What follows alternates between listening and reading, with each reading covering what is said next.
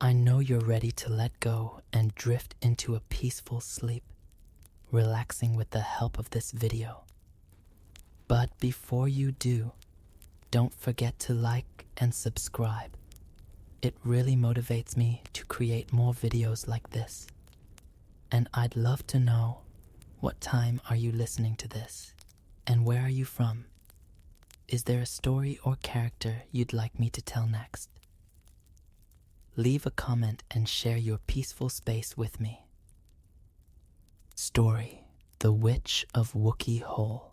The village of Wookey clung to the edge of the Mendip Hills, like a wary child to its mother's skirts. Its stone cottages dwarfed by the rolling green slopes and the shadowed mouth of Wookey Hole. The caves carved by the river axe over countless centuries were a marvel and a terror, a labyrinth of dripping chambers, stalactites sharp as fangs and passages that twisted into darkness no torch could pierce. The air around them carried a chill even in summer, and the river's whisper seemed to hold secrets older than the hills themselves. To the villagers, Wookey Hole was no mere wonder of nature. It was a place of dread, home. To the witch of Wookey Hole, a malevolent force whose curses blighted their lives and haunted their dreams. For years, the witch's shadow had hung over Wookey crops, withered in the fields, their leaves curling black as if burned by an unseen fire. Livestock sickened, their eyes dull, their bodies wasting until they collapsed in the pastures.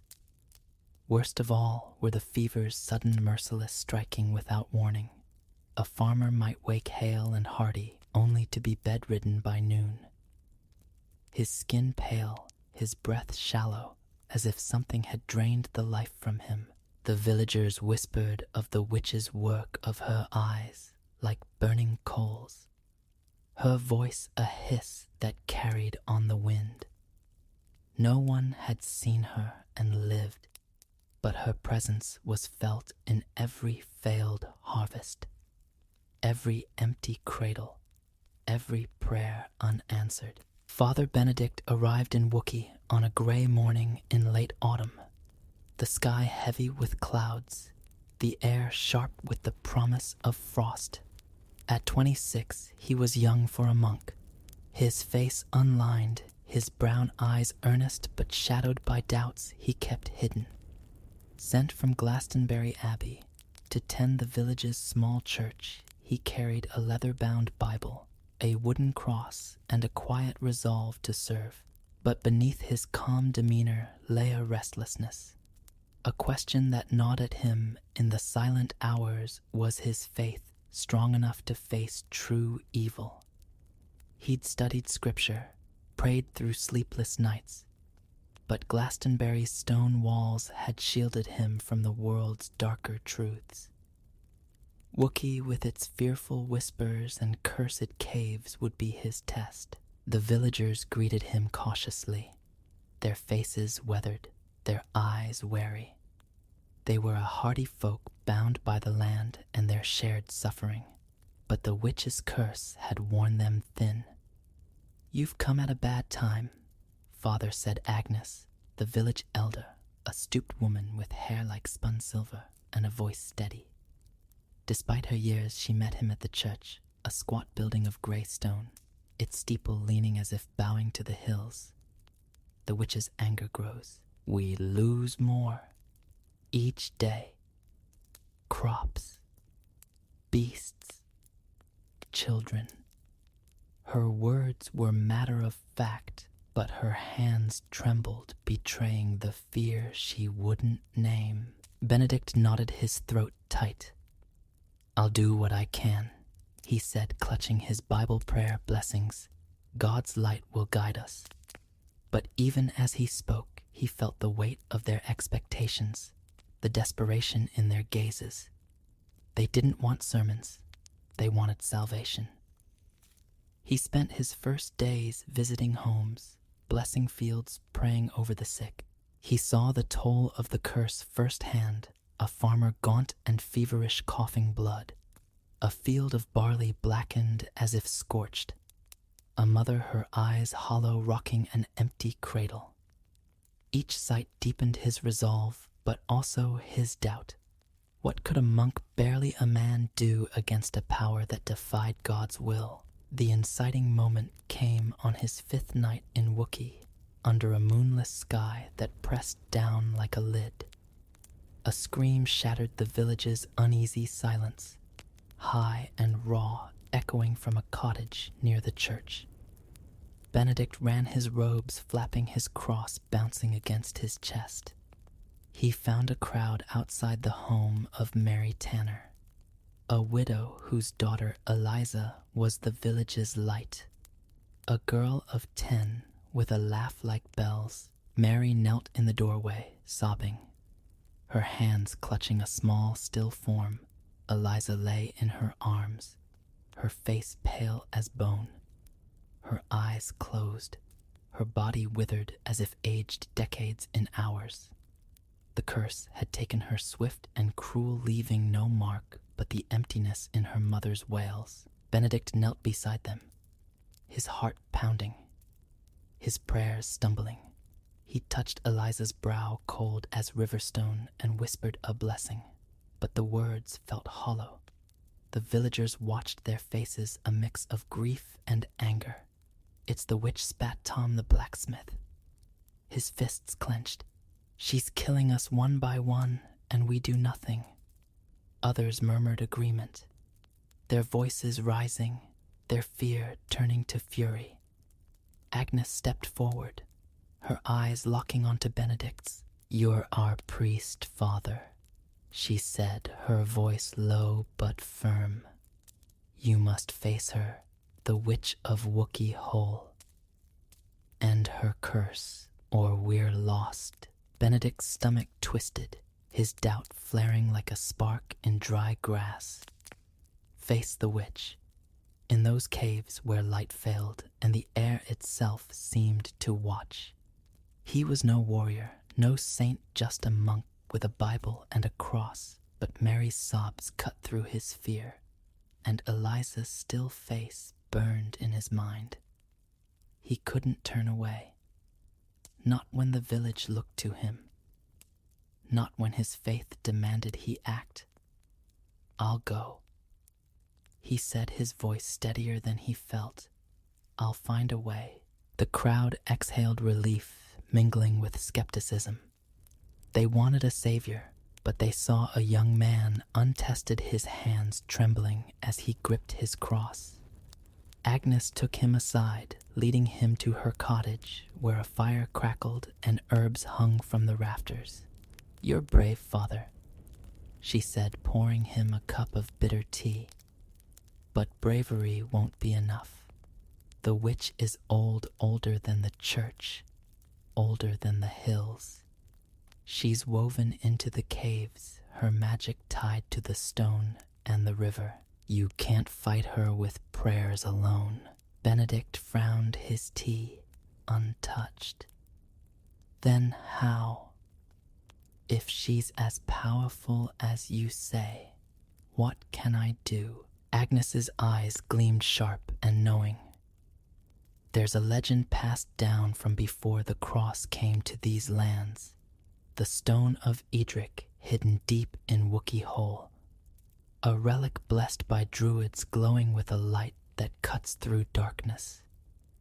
It's said to counter the witch's magic, to bind her power. If you can find it, you can face her. Without it, you'll die." The words sent a chill through him, conjuring images of the caves, dark, endless, alive with malice. A magical stone. It sounded like a tale for children, yet Agnes's voice held no doubt. "Where is it?" he asked, leaning forward. "How do I find it?" "Deep in the caves," she said, her voice dropping to a whisper. "Past the great chamber, through passages no man has walked in generations.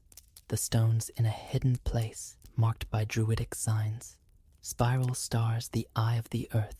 but the witch guards her domain. She'll know you're there, Father.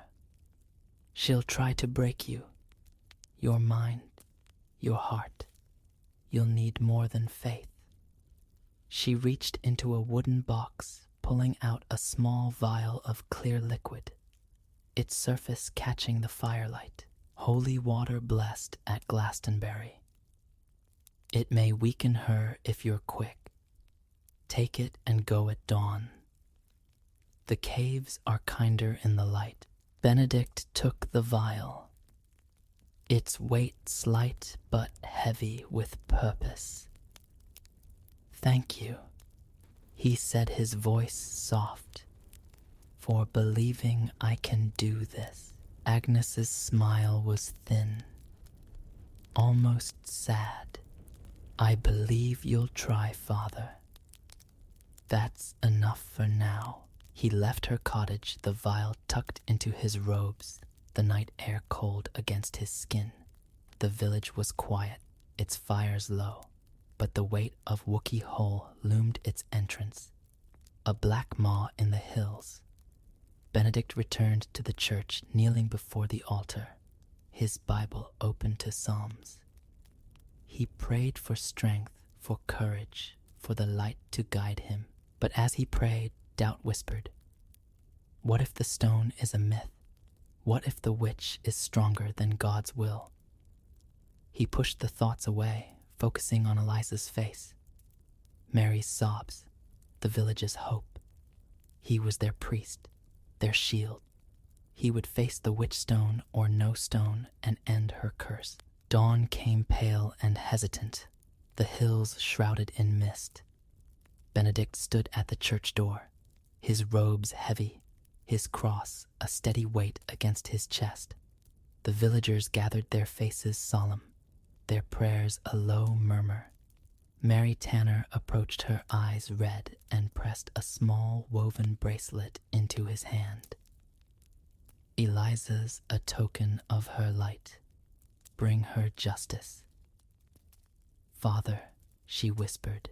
Benedict knotted his throat tight and slipped the bracelet onto his wrist. He turned to the hills, the caves waiting like a predator's jaws. The stone of Edric was his hope, the holy water, his shield. But the witch was out there, her curses alive in the air. Benedict took a breath, squared his shoulders, and stepped toward Wookey Hole, the darkness swallowing him as the village watched their prayers fading into the mist. Father Benedict stood at the mouth of Wookey Hole, the dawn light failing to pierce the darkness within. The caves loomed before him, a jagged wound in the Mendip Hills, their entrance framed by moss-slick rocks and the faint drip of water echoing from unseen depths. The air was cold, heavy with the scent of damp stone and something older, sharper, a metallic tang that set his nerves on edge. His robes clung to his skin, the wooden cross at his chest, a steady weight. The vial of holy water from Agnes tucked securely in his belt. Eliza's woven bracelet, a fragile thread of color on his wrist, felt like a tether to the village, to the duty that had driven him here. But as he stared into the black, the weight of his task pressed down as doubt, a whisper louder than the river's murmur. What if the stone of Edric is a myth? What if the witch is waiting? He took a breath, steadying himself, and lit the torch he'd brought from the church. The flame sputtered, casting a frail glow that barely touched the cave's walls. The villagers' prayers lingered in his memory. Mary Tanner's hollow eyes, Agnes's warning about the witch's power, but they felt distant now, swallowed by the cave's silence. God be with me, he murmured, clutching his Bible, and stepped inside. The world changed the moment he crossed the threshold. The air thickened, pressing against his skin, and the light from the entrance faded to a pinprick as if the caves were a living thing closing their jaws behind him. The torchlight revealed a narrow passage, its walls glistening with moisture. Stalactites hanging like frozen tears. The river Axe ran alongside its waters, black and swift, whispering secrets Benedict couldn't decipher. He moved cautiously, his boots slipping on the uneven stone, each step echoing in the vastness. The caves were beautiful in a way otherworldly, carved by time into shapes that seemed almost deliberate, but their beauty was a trap, a lure to mask the danger Agnes had warned of. The witch sensed intruders, and she twisted their minds with fear. Benedict's heart thudded his torch, casting shadows that danced like specters. He thought of Agnes's words about the Stone of Edric, the druidic relic hidden deep within its glow, a weapon against the witch's magic. She'd described the path past the great chamber, through twisting passages marked by ancient symbols. But the caves were a maze, and every turn felt like a gamble. He scanned the walls, searching for the druidic signs she'd mentioned. Spirals, stars, the eye of the earth. At first there was nothing but slick stone, but then low on the wall, his torch caught a faint carving, a spiral etched deep, its lines worn but deliberate. His breath caught hope flickering. He was on the right path. The passage widened into the great chamber, a vast cavern where stalactites and stalagmites met like the jaws of some great beast. The river roared here, its waters carving a path through the stone, and the air was colder, biting through his robes. Benedict raised his torch, the light barely reaching the chamber's heights, and felt a sudden weight as if the caves were watching. He whispered a prayer, the words steadying him, and moved forward, his eyes scanning for more carvings. Another spiral appeared, then a star guiding him to a narrower tunnel branching off the chamber. But as he stepped toward it, the torch flickered and a sound broke the silence. A low, guttural laugh, like stones grinding together. Benedict froze, his pulse racing. The laugh came again, echoing from all directions, impossible to pinpoint. It was her, the witch of Wookiee Hole. Agnes had warned him. She'll know you're there. She'll try to break you. He gripped his cross, his lips moving in silent prayer. But the laugh grew louder, weaving through his thoughts like smoke. Foolish priest, it hissed the voice. Sharp female, laced with malice. You think your God can save you here. This is my domain. The words weren't just sound. They burrowed into his mind, cold and heavy, stirring the doubt he'd fought to suppress. He shook his head, forcing himself to move, the torch trembling in his hand. You have no power over me, he said, his voice echoing in the chamber. I walk in his light, but the words felt frail and the laugh returned sharper now. Mocking shadows moved at the edge of his vision, twisting into shapes. Cloaked figures, skeletal hands, eyes that burned like coals.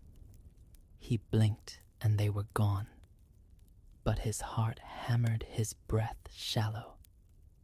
The witch was playing with him, testing his resolve.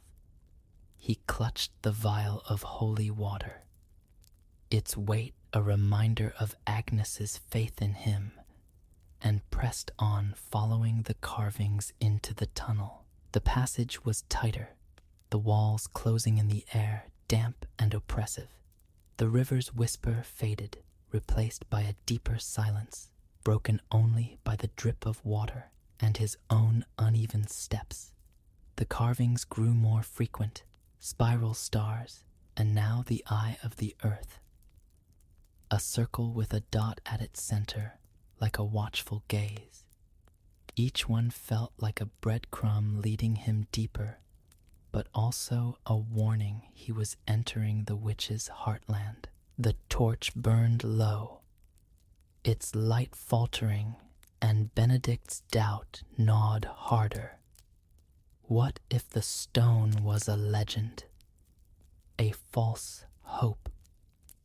What if the witch was luring him to his death?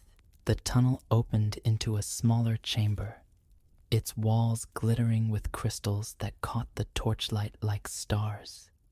At its center, a pool of still water reflected the glow, and on the far wall a carving stood out, a large spiral surrounded by smaller symbols glowing faintly as if lit from within. Benedict's breath caught. This was it, the path to the Stone of Edric. He stepped forward, his eyes fixed on the carving, but the air grew colder, the shadows thicker. The witch's laugh returned, no longer distant, but close, as if she stood behind him. "You seek the stone." Her voice hissed, curling around him like a snake. "But it will not save you. Look, priest, see your failure." The pool's surface rippled and an image formed. Benedict kneeling in Glastonbury Abbey. His prayers unanswered, his superiors shaking their heads. Weak, they said, their voices blending with the witch's unworthy. The image shifted, Wookiee burning, the villagers screaming, Eliza's body crumbling to dust. Benedict's chest tightened, his knees buckling. It wasn't real. He knew it, but the visions clawed at him, dragging up every fear, every doubt. His faith wavered, the cross heavy in his hand. "No," he gasped, tearing his eyes from the pool. He fumbled for the vial, his fingers clumsy, and splashed holy water onto the ground. The air hissed, the visions fading, the laugh turning to a snarl. The witch was close, her presence, a weight that pressed against his mind. But the holy water had bought him time. He stumbled to the carving, his torch nearly spent, and pressed his hand to the spiral. The stone shifted, a low rumble echoing as a hidden passage opened its air, cool and ancient. Benedict stepped inside the torch, casting a weak glow. The passage was narrow, its walls rough, unmarked by carvings, but pulsing with a faint energy, like a heartbeat in the stone. He moved quickly, the witch's laughter fading, but her presence lingering a shadow at his back. The passage sloped downward, the air growing warmer, the silence deeper. Then at its end he saw it, a chamber small and round, its walls smooth, its center glowing with a soft golden light.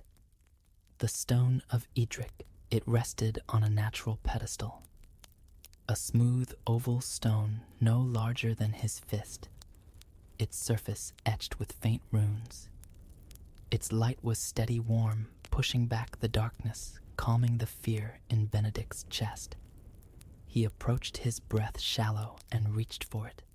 The stone was warm to the touch, its weight solid, its glow flaring as his fingers closed around it.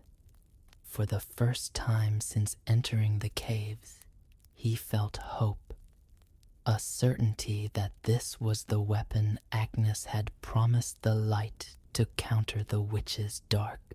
But as he lifted the stone, the chamber shook, dust falling from the ceiling.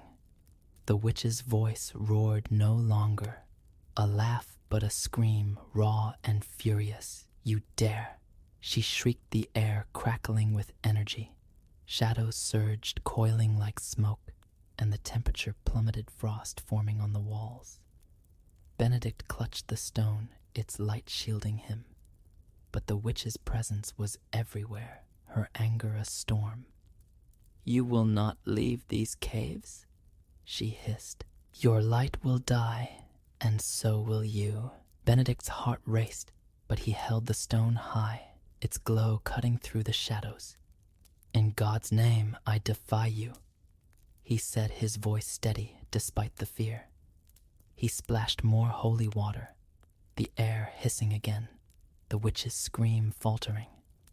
The shadows retreated, but her presence lingered, a promise of the battle to come. Benedict tucked the stone into his robes, its warmth against his chest, and retraced his steps. The torch nearly gone, the passage trembling as if the caves themselves were angry. He emerged into the crystal chamber, the pool still, the carvings dim. The witch was silent now, but he felt her eyes watching, waiting. The stone of Edric was his, but the hardest part lay ahead, the confrontation with the witch of Wookiee Hole in her lair, where her power was strongest. Benedict gripped his cross, whispered a prayer, and moved deeper into the caves. The stone's light, his guide, the witch's shadow, his hunter. Father Benedict moved through the twisting passages of Wookiee Hole, the stone of Edric a warm pulse against his chest, its faint golden glow cutting through the darkness where his torch had failed. The caves were a labyrinth of stone and shadow, their walls slick with moisture, their air thick with the weight of ancient malice. The river axe's whisper had faded, replaced by a deeper silence, broken only by the drip of water and the uneven rhythm of Benedict's breath. He clutched his wooden cross, the vial of holy water half empty in his belt. Eliza's bracelet, a fragile reminder of why he pressed on. The witch was close.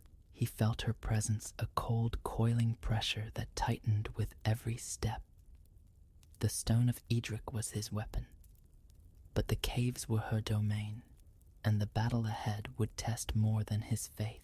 The passage narrowed, forcing Benedict to duck beneath stalactites that gleamed like wet teeth. The druidic carvings, spirals, stars. The eye of the earth had grown scarce, but the stone's light seemed to guide him, its glow flaring at each fork in the path. He'd faced her tricks already. The mocking laughter, the visions in the pool, the shadows that twisted his fears into shapes. Each had shaken him, but the stone had steadied his resolve, its warmth a shield against the witch's mind games. Yet Agnes's warning echoed in his mind. "She'll try to break you, your mind, your heart." The stone of Edric could counter her magic, but only if he reached her lair, and the caves seemed to stretch endlessly, each turn a deeper descent into her power. The air grew colder, the walls rougher, as if carved by claws rather than water. Benedict's torch had long since died, but the stone's light cast a soft circle, illuminating faint scratches on the stone marks, too deliberate to be natural, like runes gone mad. His heart thudded, his robes heavy with damp, his fingers brushing the vial of holy water for reassurance. Then, without warning, the passage opened into a vast chamber, its ceiling lost in darkness, its floor a jagged expanse of rock and bone. Stalagmites rose like warped pillars, and at the chamber's center, a pool of black water reflected no light, its surface still as glass. The air hummed electric, and Benedict knew this was the witch's lair. He stepped forward, the stone's glow flaring, and the chamber seemed to shift, the shadows writhing like living things. A low laugh echoed sharp and female, cutting through the silence. "You've come far, priest." The voice hissed its words, slithering from all directions. "Brave but foolish. The stone will not save you." Benedict's grip tightened on his cross. His lips moving in a silent prayer, he scanned the chamber. The stone's light revealing nothing but rock and shadow. But he felt her. Her eyes. Her hunger. Her rage. She was here watching, waiting. "Show yourself," he said, his voice steady, despite the fear clawing at his chest. "Face me, and let God's judgment fall." The words were bold, but they rang hollow in the vastness, and the laugh returned louder, edged with mockery. "God," the voice spat, "your God has no power here. These caves are mine, carved before your cross was dreamed. You are nothing, priest." A flicker in the dark.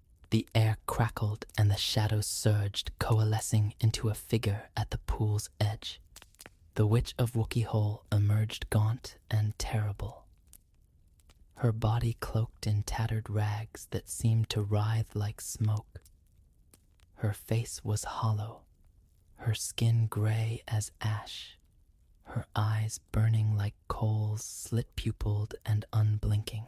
Her hands, claw-like, glowed with a sickly green light, and the air around her shimmered heavy with the weight of her magic. Benedict's breath caught his body frozen under her gaze. She was no mere woman, but a force ancient and cruel, her presence filling the chamber like a storm. The stone pulsed its light, pushing back the shadows, and Benedict forced himself to move, raising his cross. "In the name of the Father, I command you to yield," he said, his voice trembling but firm. The witch's lips curled, revealing teeth like shards of bone. And she laughed again, the sound a blade against his nerves. "Yield," she hissed, raising a hand. The green light flared, and tendrils of shadow shot toward him, fast as vipers. Benedict dove to the side, the tendrils striking the ground where he'd stood, the stone sizzling as if burned. He scrambled to his feet, clutching the stone of Edric, its glow a shield that deflected the next wave of shadows. The witch snarled, her eyes narrowing, and the air grew colder frost, creeping up the walls. "You think your relic can stop me?" she said, her voice a venomous whisper. "It is old, but I am older." Benedict's heart raced, his mind scrambling for a plan. The stone was his weapon, but he didn't know how to use it. Not fully. Agnes had said it could bind her power, but the witch was too strong, her magic a tide that threatened to drown him. He fumbled for the vial of holy water, splashing it toward her. The liquid hissed as it struck the air, and the witch recoiled, her scream a mix of pain and fury. The shadows faltered, her green light dimming for a moment, and Benedict seized the chance, chanting a prayer. "Lord, let your light shine in this darkness." The stone flared, its glow blinding, and the chamber shook, stalactites cracking above. The witch's eyes widened, her hands weaving a new spell, and the pool erupted, water rising in a wave that surged toward Benedict. He braced himself, the stone's light holding the wave at bay, but the force knocked him back, his shoulder slamming against a stalagmite. Pain shot through him, his vision blurring, but he clung to the stone, its warmth anchoring him. The witch advanced, her rags trailing like smoke. Her voice, a hiss. "You will drown, priest, and Wookiee will be mine forever." Benedict's mind raced, his doubt flaring. The visions from the pool returned his failures, the village burning Eliza's dust. His faith wavered, the cross heavy in his hand, but Eliza's bracelet caught his eye, a flicker of color in the stone's light. He thought of Mary's sobs, the villagers' prayers, the duty he'd sworn. No, he gasped, pushing himself up. You will not win. He raised the stone, its glow pulsing with his heartbeat, and chanted louder, his voice echoing. By the power of God, I cast you out. The witch screamed, her hands clawing the air, and the shadows surged again, thicker, faster, wrapping around him like chains. They squeezed cold and heavy, pulling at his mind, his heart. He saw Glastonbury's walls crumbling, his brothers turning away, Wookie's fields black with blight. Weak the witch hissed her face inches from his, her breath like decay. Unworthy.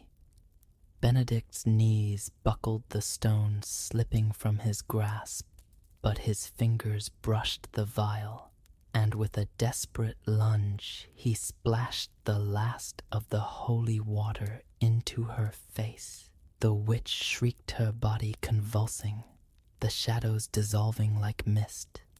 The stone hit the ground, its light flaring brighter, and Benedict lunged for it, his hands closing around its warmth. The witch staggered, her eyes dimming, her green light fading.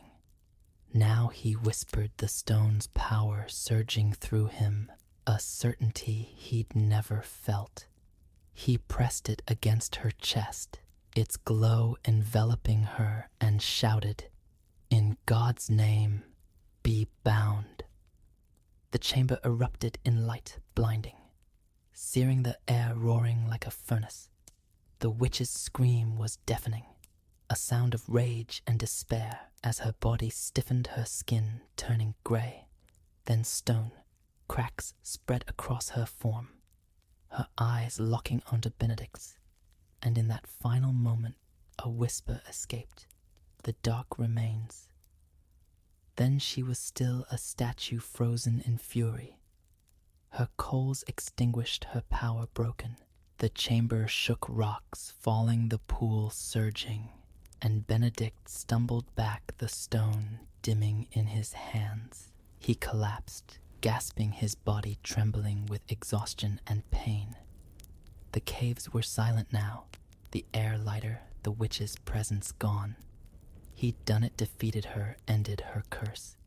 The stone of Edric was cool now, its runes faint, but it had worked its light, and the holy water turning her to stone. Yet her final words lingered, a splinter in his mind. The dark remains. What did it mean? Was she truly gone? Or had he missed something, some deeper magic? The chamber trembled again, dust raining from above, and Benedict forced himself to his feet, the stone tucked into his robes. The caves were unstable, the witch's defeat shaking their foundations. He retraced his steps, the stone's faint glow guiding him, his shoulder throbbing, his mind reeling. The battle was over, but the weight of her words followed him, a shadow that refused to fade. He'd won for Wookie, for Eliza, for his faith, but the cost was unclear. The victory incomplete. The passage seemed shorter now, the carvings dim, the air less oppressive. Benedict emerged into the great chamber, the river's whisper returning, a reminder of the world above. Dawn was near. He felt it in the air, a promise of light. He clutched his cross, whispered a prayer of thanks, and moved toward the entrance. The witch's statue, a memory. Her whisper, a warning. Wookie waited, and with it, the truth of what he'd done. Father Benedict stumbled out of Wookie Hole as the first light of dawn bled across the Mendip Hills. painting the sky in hues of gold and gray. The cave's darkness clung to him, a weight that lingered in his aching limbs. His bruised shoulder and the stone of Edric, now cool and dim, tucked against his chest. His robes were torn damp with cave water and sweat, his wooden cross scratched but intact. The vial of holy water was empty, its last drops spent in the battle that had turned the Witch of Wookiee whole to stone. Eliza's bracelet, still tied to his wrist, felt heavier, now a reminder of the child he'd avenged and the village he'd sworn to save. Yet as he emerged into the cool morning air, the witch's final words echoed in his mind. The dark remains. They were a splinter-sharp and unyielding sowing doubt where triumph should have bloomed. The village of Wookiee stirred as he descended the hill, his steps unsteady, his torch long gone. A boy fetching wood spotted him first, his eyes widening before he ran shouting toward the cottages. By the time Benedict reached the church, a crowd had gathered: Agnes Mary Tanner, Tom the blacksmith, and dozens more, their faces a mix of hope and fear. They parted as he approached, their murmurs falling silent, their eyes searching his for answers. "Is it done?" Agnes asked, her voice low, her silver hair catching the dawn's light. "Is the witch gone?" Benedict nodded, his throat tight. "She's stone," he said, his voice hoarse from the cave's dust and the battle's strain. "The curse is broken." He held up the stone of Edric, its runes faint, its glow extinguished, but its presence undeniable. The crowd exhaled a wave of relief, breaking into cheers. Mary Tanner fell to her knees, sobbing, her hands clasped in prayer. Tom clapped Benedict's shoulder, his gruff face splitting into a rare smile. "You've saved us, Father," he said, his voice thick. "Wookiees free." The village erupted, the tension of years unraveling in shouts and tears. Fires were lit, ale poured, and children ran through the lanes, their laughter a sound Wookiee hadn't heard in too long.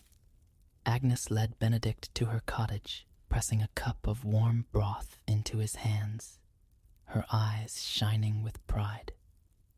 "You're a miracle, Father," she said, her voice soft. "The stone of Edric, the holy water you found, what we couldn't." Benedict sipped the broth, his body grateful, but his mind distant. The villagers' joy was real, and he felt it. The weight of their gratitude, the lightness in the air. But the witch's whisper gnawed at him, a shadow that refused to fade. That day, signs of the curse's end appeared. Farmers reported green shoots in fields, once blackened their barley, no longer curling to ash. A shepherd found his flock grazing their eyes, clear their steps, steady. The fevers that had plagued the village eased, old men rose from their beds, children's cheeks flushed with health. Mary Tanner, her grief still raw, smiled for the first time since Eliza's death, tending her garden with hands that no longer shook. The villagers flocked to the church, filling its pews, their prayers now ones of thanks rather than desperation. Benedict led them, his voice steady, but his heart was troubled. The witch's words a constant refrain. The dark remains. He noticed the first strange sign that evening as he cleaned his robes by the church's well. The bucket's water, clear at first, seemed to ripple without a breeze, and for a fleeting moment his reflection showed eyes that weren't his coal-black, slit-pupiled like the witch's. He blinked and they were gone, his own brown eyes staring back, but his pulse raced, his hand tightening on his cross. It was nothing. He told himself, a trick of the light, a shadow of exhaustion, yet the doubt lingered, a seed planted deep. The next day he returned to Agnes, seeking her wisdom. Her cottage was warm, its air thick with the scent of drying herbs. But her face grew grave as he spoke of the witch's final words and the flicker in the water. "The caves are old," she said, her voice low, her hands busy with a mortar and pestle. Older than the witch, older than the druids. Her magic was strong, tied to the stone, the river, the dark. You broke her, father, but magic like that doesn't vanish. It lingers like smoke after a fire. The stone of Edric bound her, but a taint may remain in the caves in you. Benedict's stomach twisted, his hand brushing the stone still tucked in his robes. "In me?" he asked, his voice barely a whisper. "What do you mean?" Agnes's eyes met his sharp and searching. "You faced her, held her power at bay. That leaves a mark. The stone protected you, but her magic touched you, your mind, your soul. It may fade or it may grow. You must watch yourself. Father, the dark is patient." She paused, her hands stilling. "And the caves, they're not done with you. They hold secrets even the witch didn't know." Her words chilled him, conjuring the chamber's shadows, the witch's burning eyes. He thought of the vial of holy water now empty, and the cross that had felt so heavy in her presence. "What do I do?" he asked, his voice raw. "How do I fight something I can't see?" Agnes's smile was thin, almost sad. "You stay vigilant, you pray, and you keep the stone close. It's your shield even now." She handed him a small pouch of dried herbs, their scent sharp and unfamiliar. "Burn these at night, they'll clear your mind. Keep the shadows at bay." "But the caves?" "Father, you'll need to watch them. The witch is stone, but the dark remains." Benedict left her cottage, the pouch in hand, the stone a weight against his chest. The village was alive, its fields green, its people bold enough to laugh again. But he felt apart, as if the caves had claimed a piece of him. He noticed more signs in the days that followed. His shadow cast by the church's candles seemed to flicker, its edges jagged as if fraying. The air around the well grew colder, the water sometimes rippling when he passed, though no wind stirred. Once, as he prayed at the altar, a low hum filled the church, like a voice too faint to hear, and his cross grew icy in his hands. He burned Agnes's herbs each night, their smoke curling through the air, and the visions eased, but the doubt grew a constant companion. The villagers saw none of it. They hailed him as a hero. Their Father Stone, a name that spread through Wookiee like wildfire. They brought gifts, bread wool, a carved wooden staff from the carpenter. The council offered him the church as a permanent home, their faces beaming with pride. "You're our light," Tom said, his blacksmith's hands gentle as he pressed a new iron cross into Benedict's palms. "Wookiee needs you." Benedict smiled, nodded, but inside he was unraveling. Their faith in him felt like a chain, binding him to a role he wasn't sure he could fill. Had he saved them, or merely traded one curse for another? He tried to confide in Mary Tanner, whose gratitude was a quiet comfort. She listened as he spoke of the caves, her eyes soft, but she didn't understand. "You ended her, father," she said, tending her garden, a new flower blooming where Eliza once played. The witch is gone. Rest now. You've earned it." Her words were kind, but they cut deep. Rest was impossible when the witch's whisper lingered, when the caves watched, when his own shadow betrayed him. One evening, as the sun sank behind the hills, Benedict stood at the church door staring toward Wookey Hole. The caves were a black slash in the distance, their entrance silent but alive, a pulse he felt in his bones. He could leave, return to Glastonbury, confess his fears to the abbot, seek absolution. The world was wide full of places where no one knew the witch, where he could outrun the taint. But Agnes's warning stopped him. A taint may remain in the caves in you.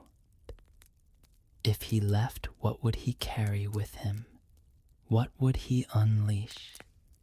He imagined Wookey burning its fields black, its children lost to a darkness he'd failed to contain.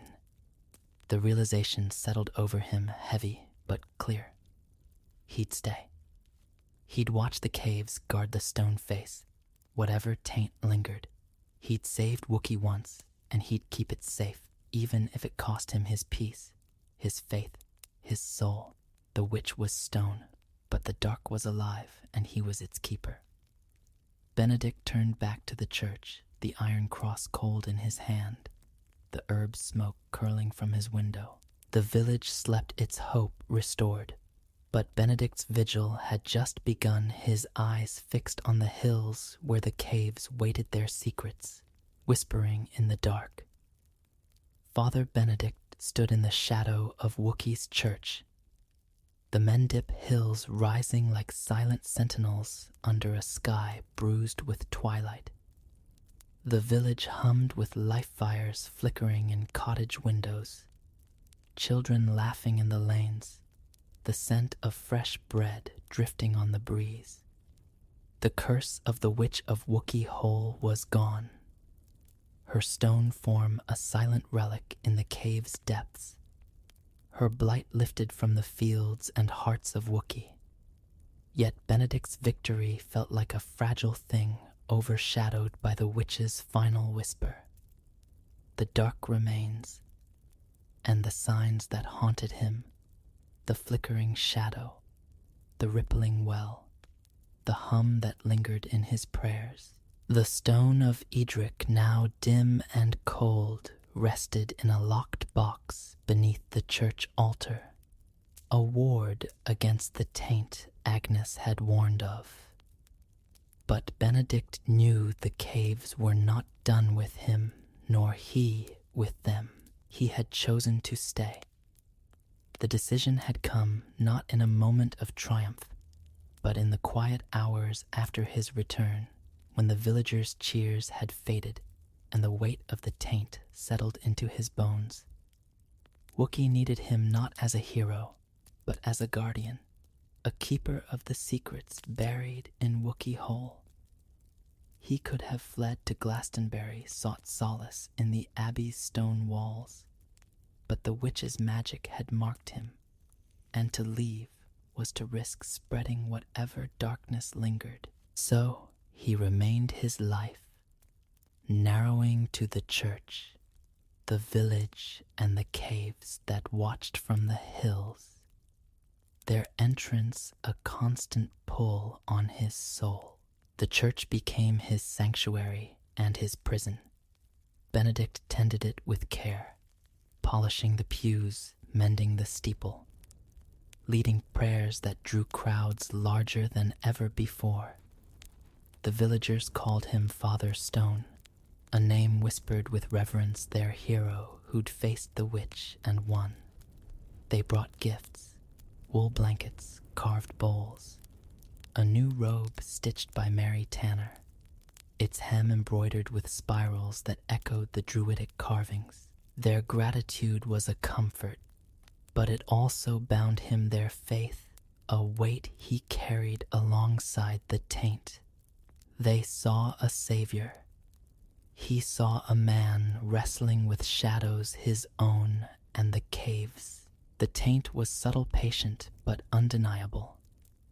At night when the village slept, Benedict burned Agnes's herbs, their smoke curling through the church, keeping the visions at bay.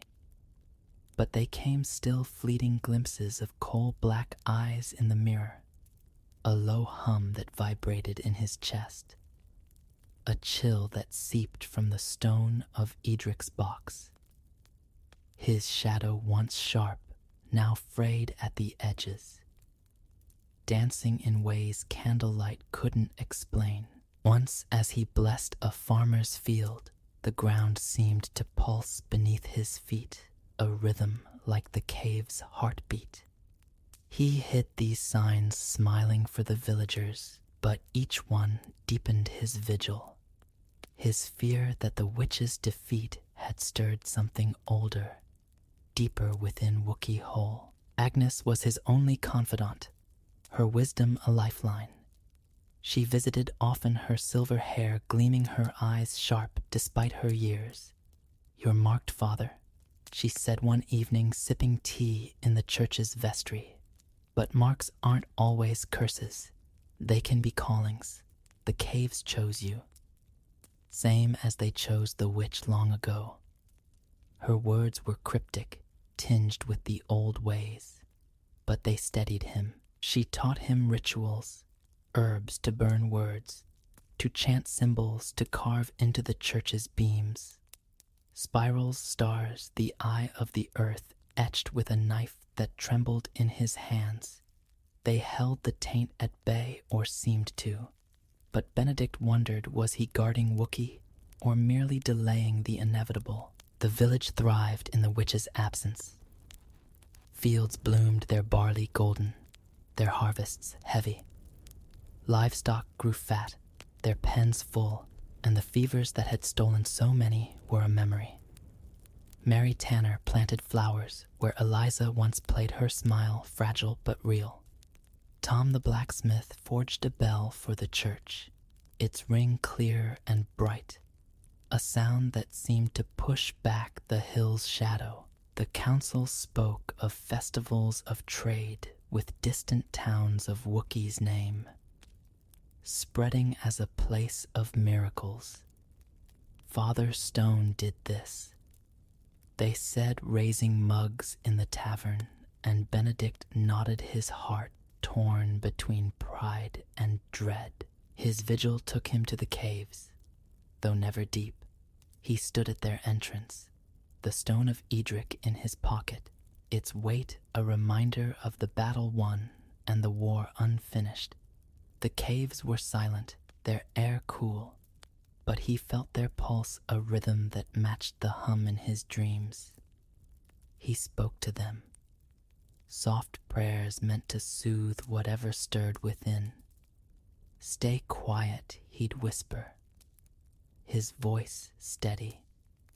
"Let Wookiee live." The caves never answered, but the signs lessened, fewer ripples in the well, fewer shadows in his sight. It was enough for now. Months turned to a year, then two. Wookiee's legend grew, carried by traders to Glastonbury, to Wells, to the sea. Father Stone who slew the witch, they said, and some came to see him. Pilgrims with coins and questions. Benedict turned them away, his story no tale for sale. The villagers protected him, shooing strangers off their loyalty. A quiet strength, but the taint grew too subtle but relentless. His hands, once smooth, grew rough, their skin faintly gray in the moonlight. His eyes, when he dared look in the well, flickered with a glow that wasn't his own.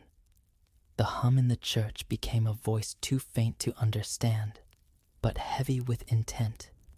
He burned more herbs, carved more symbols, prayed until his knees ached.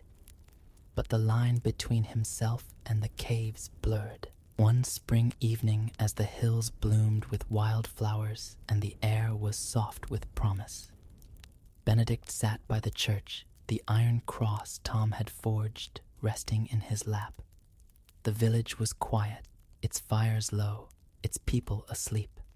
He'd buried the stone of Edric beneath the altar that morning, its box sealed with wax and prayers a ward against the taint. The act had calmed the hum, but not silenced it, and Benedict felt the cave's pull stronger now, a tide he couldn't resist. He'd stopped fighting the taint, not out of defeat, but acceptance. It was part of him, like the faith that had carried him through the witch's lair, the duty that bound him to Wookiee. He'd bear it guard. It'd keep the village safe. A sound broke his thoughts, a faint pulse, like a heartbeat coming from the hills. Benedict stood, his hand tightening on the cross, his eyes fixed on Wookiee Hole. The cave's entrance was a black slash, but a glow flickered within, soft and golden, not unlike the stones. His breath caught his pulse quickening. It wasn't the witch. Her statue was stone, her power bound, but something else older, deeper, stirring in the dark. A whisper followed, not her voice, but another, low and resonant, like the river's song given words. It called to him not with malice, but with purpose. A summons he couldn't ignore. Benedict gripped the cross, its iron cold against his skin, and stepped toward the hills. The village slept, unaware its hope, a fragile gift he'd sworn to protect.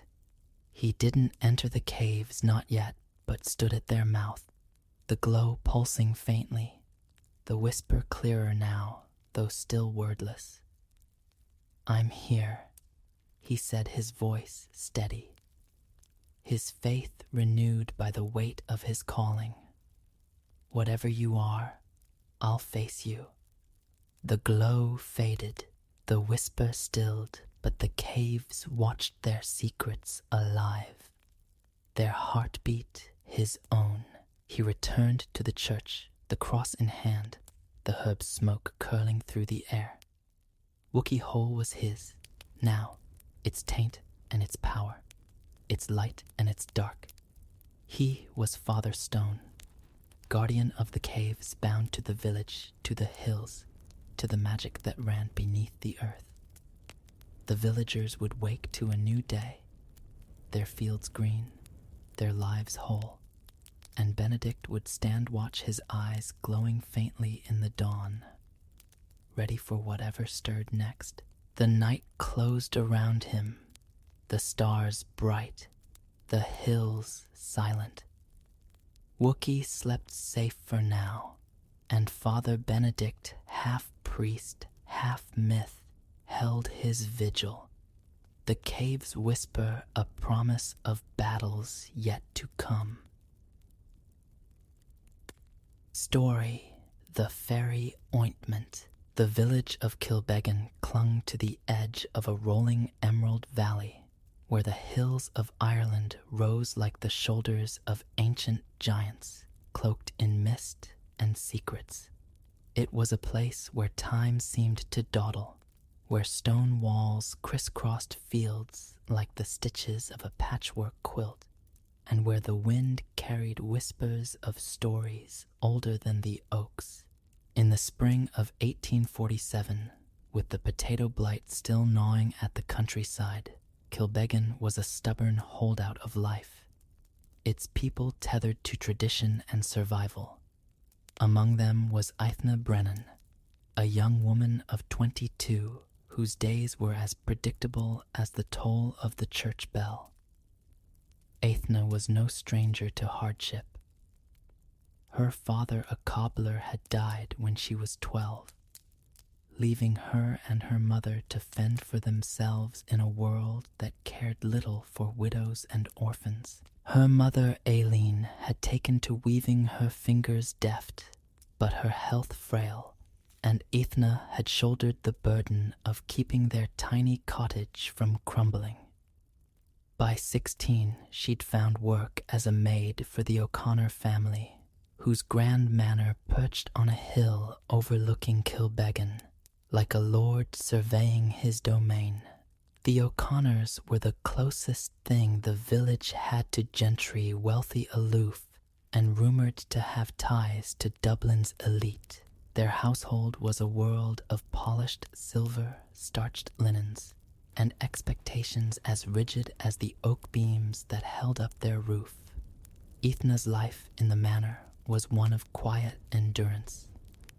She rose before dawn, her breath visible in the chilly air of the servants' quarters, and set about her tasks, scrubbing floors, polishing candelabras, and carrying trays of tea to the O'Connor women who barely glanced at her. Her hands, once soft, were now calloused, her knuckles red from lye and cold water. Yet she carried herself with a grace that belied her station, her auburn hair tucked neatly under a cap, her green eyes sharp with a curiosity that no amount of drudgery could dull. The other servants, a mix of weary matrons and gossiping girls, liked her well enough, but thought her odd, always listening, always watching, as if waiting for something more than the next chore. What set Ethna apart was her love of stories. On her rare evenings off she'd sit by the hearth in the village tavern, nursing a mug of weak ale and listening to the old folk spin tales. Kilbeggan was steeped in the lore of the good folk, the fairies, who were said to dwell in the hills in the shadows of standing stones and beneath the roots of ancient trees. The villagers spoke of them in hushed tones, half reverence, half fear, beings of beauty and malice who could bless a harvest or curse a family with a whim. Old Seamus the blacksmith swore he'd seen a fairy ring, once a circle of mushrooms that glowed under a full moon. Widow Kearney claimed her missing son had been taken by the good folk, lured by music no mortal could resist. Ethna drank in these stories like water, her imagination painting worlds beyond the gray grind of her days. They're real, you know, Seamus had said one night, his eyes glinting in the firelight. The good folk, but they're not kind. Ethna mind, you don't go looking for them. She'd laughed, brushing off his warning, but the stories stayed with her, curling around her thoughts. Like ivy, she'd lie awake in her narrow cot, staring at the cracked ceiling of her room, wondering what it would be like to see the fairy world, to step beyond the veil that separated Kilbeggan's muddy lanes from the shimmering realms of myth. It was a dangerous dream, she knew, but it was hers, a spark of defiance against a life that felt like a cage.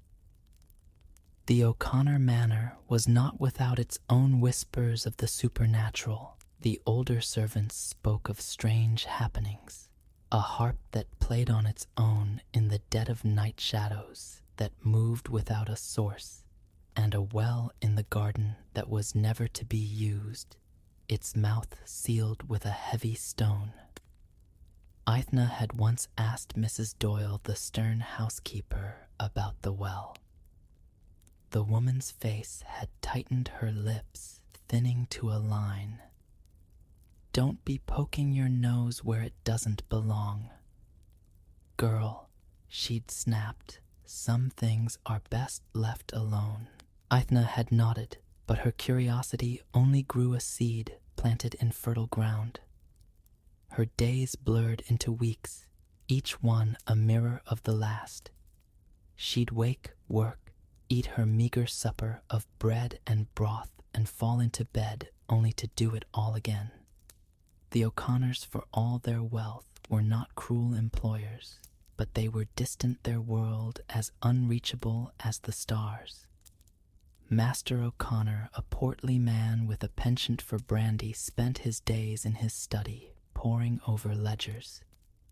His wife, Lady Margaret, was a pale, elegant woman who seemed to float through the house, her voice soft but commanding. Their two daughters, Clara and Beatrice, were spoiled and prone to tantrums, treating Ethna like a piece of furniture useful but invisible. Yet Ethna found moments of solace. On Sundays after church, she'd walk the paths beyond the village, where the air smelled of heather and damp earth. She'd sit by the river watching the water dance over stones and let her mind wander. It was there in those quiet moments that she felt closest to something larger, something wild and untamed, like the stories she loved. She'd imagine herself as a heroine, not a maid, a girl who could outwit a fairy king or find a hidden door to another world.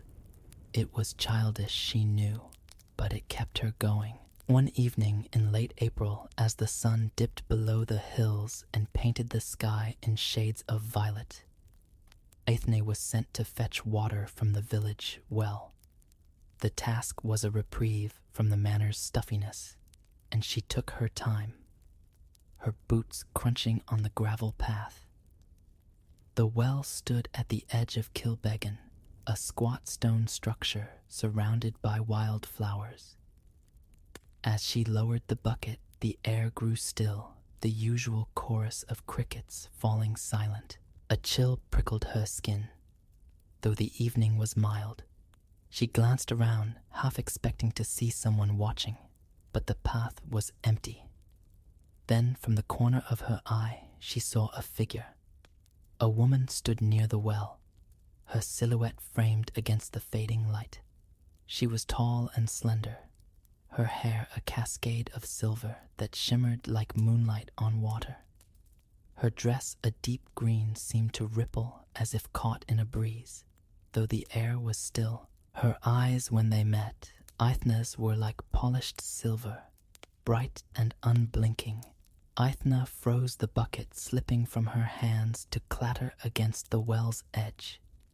"Don't be afraid," the woman said, her voice smooth and musical like the chime of a bell. "I mean you no harm. Ethna Brennan." Ethna's breath caught. "How do you know my name?" The woman smiled, a curve of lips that was both kind and unsettling. "I know many things. I've watched you, child. You're diligent, clever, and curious qualities I value." Ethna's heart thudded, Seamus's warning echoing in her mind. But the woman's presence was magnetic, her gaze impossible to break. "Who are you?" Ethna asked, her voice barely above a whisper. "A friend, if you'll have me." The woman said, "I have a task for you, one that pays well. My child needs a nursemaid, and I believe you're suited for it. Will you come with me?" Ethna hesitated. The offer was tempting. Extra coin could ease her mother's burdens, perhaps even buy medicine for her cough. But something about the woman felt off, like a melody played in the wrong key. "Where would I be going?" she asked. "Not far," the woman said, her smile widening. "A place close yet hidden. You'll be back by dawn, and your purse will be heavier for it." The promise of money was a lure, but it was the word hidden that hooked Ethna.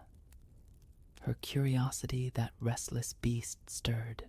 Against her better judgment, she nodded. "I'll come." The woman's eyes gleamed. "Good. Follow me and speak of this to no one." She turned, gliding toward the woods beyond the village, her steps silent on the grass.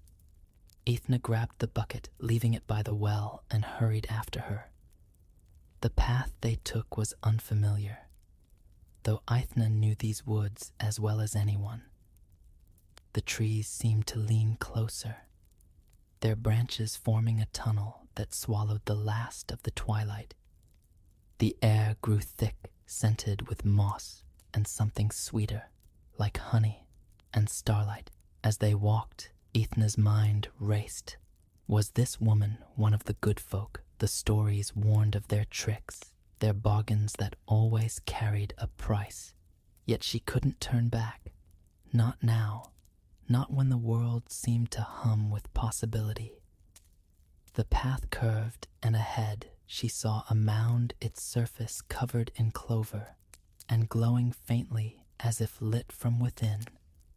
The woman stopped and placed a hand on the mound. "Welcome," she said, "to my home." The earth shivered and a door appeared carved with symbols Ethna didn't recognize. It swung open, revealing a golden light that spilled out like liquid. Ethna's breath caught her heart pounding with equal parts fear and wonder. She stepped forward, crossing the threshold, and the world she knew vanished behind her. The golden light enveloped Ethna like a warm tide, and for a moment she felt weightless, as if she'd stepped into a dream. The door behind her closed with a soft thud, sealing away the familiar chill of Kilbeggan's woods. She stood in a vast hall, its walls shimmering with a pearlescent glow like the inside of a seashell. The air was thick with the scent of blooming flowers, though no blossoms were visible, and a faint hum like the vibration of a plucked harp string pulsed through the space. Ethna's heart raced, her senses overwhelmed by the strangeness of it all. She turned to the silver-eyed woman who stood watching her with an unreadable smile. "Welcome to my domain," the woman said, her voice echoing slightly as if the hall itself were singing. "You may call me Lady Sela Ithna." Swallowed her throat dry. Where are we?" "Beneath the hill," Lady Sela replied, gliding forward. "A place hidden from mortal eyes, yet closer to your world than you think. Come, there is much to see." Ithna followed her boots, sinking into a floor that felt like moss, but gleamed like polished marble. The hall stretched endlessly, its ceiling lost in a haze of golden mist. Figures moved in the periphery, tall, graceful beings with eyes that glinted like jewels, their laughter a cascade of notes that made Ithna's skin prickle. They wore garments that shifted color with each step, from emerald to sapphire to the blush of dawn. Some glanced at her, their gazes curious or amused, but none spoke. She felt small, out of place, a sparrow among peacocks. Lady Sela led her through an archway into a smaller chamber, its walls draped with tapestries that seemed to move, depicting scenes of forests, rivers, and starry skies. In the center stood a cradle carved from a wood, so pale it glowed, its surface etched with spiraling patterns. Inside lay a child no older than a year, his skin luminous, his eyes like twin moons. He gurgled softly, reaching out with tiny hands that sparkled as if dusted with starlight. "This is my son Iodan," Lady Sela said, her voice softening. "He is dear to me, and I entrust his care to you. You will tend to him each night from dusk to dawn, and in return your purse will be filled with gold." Ethne stared at the child, her mind reeling. The stories of the good folk often spoke of their children, delicate, otherworldly, and sometimes stolen away to be raised by mortals. But to be a nursemaid in their realm, it was beyond anything she'd imagined. "Why me?" she asked, her voice trembling. "I'm just a maid. Surely you have others who could care for him." Lady Sela's smile was enigmatic. "You have qualities I seek, Ethna Brennan, a steady hand, a kind heart, and a mind that hungers for more than the world offers. Besides," she added, her eyes glinting, "you are here now. That is enough." Ethna nodded, though unease coiled in her stomach. The promise of gold was tempting. Her mother's cough had worsened, and the apothecary's fees were steep, but the weight of Lady Sela's gaze made her feel like a mouse beneath a hawk's shadow. "What must I do?" she asked. "You will feed him, soothe him, and keep him safe." Lady Sile said. She reached into the folds of her dress and produced a small jar no larger than an apple, made of a material that looked like frosted glass. Its surface was cool to the touch, and when Aithna took it, a faint warmth pulsed against her palm. "This ointment is for Audhan's eyes," Lady Sile continued. "Apply it each night, a small dab on each lid. It strengthens his sight, for our kind see differently than yours. But heed this warning. Aithna, do not use it on yourself. Its power is not meant for mortal eyes." Aithna clutched the jar, her curiosity flaring like a spark. "What would happen if I did?" she asked, unable to stop herself.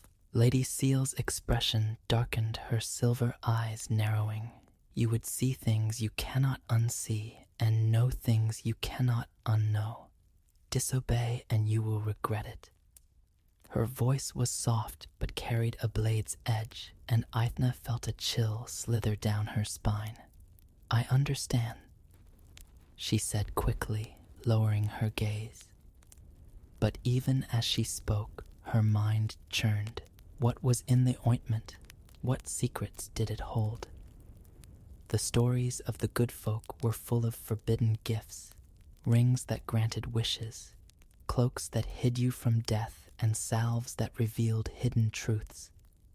She pushed the thought aside, but it lingered, a seed planted in fertile ground.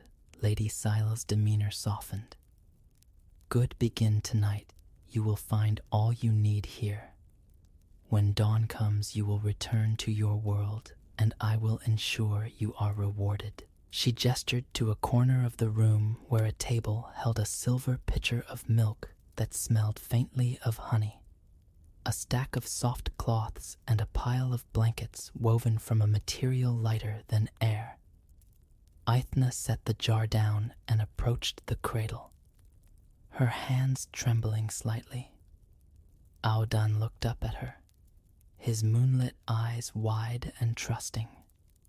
She smiled despite herself, a warmth blooming in her chest. He was beautiful in a way that tugged at her heart, and for a moment she forgot the strangeness of the place. Lady Sile watched her for a moment longer, then turned to leave. "Do well, Aithna," she said over her shoulder, "and remember my warning." With that she glided out, her dress trailing like a river of stars. The tapestry at the door shimmered, and she was gone. Aithna exhaled, the silence of the chamber pressing against her. She was alone with Audhan, whose soft coos filled the air. She set about her tasks, her movements tentative at first, but growing steadier as the night wore on. She fed him the honeyed milk, changed his wrappings, and sang a lullaby her mother had taught her. Its melody weaving through the chamber like a thread, Audhan seemed to listen, his eyes fixed on her, and she felt a strange connection to him, as if he understood her in a way no human child could. The fairy realm was a marvel, even in this small corner. The tapestries shifted when she wasn't looking, their scenes changing from forests to oceans to cities of crystal. The air was warm, yet carried a breeze that brushed her skin like silk, and the sounds, faint laughter, distant music, the rustle of unseen wings kept her on edge, reminding her she was a guest in a world not her own. She glanced at the jar of ointment, its frosted surface catching the light. It sat innocently on the table, but its presence was a magnet pulling at her thoughts. As the hours passed, Aithna's curiosity grew. She tried to focus on Audhan, rocking him gently as he drifted to sleep, but her eyes kept straying to the jar. What did Lady Sile mean by "see things you cannot unsee"? Was it a trick, a test, or something more? The stories of the good folk were full of such warnings, But they also spoke of mortals who dared to break the rules. Some were cursed, yes, but others gained power, knowledge, or freedom. Aithna's fingers itched to open the jar, to smell the ointment, to feel its texture. She shook her head, scolding herself. She needed the gold, not trouble, yet the fairy realm seemed to feed her restlessness. The chamber, for all its beauty, felt like a cage, its walls pressing in with secrets. She wondered about the other beings she'd seen in the hall. Were they all like Lady Seele, powerful and aloof? What did they do in this hidden place, and why did they need a mortal nursemaid? The questions piled up, each one a weight on her shoulders. Near dawn, as Aodan slept soundly, Aithna performed the final task, applying the ointment. She opened the jar, revealing a creamy substance that glowed faintly like moonlight trapped in wax. Its scent was sharp and sweet, like crushed herbs and starlight. She dipped her finger in, careful not to touch more than necessary, and gently dabbed it on Aodan's closed eyelids. He stirred but didn't wake, a soft smile curving his lips. She sealed the jar and set it down, her heart pounding. The temptation was stronger now, the ointment's glow lingering in her mind like a promise. As the first rays of dawn filtered through the chamber, though how Aithna couldn't say since they were underground, Lady Seele returned. She inspected Aodan, her expression unreadable, then handed Aithna a small pouch that clinked with the weight of coins. "You've done well," she said. "Return tomorrow at dusk. The path will open for you." Aithna nodded, clutching the pouch. Lady Seele led her back through the hall, where the fairy folk were quieter now, their eyes following her with a mix of curiosity and suspicion. The door to the mortal world opened, and Aithna stepped out, the cool air of Kilbeggan hitting her like a slap. The mound closed behind her, leaving no trace of its existence. She stood alone in the woods, the pouch heavy in her hand, her mind ablaze with what she'd seen. As she walked back to the village, the first light of morning breaking over the hills, Aithna felt changed. The fairy realm had awakened something in her, a hunger for more, a need to know the secrets hidden in that jar. She told herself she'd be careful, that she'd heed Lady Seele's warning. But deep down, she knew the truth. Her curiosity was a river, and it was already carving a path she couldn't resist. Aithna's life in Kilbeggan resumed its familiar rhythm, but it was as if a veil had been lifted, revealing a world that was both the same and utterly changed. By day, she scrubbed floors and carried trays in the O'Connor manor, her hands moving through tasks with mechanical precision. But her mind was elsewhere, tethered to the shimmering hall beneath the hill, to the weight of the gold in her pocket, and to the jar of ointment that haunted her thoughts like a siren's song. Each dusk she slipped away from the village, her heart pounding as she followed the hidden path to the fairy mound. The door always opened for her, as Lady Seele had promised, and each night she stepped into a world that felt more real than her own. Aodan the fairy child became her anchor in that strange realm. His moonlit eyes and soft coos grounded her, giving her purpose amid the bewildering beauty of the fairy hall. She fed him, sang to him, and rocked him to sleep, her voice blending with the distant music that seemed to seep from the walls. He was an easy charge, rarely crying, his gaze often fixed on her with a quiet intelligence that made her wonder what he saw. Caring for him was a joy, but it was also a tether. a reminder of her place as an outsider, a mortal servant in a world of immortals. The fairy realm itself was a marvel that never dulled. The great hall shifted subtly each night, its walls adorned with new patterns of light, or hung with tapestries that told stories she couldn't decipher. The fairy folk moved through it like currents in a river, their laughter sharp and bright, their conversations a melodic hum she could never quite follow. Some ignored her, their eyes sliding past her as if she were a shadow. Others watched her with curiosity, their smiles sharp-edged as if they knew something she didn't. Lady Sile was a constant presence, appearing without warning to check on Aodan, her silver eyes piercing Aethna with a scrutiny that made her feel exposed. The ointment remained the center of Aethna's growing obsession. Each night she applied it to Aodan's eyes, her fingers trembling as she dipped them into the glowing cream.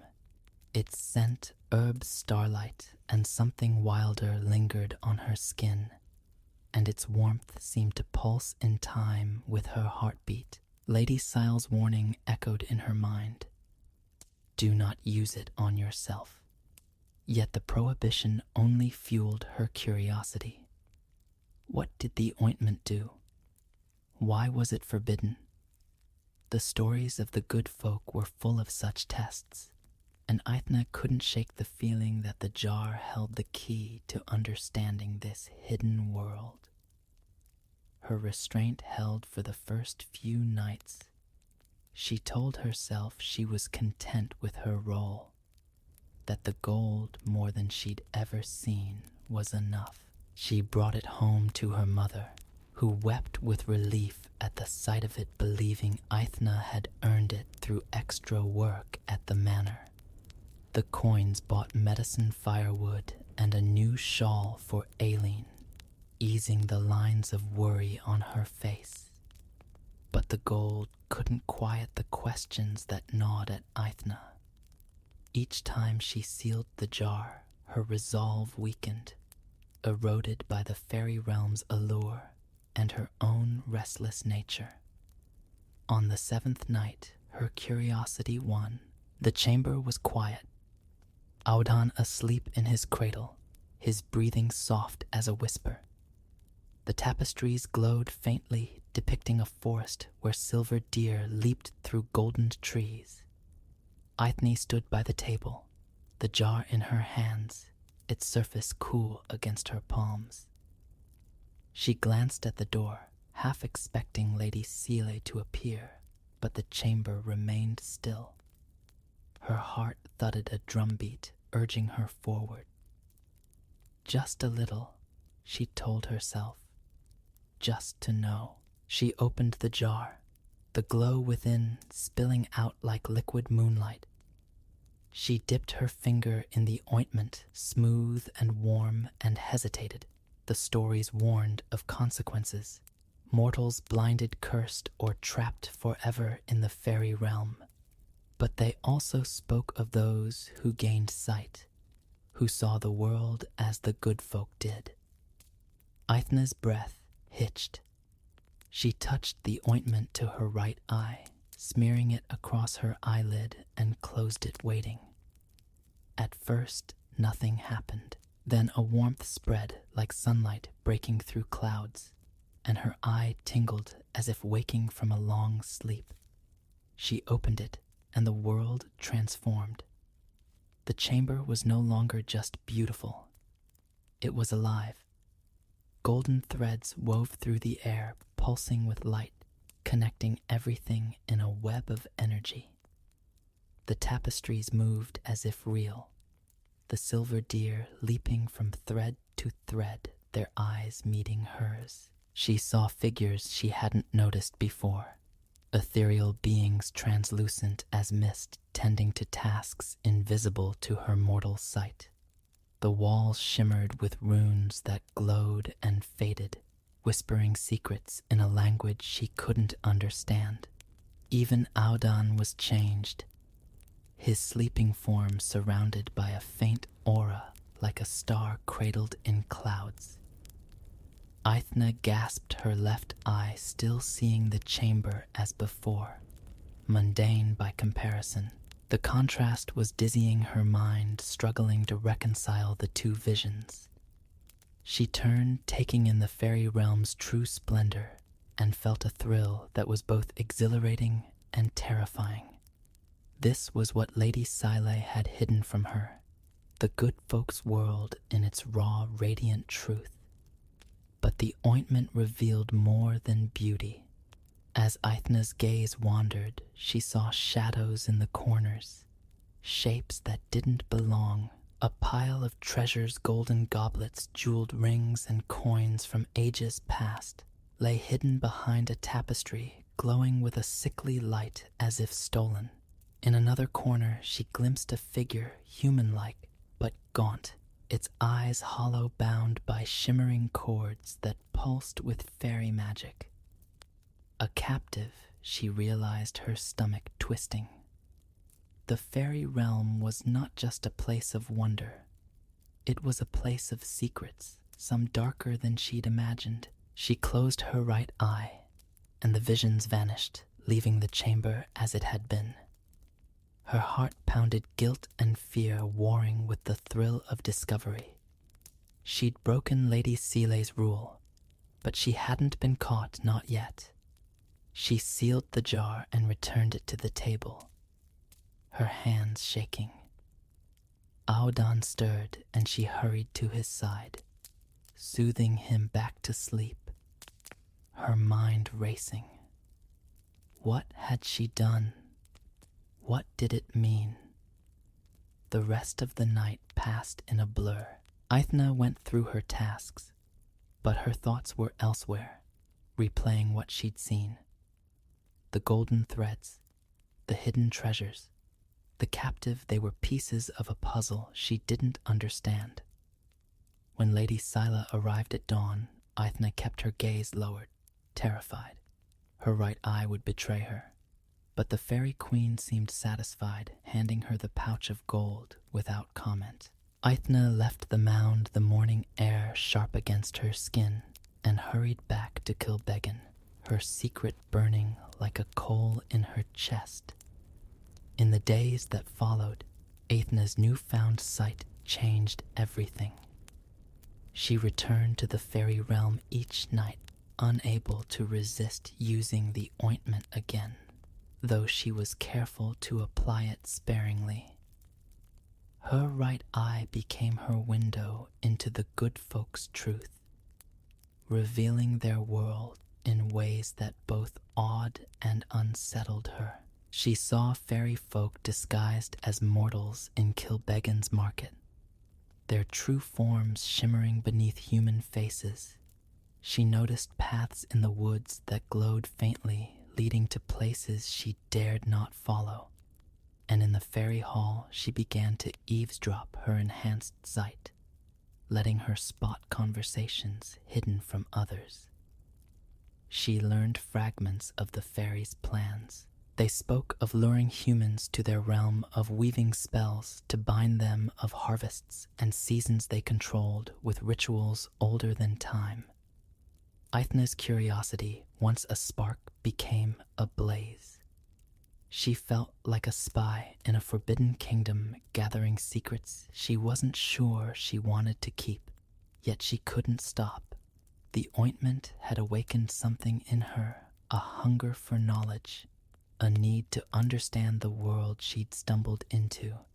But her recklessness grew with her confidence. She began to linger in the hall, watching the fairy folk more closely, memorizing their faces and names.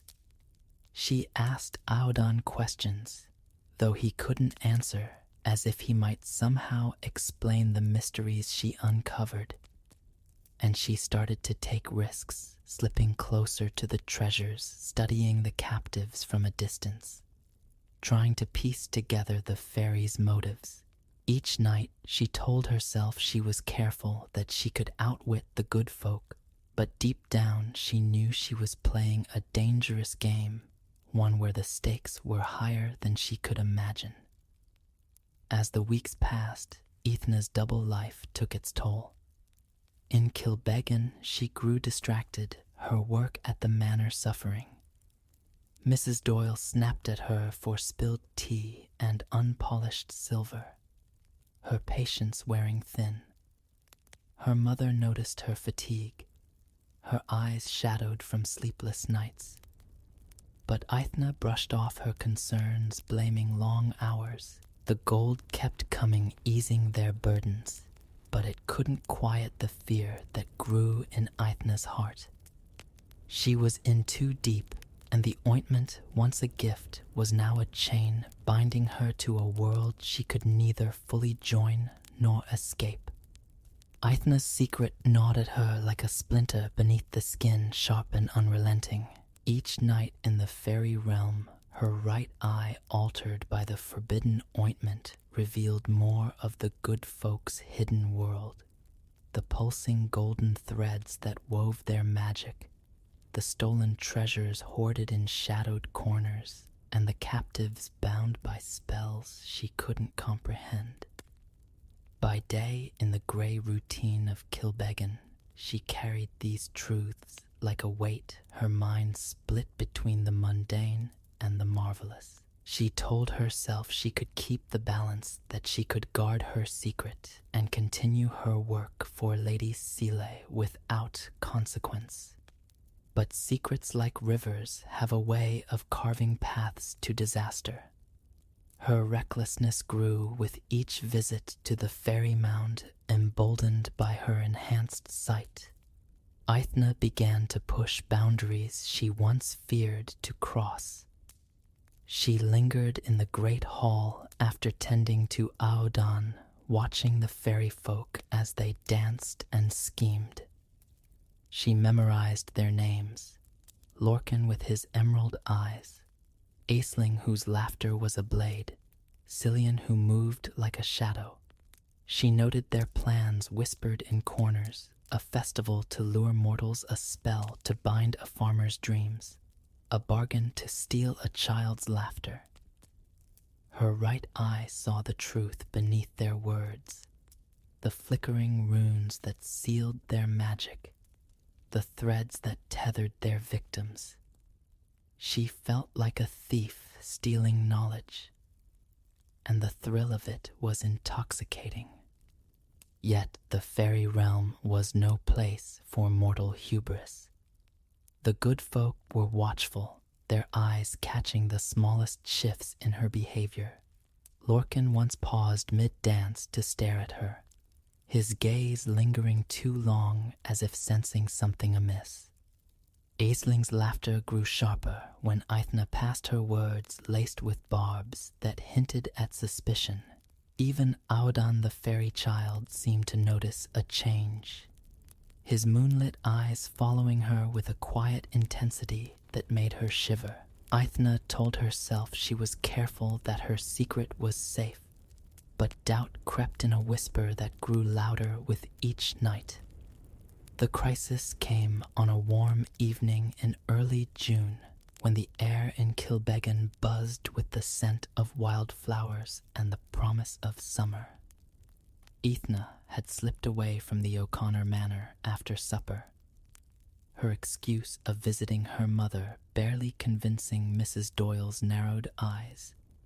She hurried to the village square, where a weekly market drew farmers and traders from the surrounding hills. The square was alive with color stalls piled with bread, cheese, and early berries. Children darting through the crowd, fiddlers playing a lively reel. Ethna's task was simple: buy a loaf for her mother before heading to the fairy mound. But her right eye, still touched by the ointment's power, saw more than the mortal bustle. Among the crowd, she spotted a figure who didn't belong. He was tall, with hair like spun gold and a smile that charmed the women at a nearby stall. To her left eye, he was a handsome stranger, his cloak a rich green, his voice smooth as he haggled over a basket of apples. but her right eye saw his true form, Cillian the shadow-like fairy from the hall, his skin shimmering with a faint glow, his eyes glinting with mischief. Golden threads trailed from his hands, weaving through the crowd, brushing against a young girl who giggled as if enchanted.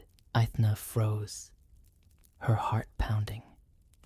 Cillian was weaving a spell right here in Kilbeggan, and no one else could see it. She should have looked away, should have hurried to the baker's stall and left. But her curiosity, that relentless beast, held her in place. She watched as Cillian's threads curled around the girl, her laughter growing brighter, her eyes glazing over. Aithne's blood ran cold. She'd heard the fairy's plans to lure mortals, but seeing it unfold here in her village was different. Without thinking, she stepped forward, her voice cutting through the market's din. "Cillian, stop it." She called her words sharp and impulsive. The market didn't notice its noise swallowing her outburst, but Cillian froze. His head snapped toward her, his human disguise flickering as his true eyes, black and endless, met hers. For a moment, the world seemed to hold its breath. Aithna's stomach dropped, realization crashing over her like a wave. She'd spoken his name, a name no mortal should know, and she'd done it with her right eye blazing, revealing her forbidden sight. Cillian's smile vanished, replaced by a look of cold calculation. "Who are you to name me, girl?"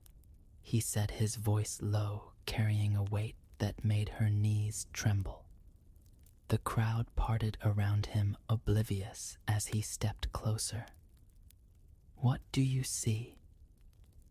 Aithna's mouth went dry. She stammered, searching for an excuse, but her mind was blank. I didn't mean," she began, but Cillian's hand shot out, not touching her, but hovering close, the golden threads around him tightening like a net. She felt their pressure, a tingling against her skin, and panic surged. She turned and fled, weaving through the crowd, her heart hammering as she left the market behind. She didn't stop until she reached the woods, her breath ragged, her mind racing. What had she done? Cillian knew. He'd seen her eye, heard her call his name. The fairies would tell Lady Seele, and then... Aithna's stomach twisted as she remembered the Queen's warning. "Disobey and you will regret it." She leaned against a tree, the bark rough against her palms, and tried to calm herself. Perhaps Cillian wouldn't tell. Perhaps she could deny it, claim a mistake, but the lie felt hollow even as she thought it. That night she hesitated before entering the fairy mound. The path opened as always, the door glowing faintly, but it felt like a trap.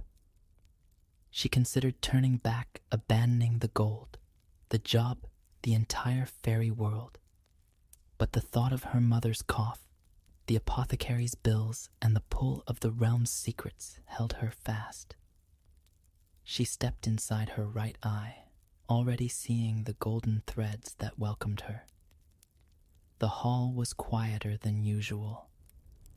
The fairy folk's laughter muted their eyes, following her with a weight that made her skin crawl. Audhan was awake, his gaze unusually solemn as she approached.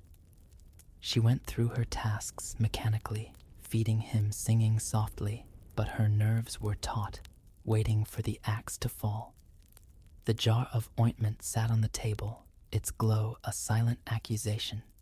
She applied it to Audhan's eyes, careful not to touch it herself, though the temptation lingered, a cruel irony, now that it had betrayed her. Lady Seele appeared without warning, as she often did, but this time her presence was a storm. The air grew heavy, the tapestries stilling their scenes frozen mid-motion. Aithna turned her heart in her throat and met the queen's gaze. Lady Seely's silver eyes burned like stars, her face a mask of cold fury. The chamber seemed to shrink, the walls pressing in, and Aithna felt like a child caught stealing. "You disobeyed me," Lady Seely said, her voice a blade wrapped in silk. "You used the ointment, Aithna Brennan." You saw Aithna's knees buckled, but she forced herself to stand. I didn't mean to," she lied, her voice trembling. "It was an accident, a drop on my finger. Do not lie to me." Lady Seela's voice cracked like thunder, and the golden threads in the air flared, coiling around Aithna like chains. She gasped, unable to move, the threads burning where they touched her skin. "You called Cillian by name in your mortal market. You saw him as we are, not as we seem. Did you think we wouldn't know? Did you think you could steal our secrets and walk free?" Aithna's eyes filled with tears, fear and shame choking her. "I'm sorry," she whispered. "I was curious. I didn't mean to betray you. Curiosity is no excuse," Lady Seely said, stepping closer. Her presence was overwhelming, her beauty sharp as a blade. "You have seen what is forbidden, and that cannot be undone. But you will learn the cost of your folly."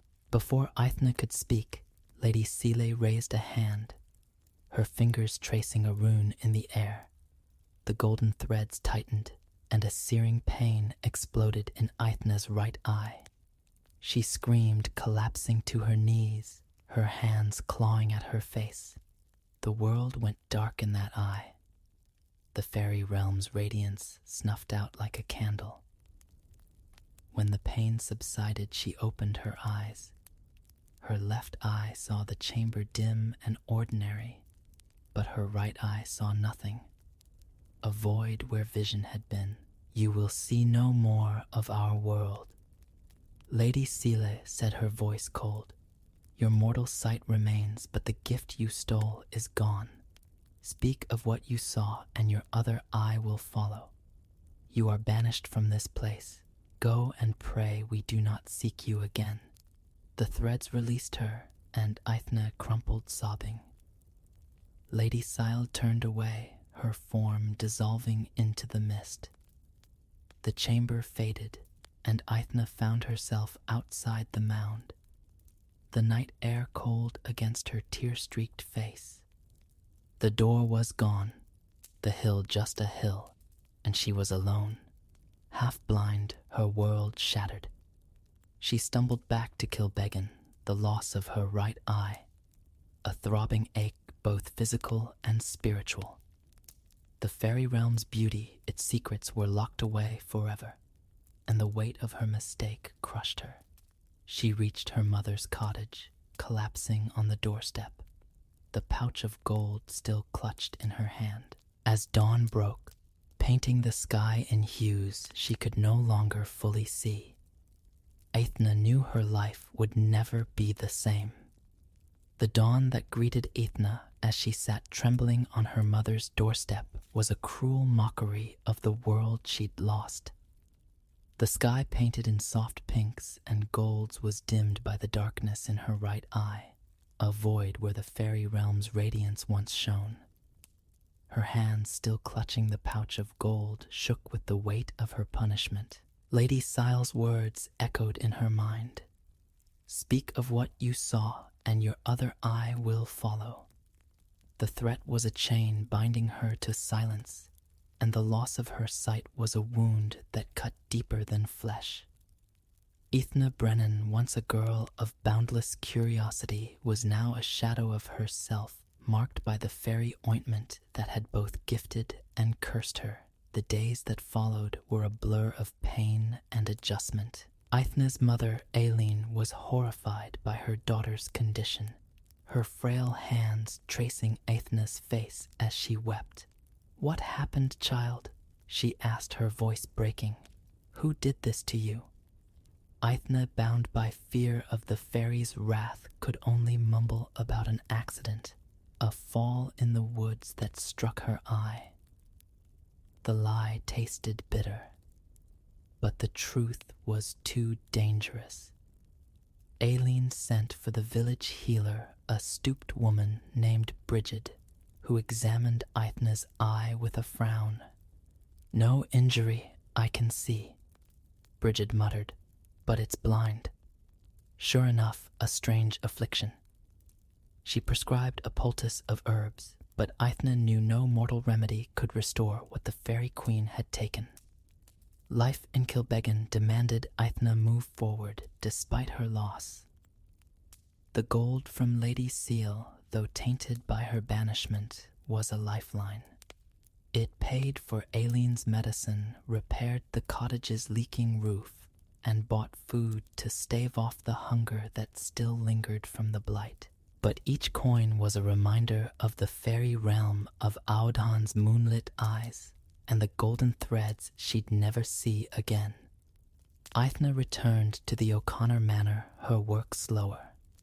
Now her movements cautious as she learned to navigate with one eye. Mrs. Doyle's sharp tongue grew sharper, her patience worn thin by Aithne's clumsiness. But Aithne bore it in silence, her spirit too bruised to fight back. The village noticed her change. Where Aithne had once been lively, her green eyes bright with curiosity, she was now quiet, her gaze distant, her face shadowed by a cap pulled low. Whispers spread as they always did in Kilbeggan. Some said she'd been cursed by a witch, others that she'd crossed the good folk. Old Seamus. The blacksmith cornered her one evening at the tavern. His eyes narrowed. "You've the look of one who's seen them," he said, his voice low. "The fairies, what did you do, girl?" Aithne flinched, her heart racing, and fled without answering. She couldn't speak, couldn't risk her left eye, but the weight of her silence was suffocating. Her dreams were no refuge. They were haunted by the fairy realm, the shimmering hall, the captives bound by glowing cords, the cold fire of Lady Sile's eyes. She woke, gasping, her hand clutching her blind eye as if she could will its sight back. The worst dreams were of Aodhan, his tiny hands reaching for her, his coos turning to cries as she was torn from him. She missed him a pang that surprised her, and wondered if he missed her too, or if the fairies had already forgotten their mortal nursemaid. Yet Aithne's spirit, though battered, was not broken. The fairy realm had awakened something in her, a hunger for purpose, a need to protect others from the good folks' schemes. She couldn't undo her mistake, couldn't reclaim her sight, but she could act in her own quiet way. The knowledge she'd gained, however fleeting, was a weapon, and she resolved to use it not for herself, but for Kilbeggan. She began subtly careful not to draw attention. On her walks through the village, she noticed the fairy paths she'd seen with her right eye. Faint trails of light, now invisible, but etched in her memory. She marked them with small signs, a stone placed at an odd angle, a twig bent into a circle, a whispered rhyme left for children to repeat. "Stay clear of the hollow hill," she'd murmur to a passing child, disguising it as a game. "The good folk dance there, and they don't like company." The children giggled, unaware of the warning's truth, but they avoided the paths, and Aithne felt a spark of satisfaction. She grew bolder over time. At the market she watched for signs of the fairies. Strangers with two bright eyes, laughter that carried a strange melody. Her left eye couldn't see their true forms, but her instincts sharpened by her time beneath the hill were enough. when she spotted a woman whose cloak shimmered faintly, offering apples that seemed too perfect. Aithna steered the villagers away, distracting them with a spilled basket or a sudden question. The woman's eyes met hers, a flicker of recognition, but Aithna held her ground, her fear tempered by resolve. Her actions didn't go unnoticed. The villagers began to seek her out, sensing she knew more than she said. A farmer asked her to bless his fields, believing her blindness was a mark of second sight. A mother begged her to check a cradle for fairy interference, her infant crying too often. Aithna, unable to explain her knowledge, offered vague reassurances, but she left symbols of protection, carved runes she'd seen in the fairy hall. Their shapes burned into her mind. Whether they worked she didn't know, but the villagers' trust grew, and with it, her role as a quiet guardian. The O'Connor Manor, however, remained a challenge. Aithna's work suffered, and Mrs. Doyle's patience snapped one afternoon when a tray of teacups shattered on the floor. "You're useless, girl," the housekeeper barked. "If you can't see to your duties, you'll be out." Aithna, her pride stinging, nearly quit, but the thought of her mother's needs kept her there. She adapted, learning to judge distances with one eye, to anticipate tasks before they were given. Lady Margaret, the O'Connor matriarch, noticed her struggle, and in a rare moment of kindness gave her lighter duties, polishing silver in the quiet of the study. It was a small mercy, but it gave Aithna time to think, to plan her next steps. Her greatest fear was the fairies' return. Lady Sile's threat hung over her, a storm waiting to break. At night she avoided the woods, fearing the mound would open again, that Cillian or Lorcan would come for her. She kept a knife under her pillow, a futile gesture against beings who wove magic like thread, but it steadied her nerves. The fairies didn't come, but their presence lingered in Kilbeggan. The two perfect apples, the strange music on the wind, the children who wandered too close to the hills. Aithna knew they were watching, waiting for her to slip. As months turned to years, Aithna's tale pop-eyed her way into Kilbeggan's lore. She became the village's silent protector, her blindness a badge of her encounter with the good folk. Young mothers sought her advice, farmers asked for her blessings, and children chanted her rhymes. Unaware they were warnings, Aithna never spoke of the fairy realm, but her actions spoke for her, weaving a shield around Kilbeggan. The gold ran out, but her mother's health stabilized, and Aithna found work as a weaver, her hands steady despite her half-sight. In her quiet moments, Aithna reflected on her journey. The fairy ointment had been a gift and a curse, a doorway to wonder and a path to loss. She missed Audun, the hall's radiance, the thrill of secrets unveiled, but she'd gained something too. A purpose, a place in Kilbeggan's heart. She was no longer just a maid, but a guardian, a bridge between worlds. Her silence a sacrifice for those she loved.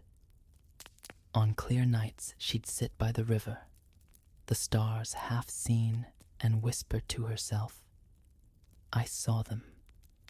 I saw the good folk." The words were her secret, her truth. And though she'd never speak them aloud, they gave her strength. Aithna Brennan, marked by the fairies, had found her peace, her legacy carved in the stones and rhymes of Kilbeggan, a cautionary tale and a quiet hero. Story: The White Doe of Railstone. The kingdom of Eldmore lay cradled in a valley where the mountains rose like ancient kings. their peaks wreathed in mist that shimmered with the promise of secrets. It was a land of rolling meadows, silver rivers, and villages that glowed under the sun's caress, a place where time seemed to linger reluctant to rush toward tomorrow. At the heart of Eldmore stood Railstone Castle, its towers of gray stone piercing the sky, banners of azure and gold fluttering in the breeze. Here the royal house of Railstone ruled their name, synonymous with honor, their legacy woven into the land's very bones. In the spring of an age when legends still walked among men, Princess Eloria was the kingdom's brightest star. At 19, she was a vision of grace, her golden hair cascading like a river of sunlight, her eyes the blue of a summer noon, alive with a warmth that drew people to her like moths to a flame. Eloria was no fragile ornament. She was learned in the arts of diplomacy, skilled with a lyre, and possessed of a curiosity that often led her beyond the castle's walls. The people of Eldmore adored her, their songs praising her kindness, their prayers asking the old gods to shield her from harm. Her elder brother, Sir Cedric, was her shadow and her shield. At 24, Cedric was a knight whose name echoed in the halls of warriors. Tall and broad-shouldered with dark hair and eyes like storm clouds, he wielded a sword with a precision that seemed almost divine. Yet it was his heart that defined him. A heart fierce in battle, but tender in the quiet moments he shared with Eloria. They were bound by a bond forged in childhood when they'd raced through the castle's gardens, invented tales of dragons, and sworn to face the world together. Cedric was Eldmore's protector, but Eloria was his purpose, the one he'd die to keep safe. Their father, King Alaric, ruled with a steady hand, his beard streaked with silver, his eyes carrying the weight of a kingdom. Eldmore prospered under him, its fields yielding bountiful harvests, its borders secure from raiders. But even in this golden age, shadows lingered at the edges. Beyond the castle's reach, past the villages and the tamed fields, lay Cerwyn Wood, a forest older than memory. Its trees so tall they seemed to hold up the sky, its depths cloaked in a twilight that never lifted. The wood was a place of whispers, where the air hummed with magic, and those who ventured too far returned changed, or not at all. The people of Eldmore spoke of Cerwyn in hushed tones, their stories a tapestry of wonder and warning. Old Nan, the castle's herb woman, claimed the wood was home to spirits who danced under the moon. Their laughter sweeter than any mortal song, the blacksmith Torrin swore he'd seen a stag with antlers of silver, its eyes holding the wisdom of centuries. But the tales always ended with a caution. Cerwyn was not for the reckless. Children were told to stay clear of its borders, and even hunters skirted its edges, fearing the paths that twisted like serpents, leading to places no map could chart. Eloria, however, was drawn to the wood like a river to the sea. Her duties as a princess attending feasts, studying ancient texts. Charming foreign envoys were a gilded cage, and Cerwyn's mysteries were her escape. She'd slip from the castle at dawn, her cloak a soft green to blend with the forest's hues and gather herbs at the wood's edge. Moonflowers for healing starwort, for dreams, and ivy for protection. She never ventured deep, heeding the warnings, but the forest's call was a melody in her blood stirring her restless spirit. Cedric, ever her guardian, followed her on these outings, his armor traded for a simple tunic, his sword never far from reach. You tempt fate, Eloria. he'd say, his voice a mix of exasperation and affection.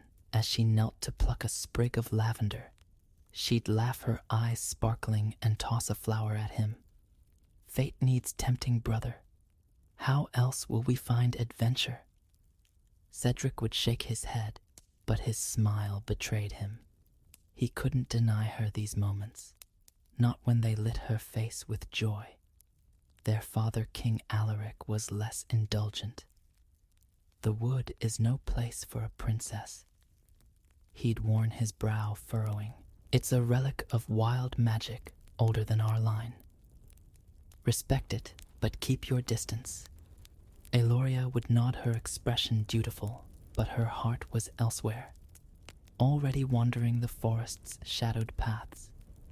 Alaric, though stern, trusted Cedric to keep her safe, and so the siblings' forays continued, a quiet rebellion against the weight of their royal blood. But Eldmore's peace was not as secure as it seemed. Far from the castle, deep in the heart of Caerwyn Wood, a darkness stirred.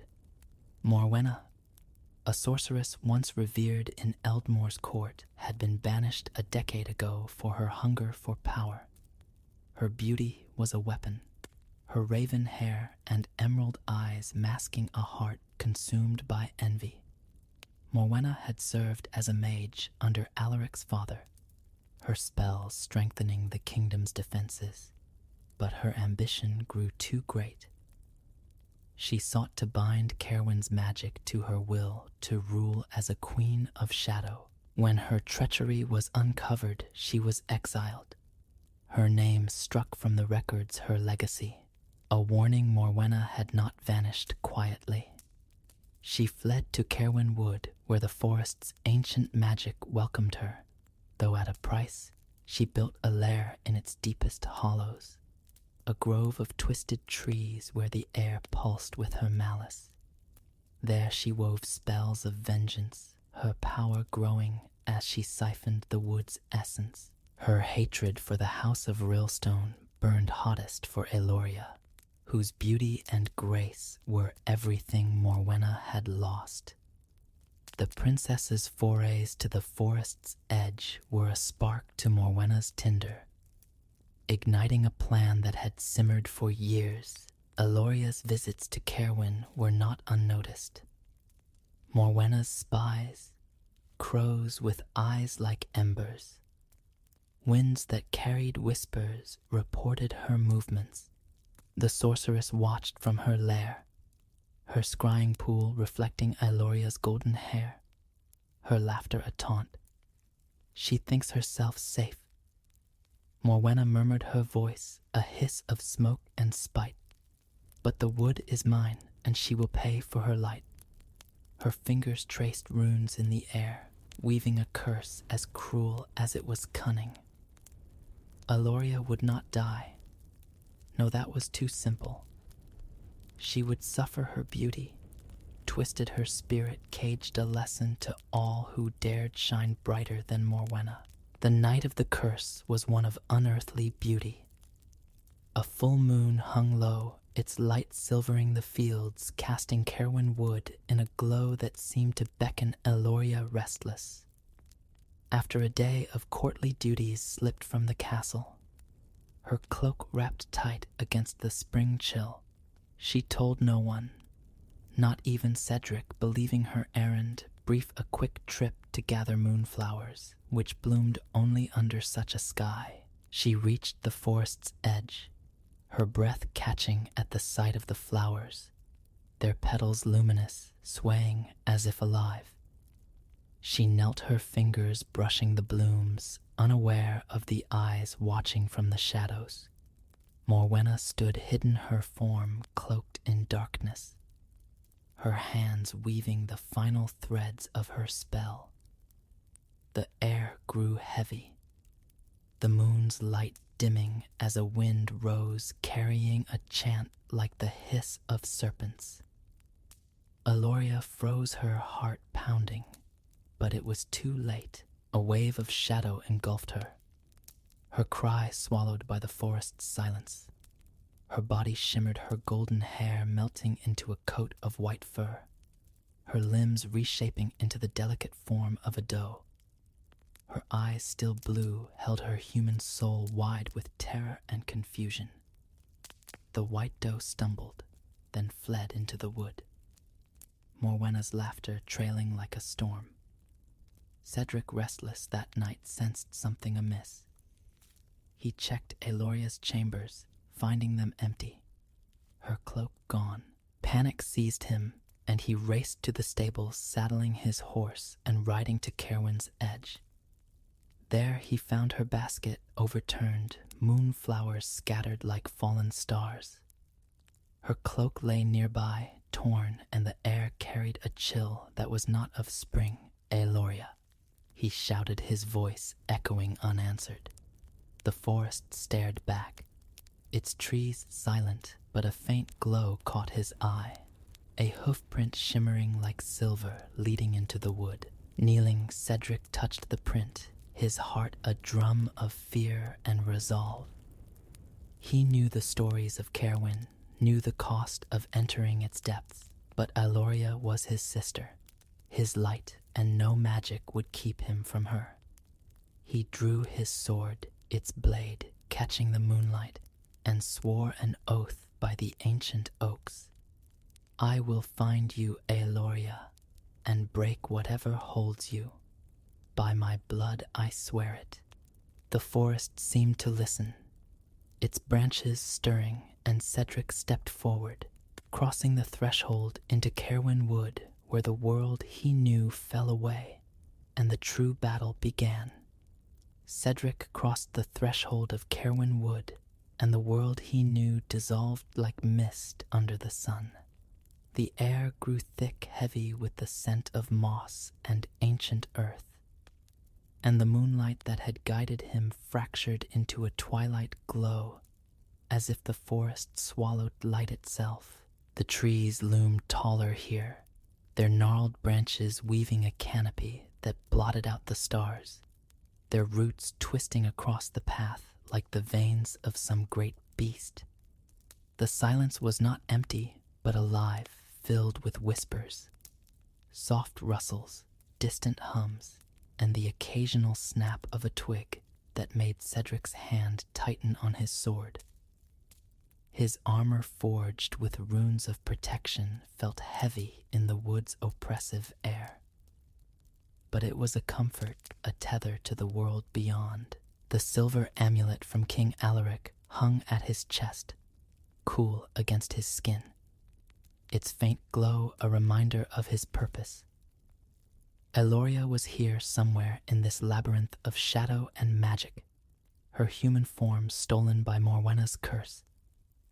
The hoofprint he'd found at the forest's edge, shimmering like liquid silver, had led him this far, but it faded as he ventured deeper, leaving only his resolve to guide him. Cedric moved cautiously, his boots sinking into the soft earth, his eyes scanning the undergrowth for signs of his sister. The forest was a maze, its paths shifting underfoot, looping back on themselves or vanishing into thickets of glowing ferns. He called Eloria's name, his voice muffled as if the trees drank the sound. No answer came, but he felt her presence, a pull in his heart that had always connected them.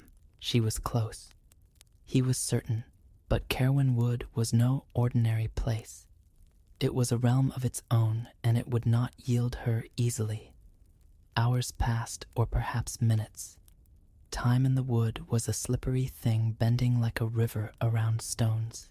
Cedric's senses sharpened, honed by years of training, but the forest tested him in ways no battlefield ever had. Shadows moved at the corners of his vision, darting between trees, only to vanish when he turned. A breeze brushed his neck, carrying a laugh that was too sharp, too cold to be human.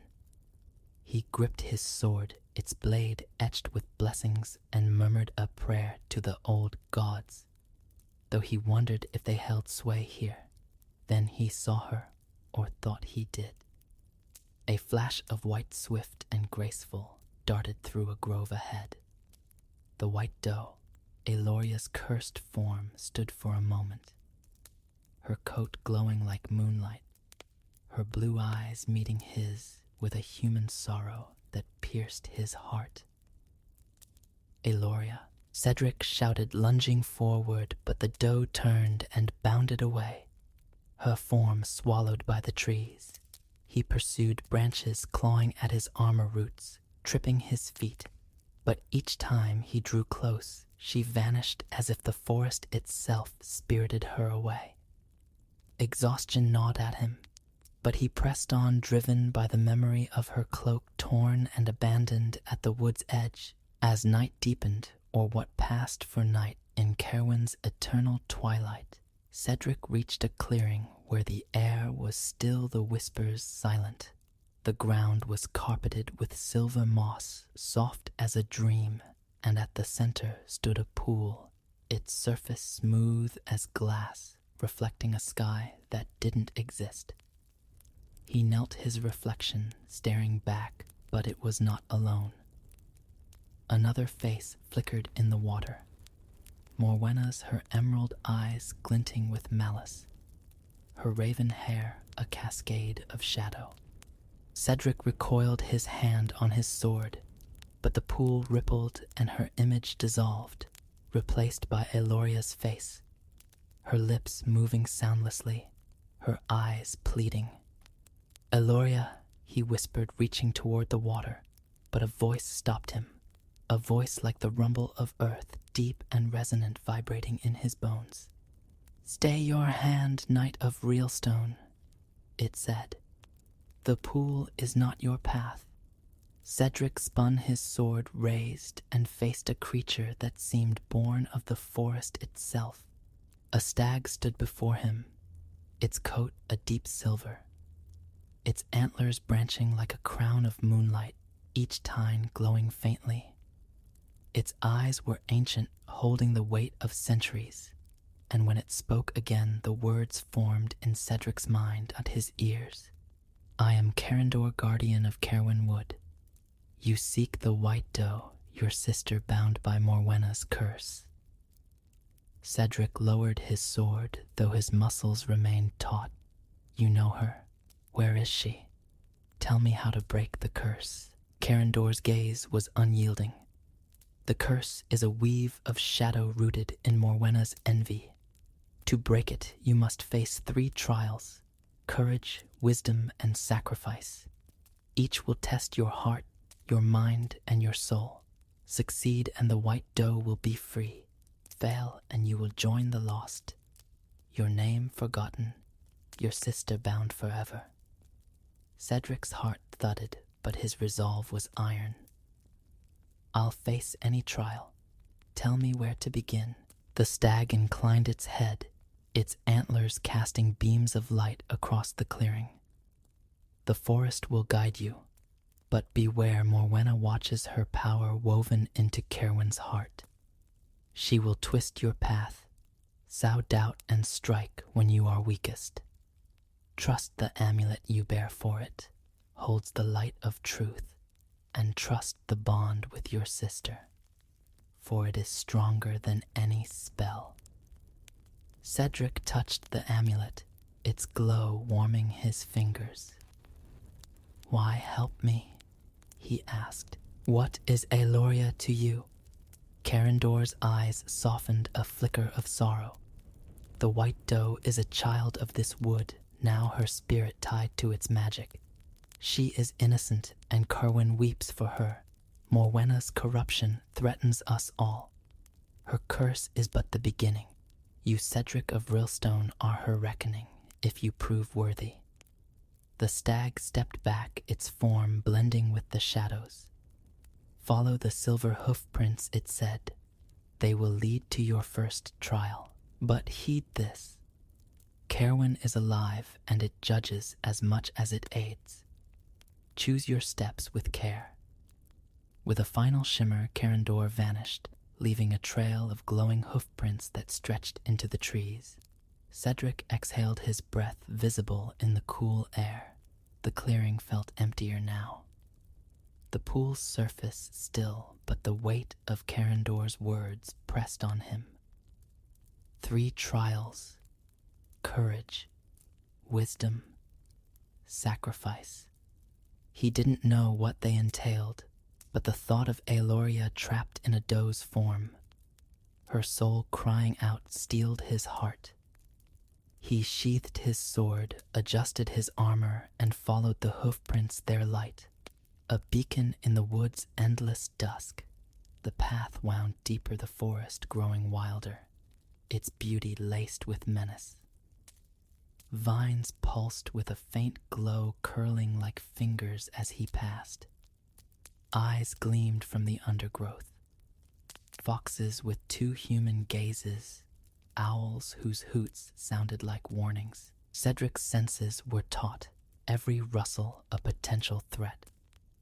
He thought of Aloria, her laughter, her fearless spirit, and the guilt that he hadn't been there to protect her. "I'll find you," he whispered, as much to himself as to her. "I swear it." The hoofprints led to a ravine where a bridge of woven vines spanned a chasm. Below, a river roared, its waters black and flecked with silver, like a sky of fallen stars. Across the bridge, the hoofprints continued, but the air here was heavier, charged with a presence that made Cedric's skin prickle. He tested the bridge, its vines creaking under his weight, and stepped forward, his hand on the amulet. Halfway across, a laugh echoed, Morwenna's, sharp and mocking, carried on a wind that shook the bridge. "Your bold knight," her voice hissed, seeming to come from everywhere. "But Cerwyn is my domain. Your sister is mine." Her light snuffed out. "Turn back or join her in my chains." Cedric's jaw clenched. "You'll face me, Morwenna, and I'll break your curse with my own hands." The laugh grew colder. "We shall see." The wind died, but the bridge swayed, and Cedric hurried across, his heart pounding. On the other side, the hoofprints glowed brighter, leading to a grove where the trees formed a circle, their branches interlocking like a cathedral's vault. At the center, a stone altar stood carved with runes that pulsed with faint light. The air here was thick with magic, and Cedric felt it a challenge, the first trial waiting to be met. He stepped into the grove, and the runes flared, casting shadows that danced like specters. The amulet glowed its light steady, and Cedric drew his sword, ready for whatever Cerwyn or Morwenna would throw at him. He thought of Aloria, her blue eyes trapped in the doe's form, and his fear melted into purpose. The forest was alive, Carindor had said, and it judged Cedric would prove himself worthy, not just for Aloria, but for the bond that had always defined them.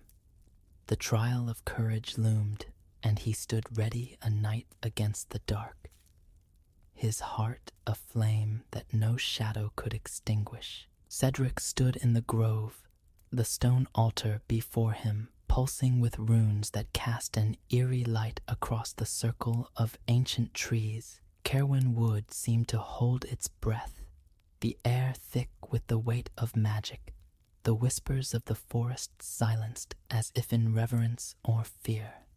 The silver amulet at his chest glowed steadily, a beacon against the shadows that danced at the grove's edges. Carindor's words echoed in his mind. 3 trials: courage, wisdom, and sacrifice. The first awaited him here, a test of courage, and Cedric Knight of Rilstone steeled himself for what the forest would unleash. The runes on the altar flared, and a mist rose from the ground, coiling like serpents, its tendrils cold against his skin. From the mist emerged a beast, a spectral wolf, its form woven from shadow and moonlight. its eyes burning with a red fire that bore Morwenna's malice. The creature was massive, its shoulders reaching Cedric's chest, its fangs gleaming like daggers. But it was no mere animal. It pulsed with an unnatural energy growing larger as Cedric's heart quickened, feeding on his fear. "You face your own doubts."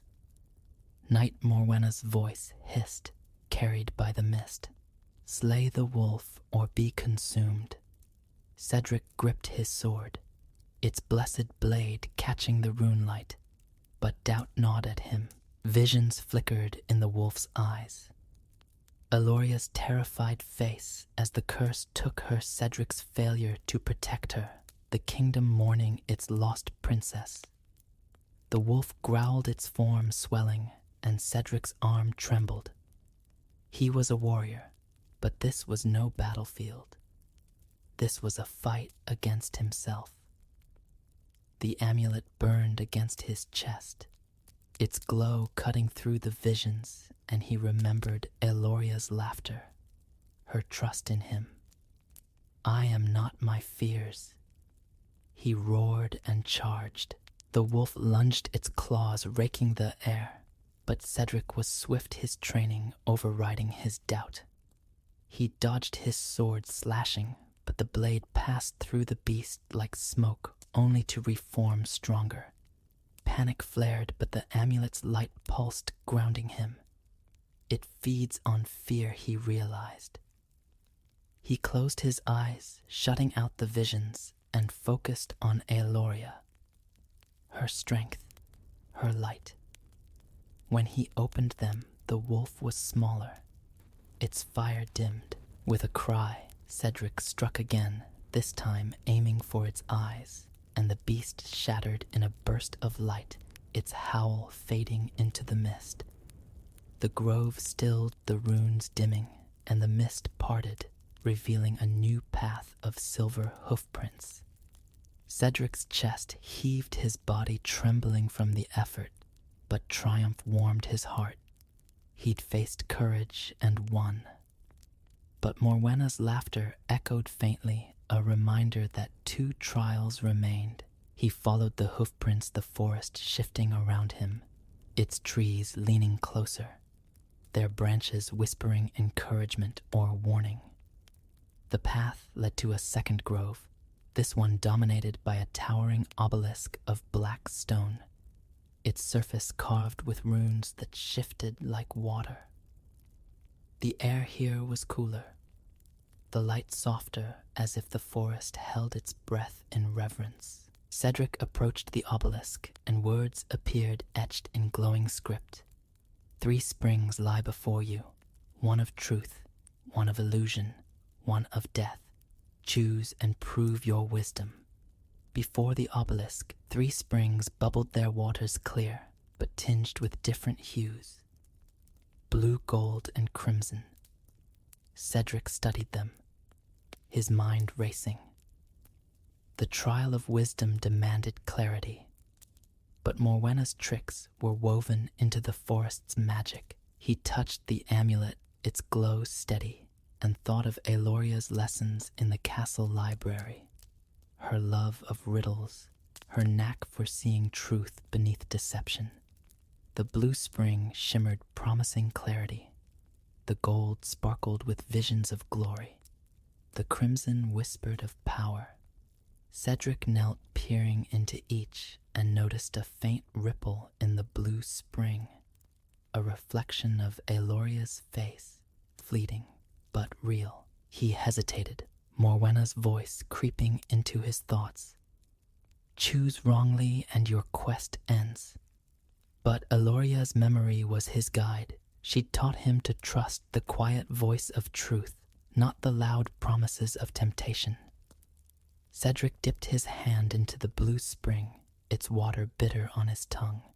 But as he drank, his mind cleared the forest's whispers, aligning into a single note of truth. The obelisk hummed, the runes glowing, and the grove dissolved, revealing another path of hoofprints. Cedric stood, his resolve strengthened, but exhaustion tugged at him. Wisdom had been won, but at a cost to his strength. As he followed the new path, the white doe appeared closer than before, her coat luminous in the twilight. Eloria's eyes met his, filled with hope and sorrow, and she lingered as if the trials had weakened Morwenna's hold. "I'm coming," Sister Cedric whispered, reaching out, but she bounded. Neri turned and fled the forest, reclaiming her. The moment was a stab of pain, a reminder of her absence, but it also fueled his determination. He pressed on the hoofprints leading deeper into Cerwyn's heart. The final trial awaited in a cavern, its entrance framed by glowing crystals that pulsed like heartbeats. Inside, the air was warm, heavy with the scent of earth and magic. At the cavern's center stood a mirror, its surface rippling like liquid silver, reflecting not Cedric, but Eloria. Human again, trapped in a cage of black thorns. Her eyes, blue and desperate, locked onto his, her hands gripping the thorns, blood trickling from her palms. Cedric's heart lurched, his breath catching. Morwenna appeared, her form a swirl of shadow and flame, her emerald eyes gleaming with triumph, the trial of sacrifice. She said, her voice a blade, "Offer your heart's blood, and she is free. Refuse, and she remains a doe forever." Cedric's hand tightened on his sword rage surging, but the mirror's image held him. Eloria suffering her life in his hands. Sacrifice was not a word he feared. He'd sworn to die for her, but Morwenna's smile was a warning. This was no simple bargain. The amulet glowed, its light revealing faint runes on the thorns pulsing with dark magic. To give his blood was to risk his life, perhaps more, and Morwenna's power thrived on such losses. He thought of their childhood, Eloria's hand in his as they faced imaginary dragons, her voice promising they'd always save each other. He thought of Eldmore grieving without them and of Carindor's words. "The bond with your sister is stronger than any spell." Cedric sheathed his sword, drew a dagger, and cut his palm. The pain's sharp but fleeting blood dripped onto the cavern floor, each drop sizzling as it met the stone. The thorns trembled, their runes flickering, and the cage began to dissolve, Eloria's form growing clearer. Morwenna shrieked, her shadow form lashing out, but the amulet's light flared, holding her at bay. The thorns parted fully, and Eloria stumbled forward, her human form frail but whole. Cedric caught her, his strength waning as blood continued to flow from his hand. "You did it?" Eloria whispered, her voice weak but alive, her eyes shining with tears. "You saved me." But Morwenna's scream grew louder, the cavern shaking. "Fools," she roared, "the curse is not so easily broken." The crystals pulsed wildly, the forest's magic surging, and Cedric realized the truth. Sacrifice had freed Eloria's form, but Morwenna's curse lingered tied to her own dark power. The trials had weakened her, but the final battle loomed, and Cedric, bleeding and weary, knew he and Eloria would face it together. The cavern's light dimmed, and the white doe's spirit flickered at Eloria's side, a guide and a reminder of her strength. Cedric bound his wound, his vision blurring, but Eloria's hand in his was a lifeline. The hoofprints reappeared, leading out of the cavern toward Morwenna's lair. The trials had forged Cedric, testing his heart, mind, and soul. But they had also awakened Eloria's own power, her time as the doe tying her to Cerwyn's magic. Together they stepped forward, ready to end the sorceress's reign and reclaim their future. Cedric staggered from the cavern, his arm around Eloria, her frail form trembling but resolute. The glow of the crystals faded behind them, leaving only the silver hoofprints to guide their path through Caerwyn Wood. The air was heavy with the scent of damp earth and blooming night flowers, but an undercurrent of menace pulsed beneath it, as if the forest itself sensed the storm to come. Cedric's palm throbbed where he'd cut it, his blood still seeping through the makeshift bandage, sapping his strength with every step. Yet Eloria's presence, her hand clutching his, was a fire that kept him moving.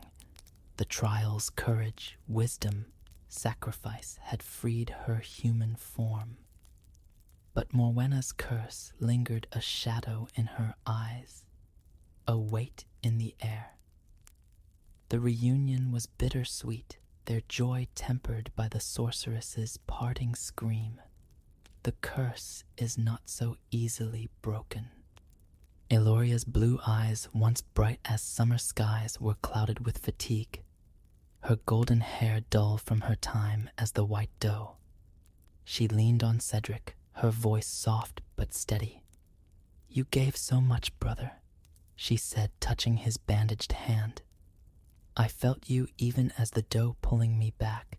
Cedric managed a smile, though his vision blurred at the edges. "I'd give more if it meant you were free," he said. "But we're not done. Morwenna's still out there, and she won't let us leave." Eloria nodded, her jaw tightening. "I felt her magic in me, like thorns in my blood. It's weaker now, but it's there. We have to find her, end this." The silver hoofprints glowed brighter, leading them deeper into Caerwyn's heart, where the trees grew denser, their branches interlocking like a cage. The forest was no longer neutral. It stirred its magic, a living force that seemed to watch, judge, and Cedric feared obey Morwenna's will. The white doe's spirit flickered at Eloria's side, a luminous guide, its blue eyes mirroring hers. It moved ahead, pausing to glance back, urging them on. Cedric gripped the silver amulet, its glow faint but steady, a reminder of the truth that had carried him through the trials. They hadn't gone far when the forest turned against them. The hoofprints vanished, swallowed by a sudden fog that rolled in thick and gray, smelling of ash and iron. The trees shifted their roots, rising like claws blocking the path behind. A low growl echoed, followed by the rustle of wings and the snap of branches. Cedric drew his sword, its blessed blade glinting, and pulled Eloria close. "Stay with me," he said, his voice firm, despite the dizziness creeping in. Morwenna's voice cut through the fog, sharp and venomous. "You thought you'd won, knight. The trials were my game, and you played it well. But Caerwyn is mine, and you'll never leave its embrace." The fog parted, revealing Morwenna, her form towering, a specter of shadow and flame, her emerald eyes blazing with hatred. Her raven hair writhed like serpents, and the air around her crackled with dark magic. "The curse lives in her blood," she said, pointing at Eloria, who flinched but stood tall. "Only your death will end it. Cedric, run and my hunt will claim you both." Before Cedric could respond, Morwenna vanished, her laughter, a storm that shook the trees. The forest erupted into chaos. Spectral beasts emerged from the fog wolves with eyes of fire, ravens with talons like daggers, and wraiths of shadow that whispered Cedric's fears in voices like his own. The hunt had begun, a relentless pursuit designed to break their spirits and bind them to Caerwyn forever. Cedric grabbed Eloria's hand and ran the white doe's spirit, leading the way, its glow cutting through the fog. The forest fought them, vines lashing like whips, branches clawing at their clothes.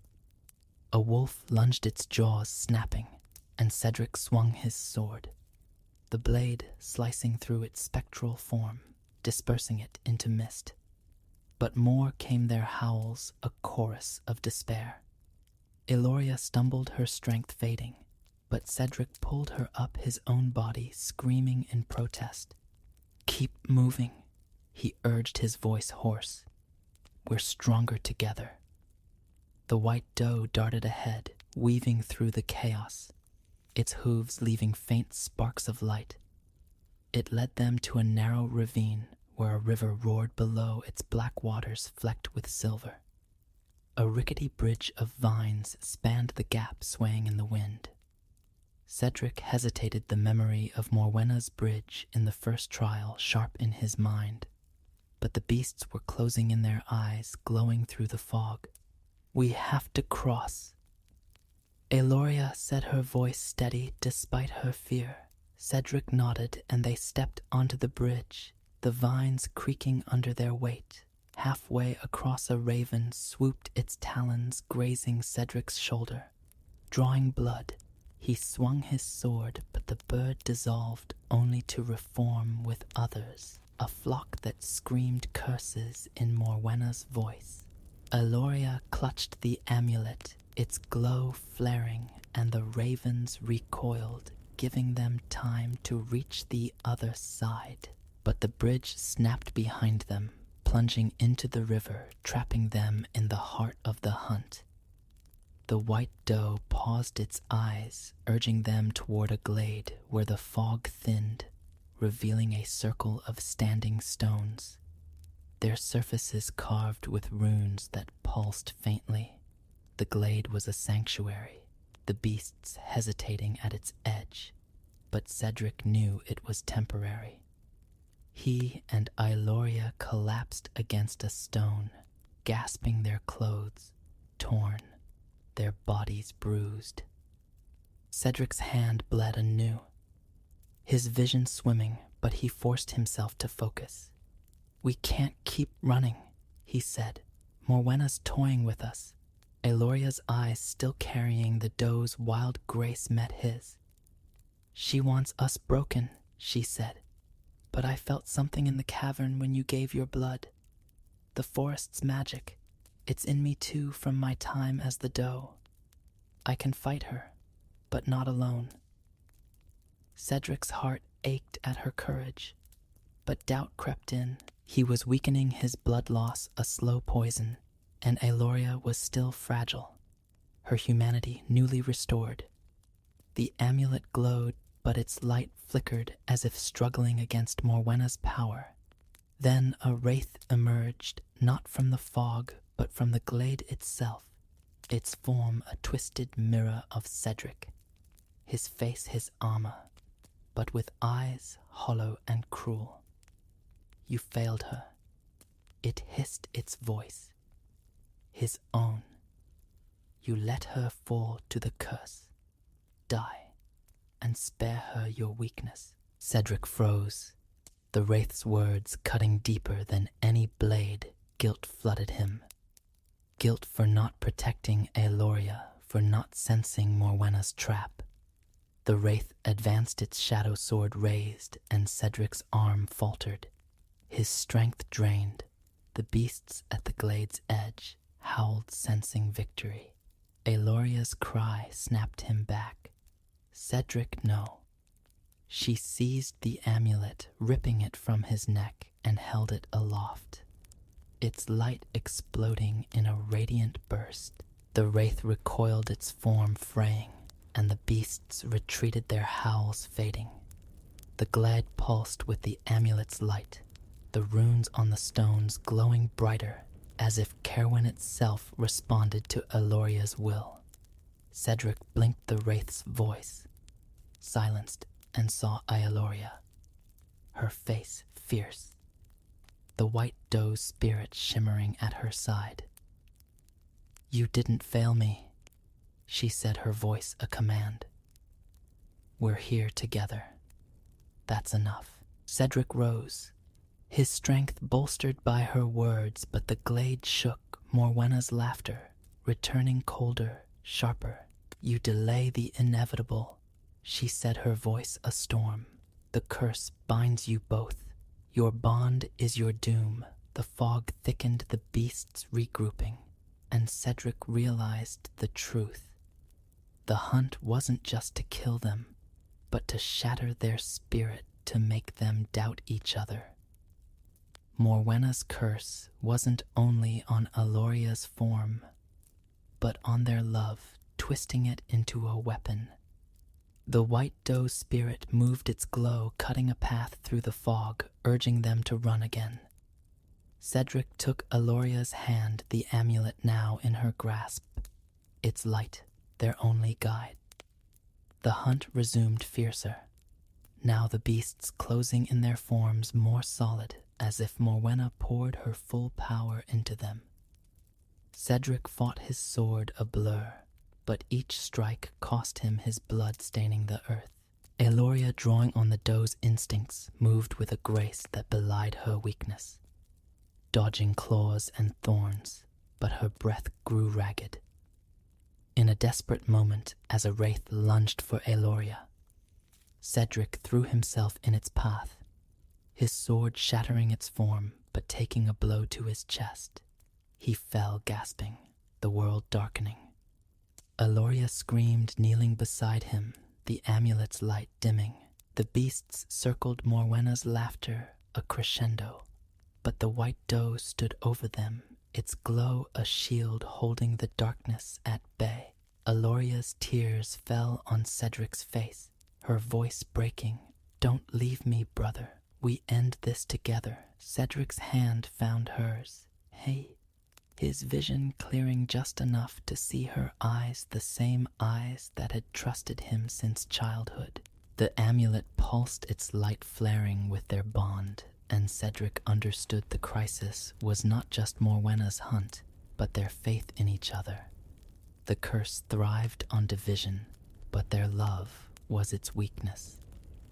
With a final effort, he rose, leaning on Aloria, and they faced the beasts. The white doe leading them toward Morwenna's lair, where the final battle awaited. The glade of standing stones trembled under the weight of Morwenna's hunt, the spectral beasts circling like vultures, their eyes glowing with her malice. Cedric leaned heavily on Aloria, his chest burning from the wraith's blow, his bandaged hand slick with blood. The silver amulet now in Aloria's grasp pulsed faintly, its light a fragile shield against the encroaching fog. The white doe's spirit stood before them, its luminous form a beacon, its blue eyes, Aloria's eyes urging them forward. The forest of Kerwin Wood, alive with magic, seemed to pause, as if awaiting the outcome of a battle that would shape its fate. Aloria's tears glistened on her cheeks, but her voice was steel. "We end this. Cedric together." She helped him stand, her frail frame belying the fire in her heart. The doe's spirit moved, its hooves sparking against the earth, cutting a path through the fog. The beasts howled, but they hesitated, as if the glade's runes and the amulet's light held them at bay. Cedric gripped his sword, its weight a challenge to his fading strength, and nodded, led on. He said, his voice hoarse but resolute.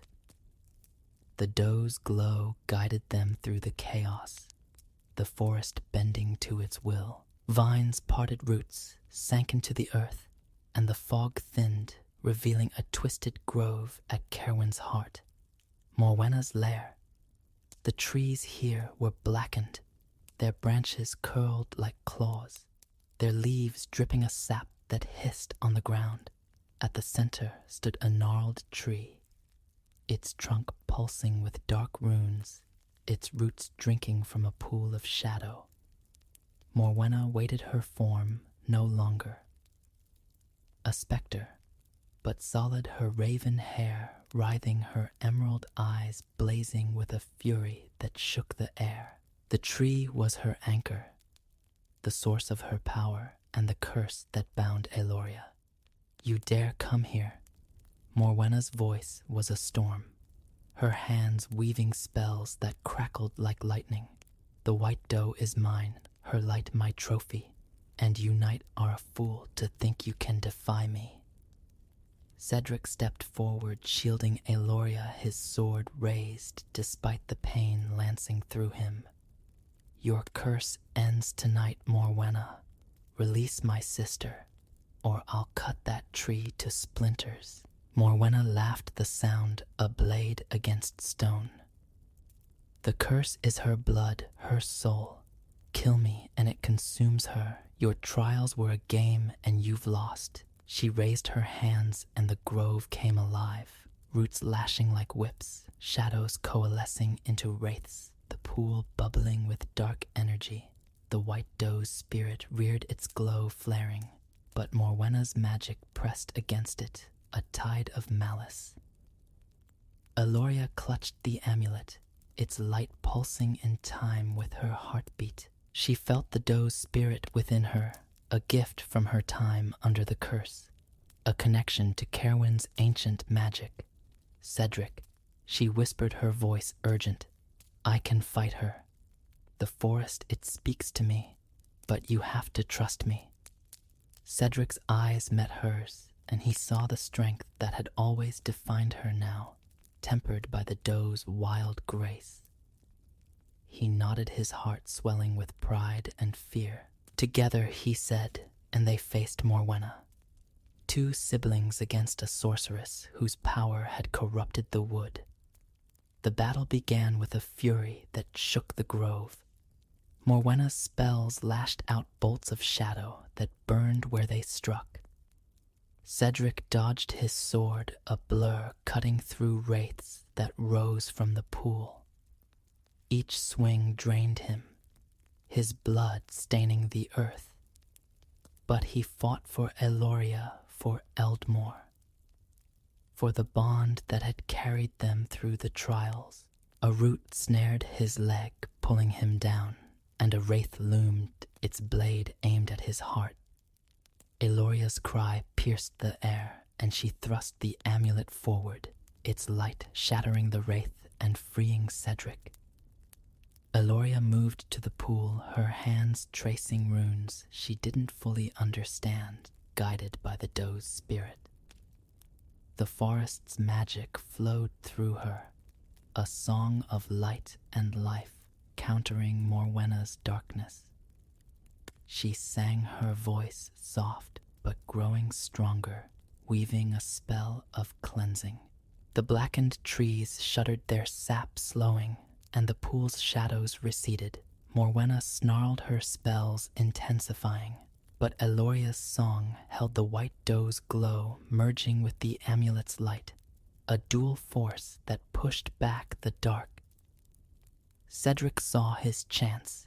He lunged for the corrupted tree. His sword aimed at its roots where the runes pulsed strongest. Morwenna screamed, her form flickering as she hurled a bolt of shadow at him. He ducked, but the blast grazed his shoulder, searing his flesh. Pain blinded him, but Aloria's song was a lifeline, her voice calling him back. He struck the roots, his blade biting deep, and the tree groaned, its runes flickering. Black sap oozed, burning the ground. But Cedric struck again, each blow a prayer for Aloria's freedom.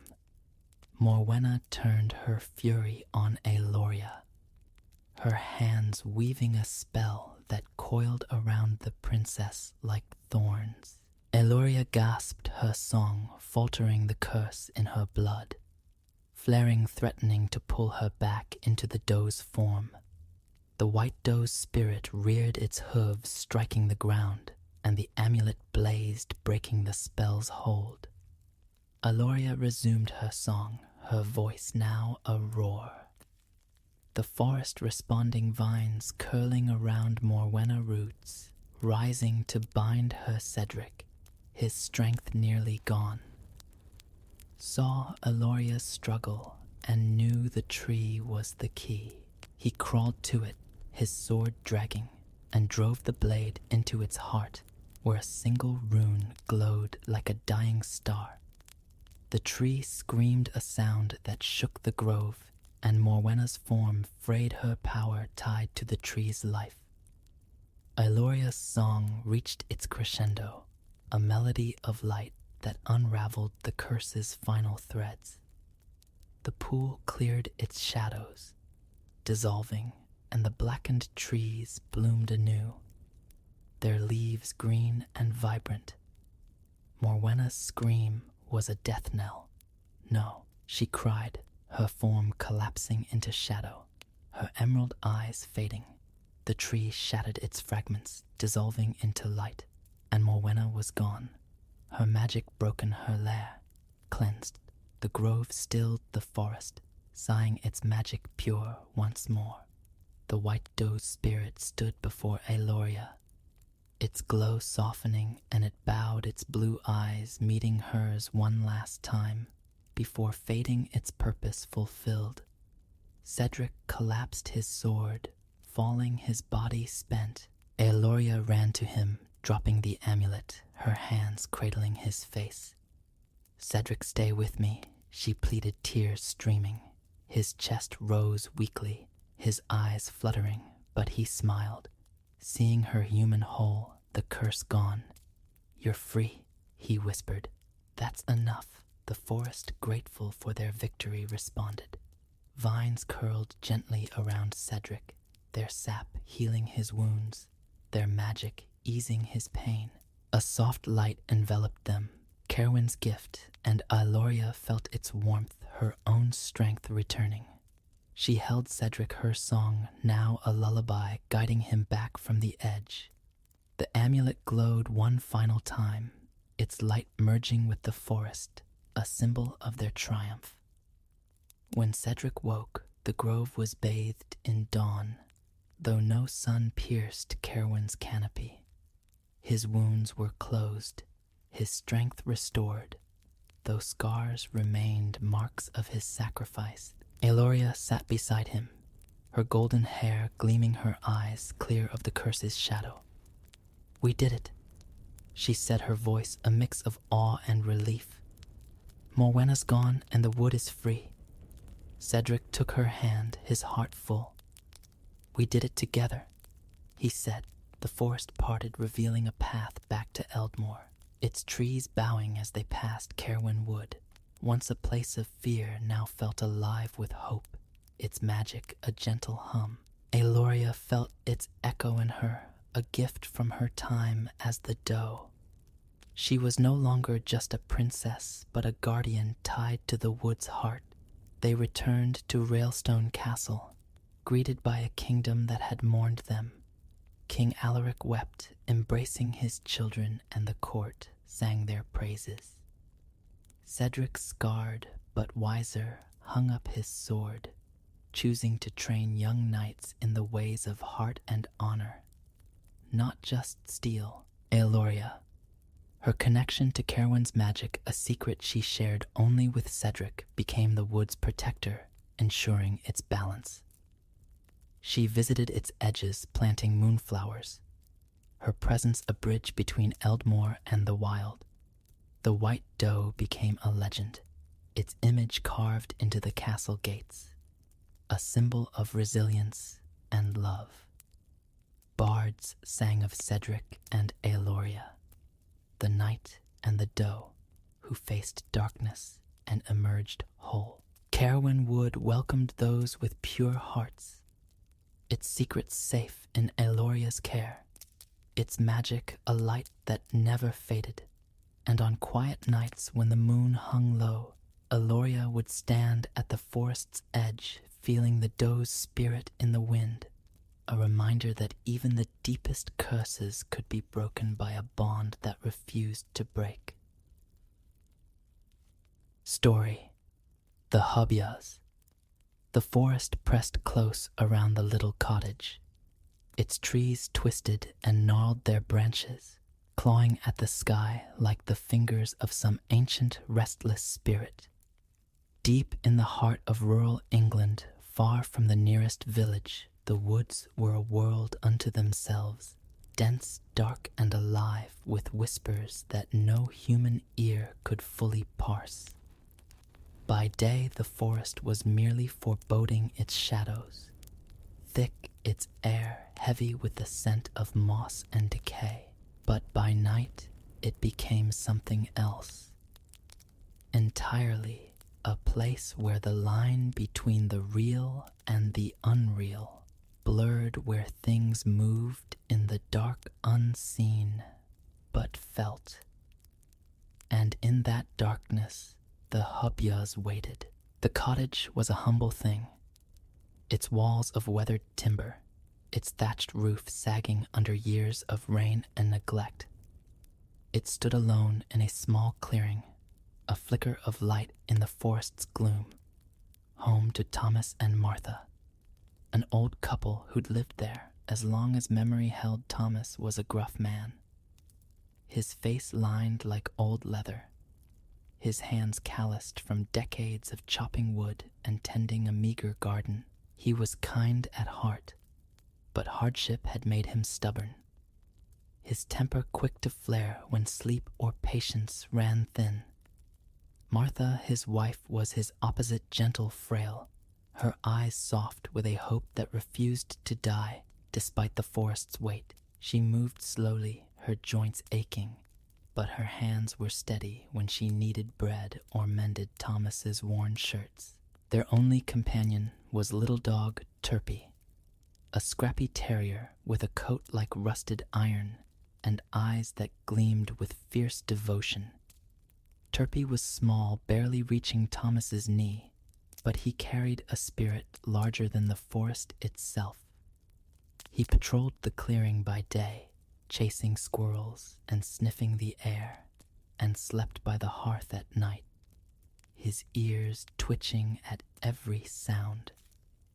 His bark was sharp, piercing a warning that cut through the wood's silence. To Martha, he was a blessing, a loyal friend who brought light to their lonely life. To Thomas, he was a nuisance when his barks woke them, though he'd never admit the comfort Turpie's presence brought. Life in the cottage was hard but steady, a rhythm of chopping wood, tending vegetables, and keeping the forest at bay. The couple had no children, no neighbors, only each other and Turpie to fill the silence. They told stories by the fire, Martha of her youth in a distant village, Thomas of the forest's secrets, half-believed tales of creatures older than man. The hubyas were one such tale whispered by travelers long ago, small vicious things, half goblin, half beast, with glowing eyes and claws like thorns. They lived in the forest's heart, the stories said, emerging at night to steal and destroy, their chittering cries a prelude to chaos. Thomas scoffed at the tales, calling them nonsense for fools. But Martha's eyes lingered on the dark beyond the windows, her hands tightening on her shawl. The trouble began on a moonless night in late autumn, when the air was sharp with frost and the forest seemed to hold its breath. Thomas and Martha slept by the hearth. Turpie curled at their feet, his ears pricked. A sound broke the silence, a faint scratching like nails on wood coming from the cottage walls. Turpie's head snapped up, a low growl rumbling in his throat. The scratching grew louder, joined by a chittering high and eerie like a chorus of broken voices. Turpie leapt to his feet, barking furiously, his small body taut with defiance. Martha stirred her eyes wide, clutching Thomas's arm. "What's that?" she whispered, her voice trembling. Thomas grunted, rubbing his eyes, his face creased with irritation. "Just the wind, woman," he muttered, rolling over. "Or a fox. Go back to sleep." But Turpie's barks grew sharper. His hackles raised, his eyes fixed on the door.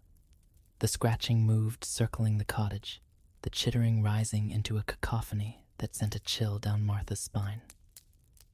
She lit a candle, its flame trembling, and peered through a crack in the shutters. For a moment, she saw nothing but darkness. Then a pair of eyes, small and glowing like embers, staring back. She gasped, stumbling back the candle, nearly falling. "Thomas," she hissed, shaking him. "It's not the wind. There's something out there." Turpey's barks were relentless now, echoing in the small room, and Thomas sat up, his patience fraying. He grabbed a poker from the hearth, his jaw set, and cracked the door open, peering into the night. The scratching stopped, the chittering fading, but the air felt wrong, heavy with a presence that made his skin prickle. He saw nothing. No eyes, no shapes, just the forest's endless dark. "Nothing there," he said, slamming the door, his voice sharp. "Turpey, quiet. You'll wake the dead with that racket." Martha's hands twisted in her shawl, her eyes still on the shutters. "It wasn't nothing, Thomas. I saw eyes like in the stories the Hubyas." Her voice was soft, but it carried a fear that made Thomas pause. He shook his head, setting the poker down.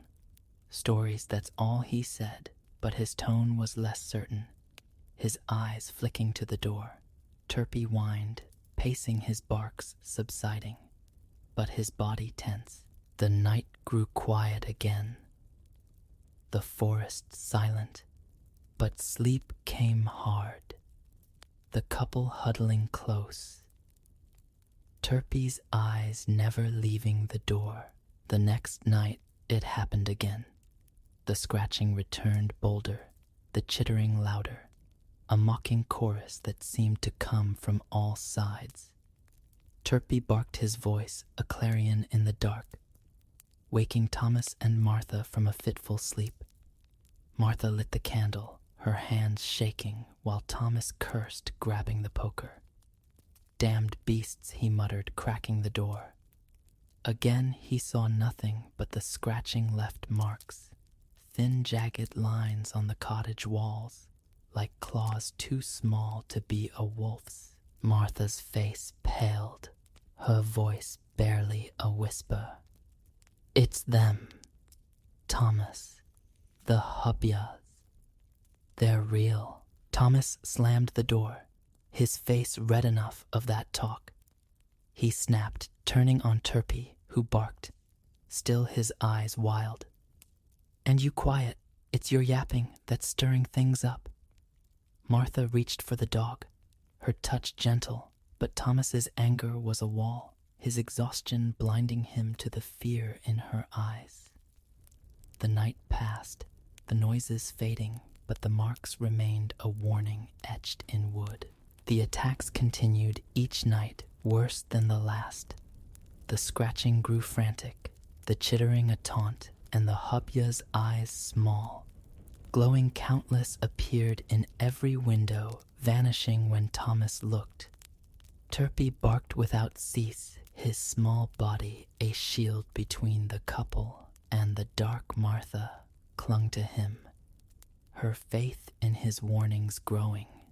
But Thomas's patience wore thinner, his sleep stolen by the endless noise. "It's just animals," he insisted, though his voice wavered, his hands checking the door's bolts twice each night. The breaking point came on the 5th night when the Hubyas struck with new fury. A window shattered glass, scattering across the floor, and a claw, small, black, thorn-like, reached through, slashing at the air. Turpey lunged his teeth, snapping his barks of frenzy, and the claw withdrew, the chittering turning to shrieks. Martha screamed, clutching Thomas, who swung the poker wildly, his face pale. The Hubyas retreated, their eyes fading, but the cottage felt violated, its safety a lie. Turpey stood guard, trembling, but unyielding, his growls low and fierce. Thomas sank into a chair, his hand shaken, his anger turning inward. "We can't keep living like this," he said, his voice hollow. "That dog's making it worse, waking them whatever they are." Martha's eyes filled with tears, her hand on Turpey's head. "He's protecting us, Thomas. He sees what we don't." But Thomas's face hardened, his exhaustion drowning his fear. "No more," he said, standing. "Tomorrow he's out. We'll sleep in peace. And whatever's out there will move on." Martha's pleas echoed in the dark, but Thomas was deaf to them, his mind set. Turpey whined, sensing the shift, his eyes fixed on the couple, his loyalty unshaken. The forest watched its shadows alive with glowing eyes, its whispers a promise of worse to come. The hubyas were real, and they were hungry, their claws sharpening for the night when the cottage stood unguarded. The forest tightened its grip on the cottage as the days grew shorter, its shadows lengthening its air, thick with a malice that seemed to seep from the earth itself. The hubyas had become a nightly terror, their scratching claws and chittering cries a relentless assault on Thomas and Martha's fragile peace. The cottage, once a haven, was now a fortress under siege, its walls scarred with claw marks, its windows boarded after the night a pane shattered under a hubya's grasp. Little dog, Turpey stood as the couple's only defense, his sharp barks cutting through the dark, his small body a defiant shield against the glowing eyes that multiplied in the forest's gloom. But Thomas's patience, worn thin by sleepless nights and fear he wouldn't name, was a fraying thread, and Turpey's loyalty was about to cost him dearly. The morning after the window broke, Thomas surveyed the damage, his face a mask of exhaustion and anger. The cottage's door bore new scratches, deep and jagged, as if the hubyas had grown bolder, their claws sharper. In the yard he found something new, a strange snare woven from vines and thorns, its pattern unnatural like a spider's web twisted by a mad hand. It lay near the garden, half hidden in the frost-kissed grass, and Thomas's stomach turned as he touched it, its surface cold and faintly sticky. "What in God's name is this?" he muttered, kicking it into the bushes, his hands shaking.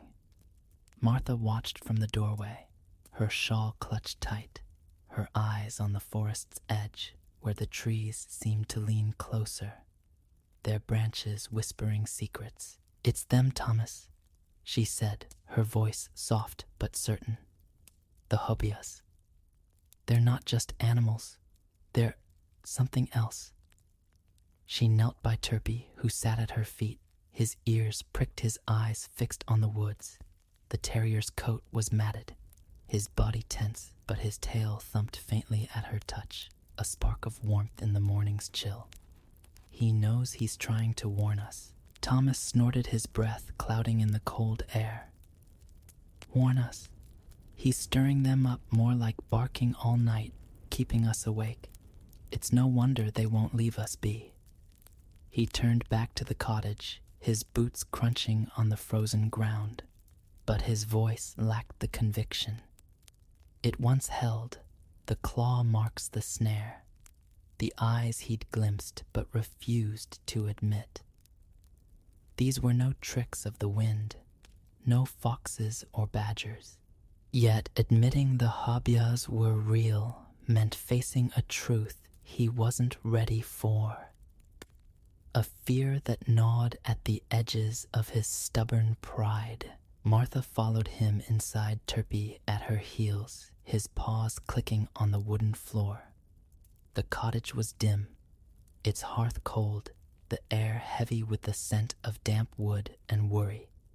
She lit a candle, its flame flickering, and began mending a torn curtain, her hands steady despite the tremor in her heart. "We need him, Thomas," she said, her eyes on her work. "Turpie's the only thing keeping them out. You saw what happened to the window. If he hadn't barked—" "Enough!" Thomas snapped, slamming a fist on the table, the sound startling Turpie, who whined and pressed against Martha's leg. "I'm sick of it, Martha. Sick of the noise, the fear, the damned dog making it worse. We can't live like this, jumping at every shadow." His voice softened, but only slightly, his eyes avoiding hers. "Maybe if he's quiet, they'll move on. Maybe it's him they're after." Martha's hands stilled her needle poised above the cloth. "You don't believe that," she said, her voice low, almost a plea. "He's our protector, Thomas. Our family." She reached for Turpie, her fingers brushing his ears, and the dog looked up, his eyes gleaming with a trust that broke her heart. But Thomas's face was set, his jaw tight, his mind made up. He grabbed a length of rope from a peg by the door, his movements sharp, purposeful. "I'm done arguing," he said, his voice flat. "He's out tonight. We'll tie him in the woods far enough to keep him quiet. Tomorrow, we'll see if they come back." Martha stood, her shawl falling, her voice rising in a rare burst of defiance. "No, Thomas, you can't. He'll die out there alone with those things." Tears welled in her eyes, but Thomas turned away, the rope coiled in his hands, his back a wall of resolve. Turpie sensed the shift, his whine growing sharper, his body pressing closer to Martha. But Thomas was deaf to them both, his exhaustion drowning his reason, his fear cloaked in anger. That evening, as the sun sank and the forest turned to a sea of shadows, Thomas led Turpie into the woods. Martha followed her, please, ignored her hands, wringing her shawl until the fabric frayed. The air was cold, the trees silent, their branches forming a canopy that blocked the last light. Thomas chose a spot a half-mile from the cottage, a clearing ringed by oaks, their roots gnarled like grasping hands. He tied the rope around Turpie's collar, securing it to a tree, his hands rough but trembling. Turpie whimpered, his eyes locked on Thomas. Then Martha, his tail low but still wagging as if hoping for a reprieve. "You're a good dog," Thomas muttered, his voice barely audible, his eyes avoiding Turpie's. "But we need quiet, just one night." He turned, striding back toward the cottage, his shoulders hunched. Martha knelt, her hands cupping Turpie's face, her tears falling into his fur. "I'm sorry, my brave boy," she whispered, her voice breaking. "We'll come for you tomorrow. Stay strong." Turpie licked her hand, his whine soft, his body trembling as she stood, her steps heavy as she followed Thomas. The forest swallowed their figures, leaving Turpie alone, the rope tight around his neck, the darkness closing in. His ears twitched, catching a faint chittering in the distance, and his growl rumbled low and defiant as glowing eyes flickered among the trees. Back at the cottage, the silence was a wound. Martha sat by the hearth, her mending forgotten, her eyes on the boarded windows. Thomas bolted the door, his hands checking the locks twice, his face pale in the candlelight. "It's for the best," he said, more to himself than her. But Martha didn't answer, her silence sharper than words. The night was quiet at first, the forest still, but the absence of Turpie's barks felt wrong, like a shield torn away. Martha clutched her shawl, her prayers soft, her heart with the dog tied in the dark. The hobyahs came at midnight, their attack fiercer than ever. The scratching was a storm claws raking the walls, the chittering a triumphant chorus that filled the cottage with dread. Martha gasped, lighting a candle, her hands shaking as she saw the door shudder under the assault. Thomas grabbed the poker, his face ashen, his earlier certainty crumbling. "They're worse," he whispered, his voice hoarse. "Without him, they're worse." The windows rattled, the boards creaking, and a new sound joined the chaos. A high, mocking laugh, like a child's, but twisted, inhuman. Martha's eyes filled with tears, her voice a plea. "We need Turpie, Thomas. We've made a terrible mistake." Thomas nodded, his hands trembling, but it was too late. The hobyahs were relentless, their claws prying at the boards, their eyes glowing through every crack. The cottage held barely the couple huddling by the hearth, their weapons useless against the swarm outside. The night stretched on the hobyahs, retreating at dawn, leaving deeper scratches, more snares, and a silence that was no comfort. In the forest, Turpie lay by the tree, his rope frayed where he'd chewed it, his body bruised from pulling against the knot. The hobyahs had come for him too, their claws slashing, their eyes burning. But he'd fought his teeth, snapping his growls a challenge. He was alive, his spirit unbroken, his loyalty a fire that no rope could bind. The chittering faded, but Turpie's ears stayed pricked, his eyes on the path to the cottage. He knew his family was in danger, and he would not stay banished. Thomas and Martha woke to a gray morning. The cottage scarred their hearts, heavy with guilt. "We have to get him," Martha said, her voice firm, her eyes red but resolute. Thomas nodded, his face etched with remorse, the poker still in his hand. They stepped into the forest, calling Turpie's name, unaware that the hobyahs watched their snares ready. Their hunger growing, the cottage stood vulnerable, and the night would come again, darker and crueler, with no Turpie to guard its walls. The forest was a sea of shadows, its trees looming like specters under a moonless sky, their branches clawing at the darkness. The cottage stood silent in its clearing. Its walls scarred, its windows boarded a fragile bastion against the hobyahs' relentless hunger. Thomas and Martha had spent the day in a haze of guilt, their search for little dog, Turpie, fruitless. The rope in the clearing frayed but empty, his tracks lost in the forest's tangle. The hobyahs' attack the previous night had left them shaken, their confidence in the cottage's safety shattered. Without Turpie's barks, the silence was a void, a prelude to the terror that Thomas now knew was no mere animal, no trick of the wind. The hobyahs were real, and tonight they would come again. Martha sat by the hearth, her hands trembling as she mended a torn shawl, her eyes darting to the door. The candle's flame flickered, casting shadows that seemed to writhe, and the air was heavy with the scent of damp wood and fear. "We should have kept him," she whispered, her voice barely audible, her needle still. "Turpie would have stopped them. He always did." Thomas stood by the door, his poker gripped tight, his face etched with remorse. The claw marks on the wood, the woven snares found in the yard, the chittering that haunted his dreams. They were proof of his mistake, a weight he couldn't shake. "I know," he said, his voice rough, his eyes avoiding hers.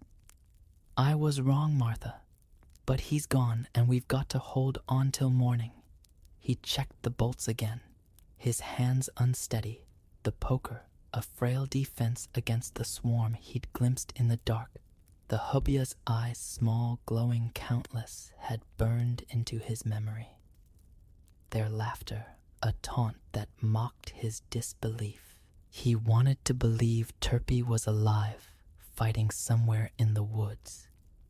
But the forest was vast, and the hubyas were cruel. We'll find him tomorrow. He added more hope than promise, but Martha's silence was a rebuke.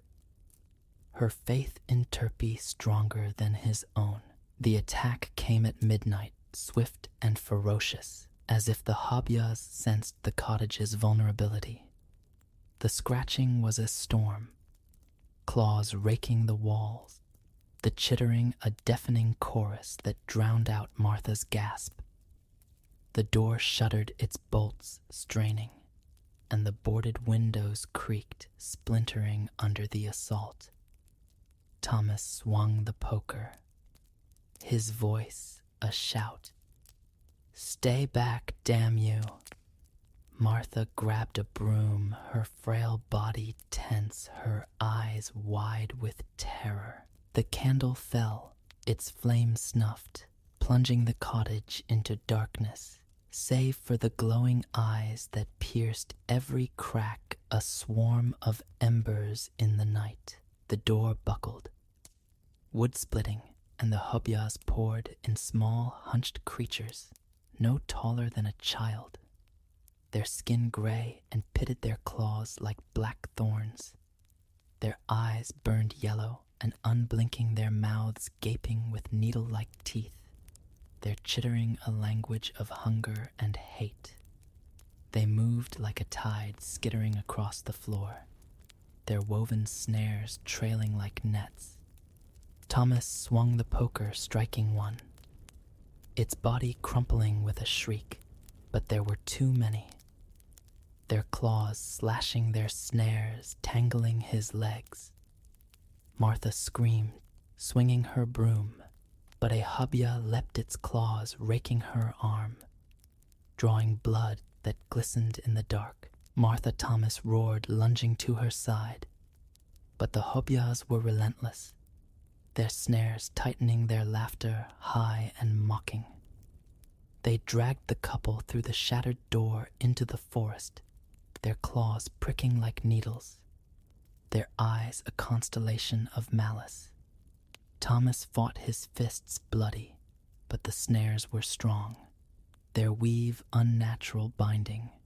His arms, his legs. Martha's cries grew faint, her strength fading, her shawl torn as the hubyas pulled them deeper into the woods, the cottage vanishing behind a curtain of trees. The hubya's lair was a twisted grove. Its trees warped their bark, carved with jagged runes that glowed faintly green. At its center, a cage of vines and thorns held other captives' bones. Mostly, but some still alive, their eyes hollow, their bodies drained. The hubyas chittered, triumphant, tossing Thomas and Martha into a new cage, its thorns biting their skin. Thomas clutched Martha, his heart pounding, his guilt a blade he'd banished. Turpie left them defenseless, and now they'd die in this cursed place. "I'm sorry," he whispered, his voice breaking, but Martha's hand found his, her touch steady despite her fear. "We're not done yet," she said, her eyes searching the dark as if willing Turpie to appear. The hubyas danced around the cage, their claws clicking, their eyes gleaming, preparing some ritual that filled the air with a sickly hum. Thomas gripped a thorn, trying to break it, but the cage held its magic, older than the forest itself. The night was endless, the grove a nightmare, and hope seemed a distant thing, lost in the hobya's laughter. Then a bark sharp piercing, cutting through the chittering like a blade. Thomas's head snapped up his breath, catching Turpy. He whispered, scarcely daring to believe. The hubyas froze their eyes, darting to the grove's edge, where a small shape moved low and fast. Little dog. Turpy burst into the clearing. His coat matted his body, scarred from his night in the woods. But his eyes burned with a fire that matched the hubya's own. He'd chewed through his rope, tracked the scent of his family through the forest. And now he was here, a terrier against a swarm. His barks a challenge that shook the grove. The hubyas shrieked, lunging for him, but Turpy was a blur, his small size a weapon. He dodged their claws, his teeth snapping, tearing into their gray flesh, his growls a storm of defiance. One hubya fell, then another, their shrieks echoing as Turpy danced through their ranks, his barks rallying Thomas and Martha. "He's here," Martha cried, her voice alive with hope, her hands pulling at the cage's thorns. Thomas joined her. His strength renewed the sight of Turpy, igniting a spark he'd thought lost. The thorns gave way, splintering under their combined effort, and they stumbled free, grabbing branches from the ground as weapons. The battle was chaos, a whirlwind of claws and teeth, barks and shrieks. Turpy led the fight, his ferocity belying his size, his bites drawing blood that hissed on the forest floor. Thomas swung his branch, crushing a hubya's skull, while Martha struck with hers, her frail body fueled by desperation. The hubyas were many, but Turpy's speed and the couple's resolve turned the tide. Their unity a force the creatures hadn't expected. The grove trembled, its runes flickering, as if the hubya's magic faltered under the onslaught. Turpy saw the chance and seized it. He darted toward a thicket at the grove's edge, a tangle of brambles and thorns, his barks taunting the hubyas to follow. The swarm chased their eyes wild, their claws slashing, but Turpy was too quick, weaving through the brambles, luring them deeper. The thicket closed around them, its thorns snagging their flesh, their snares tangling in the branches, their shrieks turned to wails. The grove shaking as the brambles tightened, crushing the hubyas in a trap of their own making. The runes dimmed, the hum faded, and the grove collapsed, its trees splintering, its magic broken. Thomas and Martha ran, their breath ragged, their hands clasped, following Turpy's barks as he led them back to the path. The forest was silent now, the hubya's eyes gone, their chittering a memory. The cottage loomed ahead, its door shattered but its hearth still home. They stumbled inside, barring the door with what wood remained, and collapsed by the fire. Turpy at their feet, his body trembling, but his tail wagging, his eyes bright with triumph. Thomas knelt, his hands cupping Turpy's face, his voice thick with tears. "You saved us, boy," he said, his guilt a weight he'd carry forever. "I'll never doubt you again." Martha wrapped her arms around them both, her shawl torn, her smile fierce. The hubyas were gone, their lair destroyed, but as the fire crackled, a faint chitter echoed in the distance, a single glowing eye flickering beyond the trees, too far to be sure. Turpy's ears twitched, his growl low, but he stayed by the hearth. His family safe, the night theirs for now. The cottage stood battered but unbowed in the pale light of dawn, its walls scarred by claw marks, its door splintered, its windows a patchwork of boards and hope. The forest loomed beyond its trees, silent, their shadows less menacing in the morning's glow. but the memory of the Habya's attack clung like damp fog. Thomas and Martha sat by the hearth, their hands clasped, their bodies bruised from the night's ordeal. Little dog. Turpy lay at their feet, his matted coat streaked with dirt and blood. His eyes half closed but vigilant, his tail thumping faintly against the floor. They had survived, rescued by Turpy's courage, freed from the Habya's twisted grove. But the victory was bittersweet. Shadowed by Thomas's guilt and the faint lingering chitter that had echoed as they fled, Thomas stared into the fire, his face lined deeper than the forest's oldest oaks, his hands trembling as he gripped a chipped mug of tea.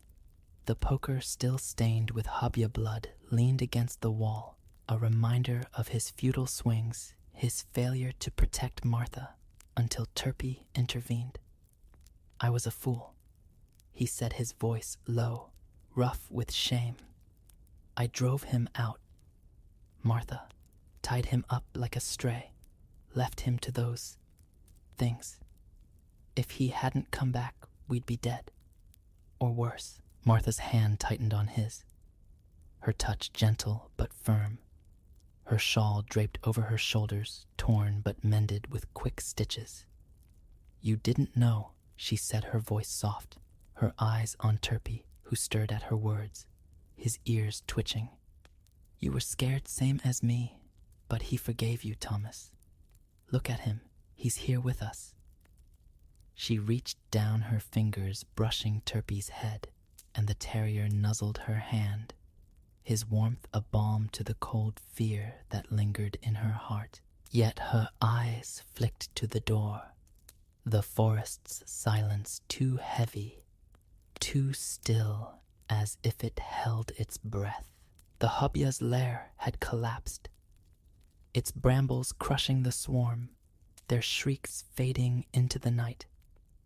But Thomas couldn't shake the image of that single glowing eye, the faint chitter that had followed them home. He'd seen it just for a moment as they stumbled back to the cottage, a flicker in the dark, a promise that the Habyas weren't gone. Only wounded, he kept it from Martha, his guilt too raw to share. But the signs were there, etched in the forest's edges. New scratches appeared on trees near the clearing, shallow but deliberate like warnings carved in bark. A snare smaller than before lay tangled in the garden, its thorns glinting in the morning light. The forest was quieter, but it watched, and Thomas felt its gaze, a weight that matched the one in his chest. Martha tended to Turpy, her hands steady as she cleaned his wounds with a damp cloth, her voice a soft murmur of thanks. "You're our brave boy," she said, dabbing at a cut on his flank, wincing as he flinched but stayed still, his trust unshaken. The dog's injuries were minor scratches, bruises, a torn ear, but each mark was a testament to his fight, his refusal to abandon them. Martha's faith in him had been vindicated, her pleas ignored but proven right, and she felt a quiet strength, a resolve to keep her family whole. Yet the forest's silence gnawed at her too. The absence of birdsong, the stillness of the trees. She didn't speak of it, not wanting to burden Thomas, but her hands lingered on Turpy, as if his warmth could ward off the dark. Thomas rose, his joints creaking, and set to work repairing the cottage. He hammered new boards over the windows, their edges reinforced with nails, his strikes fueled by a need to atone. He rebuilt the door using oak from a fallen tree, its surface rough but solid, a barrier against the night. Martha helped, her frail hands passing him tools, her presence a quiet forgiveness he didn't feel he deserved. Turpy watched from the hearth, his eyes following their movements, his growls soft when a distant rustle broke the silence. The work was a distraction, a way to rebuild not just the cottage, but the trust Thomas had broken. Yet each nail driven felt like a plea for the Hobyahs to stay gone. By dusk, the cottage was stronger. Its wounds patched its hearth warm with a fresh fire. Thomas sat by Martha, his hand on hers, his eyes on Turpie, who slept fitfully, his paws twitching as if chasing shadows in his dreams. "He's never leaving us again," Thomas said, his voice firm. A vow carved as deep as the scratches on the walls. "I'll listen to him, Martha. To you, no more foolishness." Martha nodded, her smile faint but real, her hand squeezing his. "We're a family," she said, her voice steady. "All three of us will face whatever comes." But the forest had other plans. That night, the Hobyahs didn't attack, but their presence lingered, a whisper in the dark. Thomas woke to a faint scratching, not on the cottage, but beyond in the trees, too soft to be sure. He stood by the door, poker in hand, his heart pounding, but saw nothing. Only the forest's endless black. Martha slept, her breathing uneven. Turpie at her side, his ears pricked, but silent, as if weighing the threat. The scratching faded, but Thomas didn't sleep, his eyes on the windows, his guilt a companion that wouldn't leave. The days that followed were a fragile reprieve. The village miles away heard whispers of their ordeal. Travelers passing through carrying tales of the Hobyahs of a dog who'd fought monsters. A peddler came, his cart creaking, and offered iron charms said to ward off forest spirits. Thomas bought them, his coins few, but his fear great, and hung them on the cottage, their clinking a small comfort. Martha learned chants from the peddler, old words meant to keep evil at bay, and sang them softly as she worked her voice, a thread of light in the gloom. Turpie healed his strength, returning his barks sharper. His patrols around the clearing, a daily ritual that eased Martha's heart. Yet the signs persisted, subtle but undeniable. A tree near the garden fell, its trunk clawed as if by a storm of knives. The snares reappeared, smaller, hidden in the grass, their thorns sharper, their weave tighter. At dusk, a chittering echoed, faint and distant, gone when Thomas listened closely.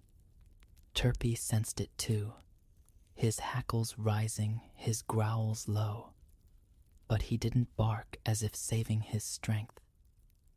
Thomas watched him, his guilt sharpening into resolve. "You're our eyes, boy," he said, scratching Turpie's ears.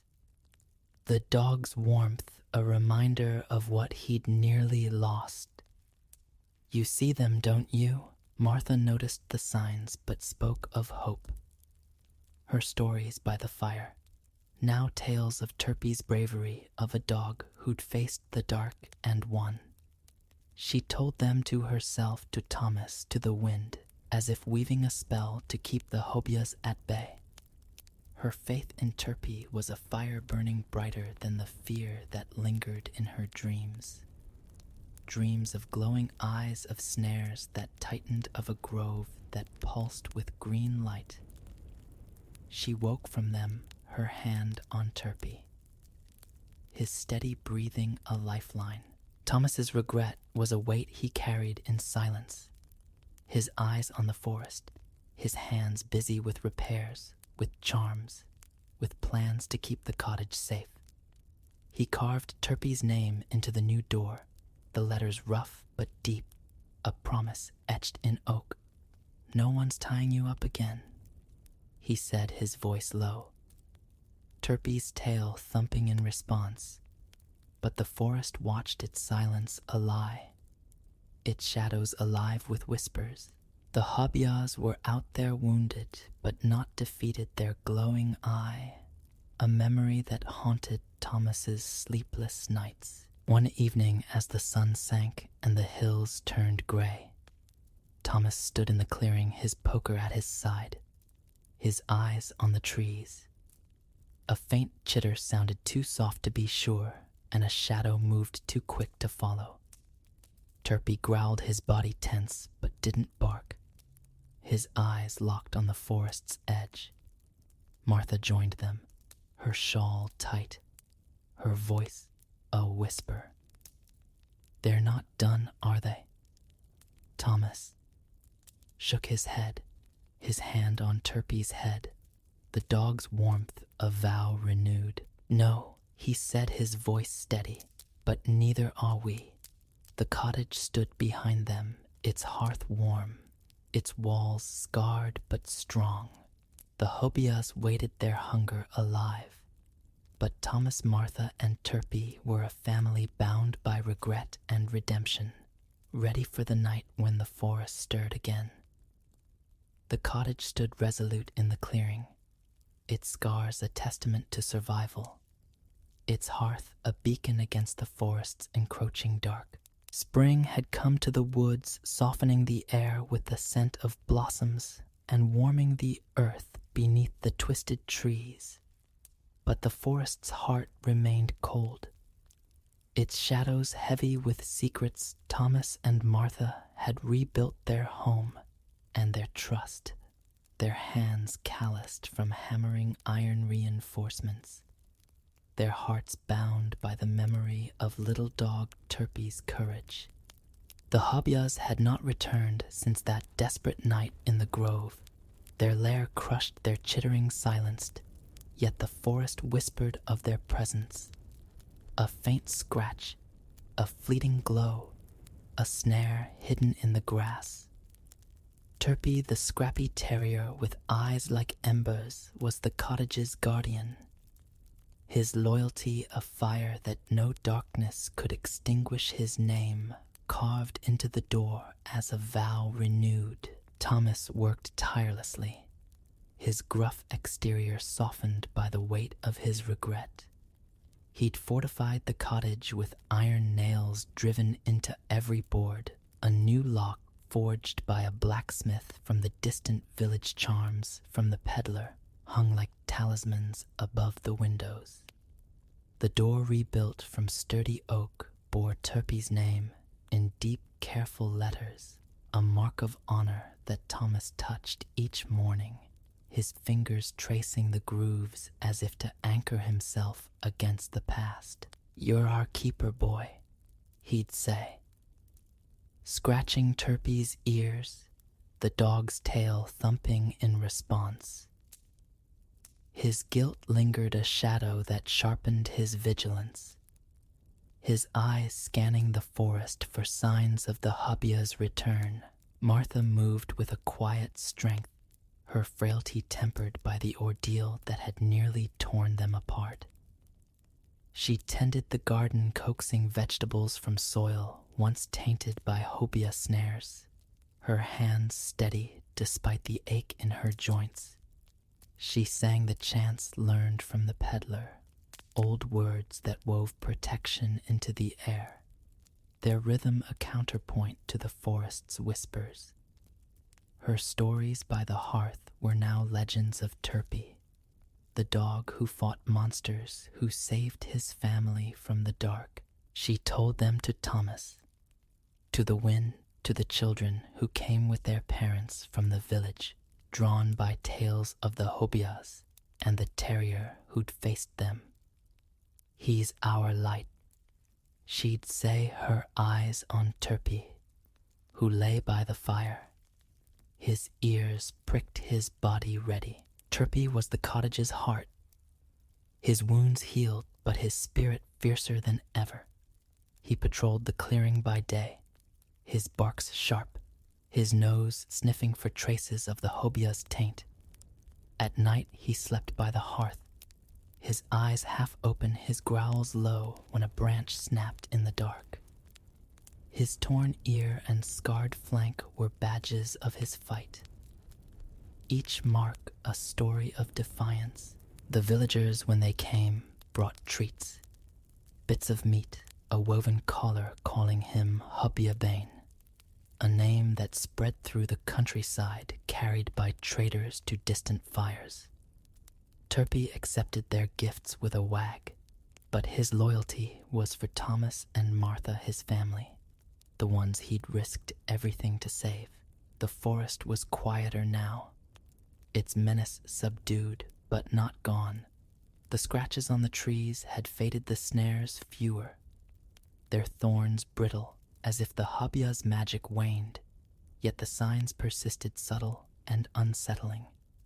A shadow that moved against the wind, a chitter too faint to pinpoint a glow. Glimpsed at dusk and gone by dawn, Thomas found a claw, small and black, buried in the garden's soil. Its surface cold, its edge sharp enough to draw blood. He burned it. The smoke acrid and told Martha nothing, his fear a burden he carried alone. Martha sensed the forest's watchfulness, her chance growing longer, her hands lingering on Turpie as if to draw strength from his warmth.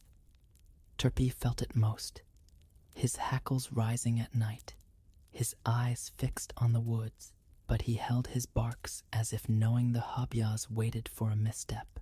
The village miles away became a lifeline.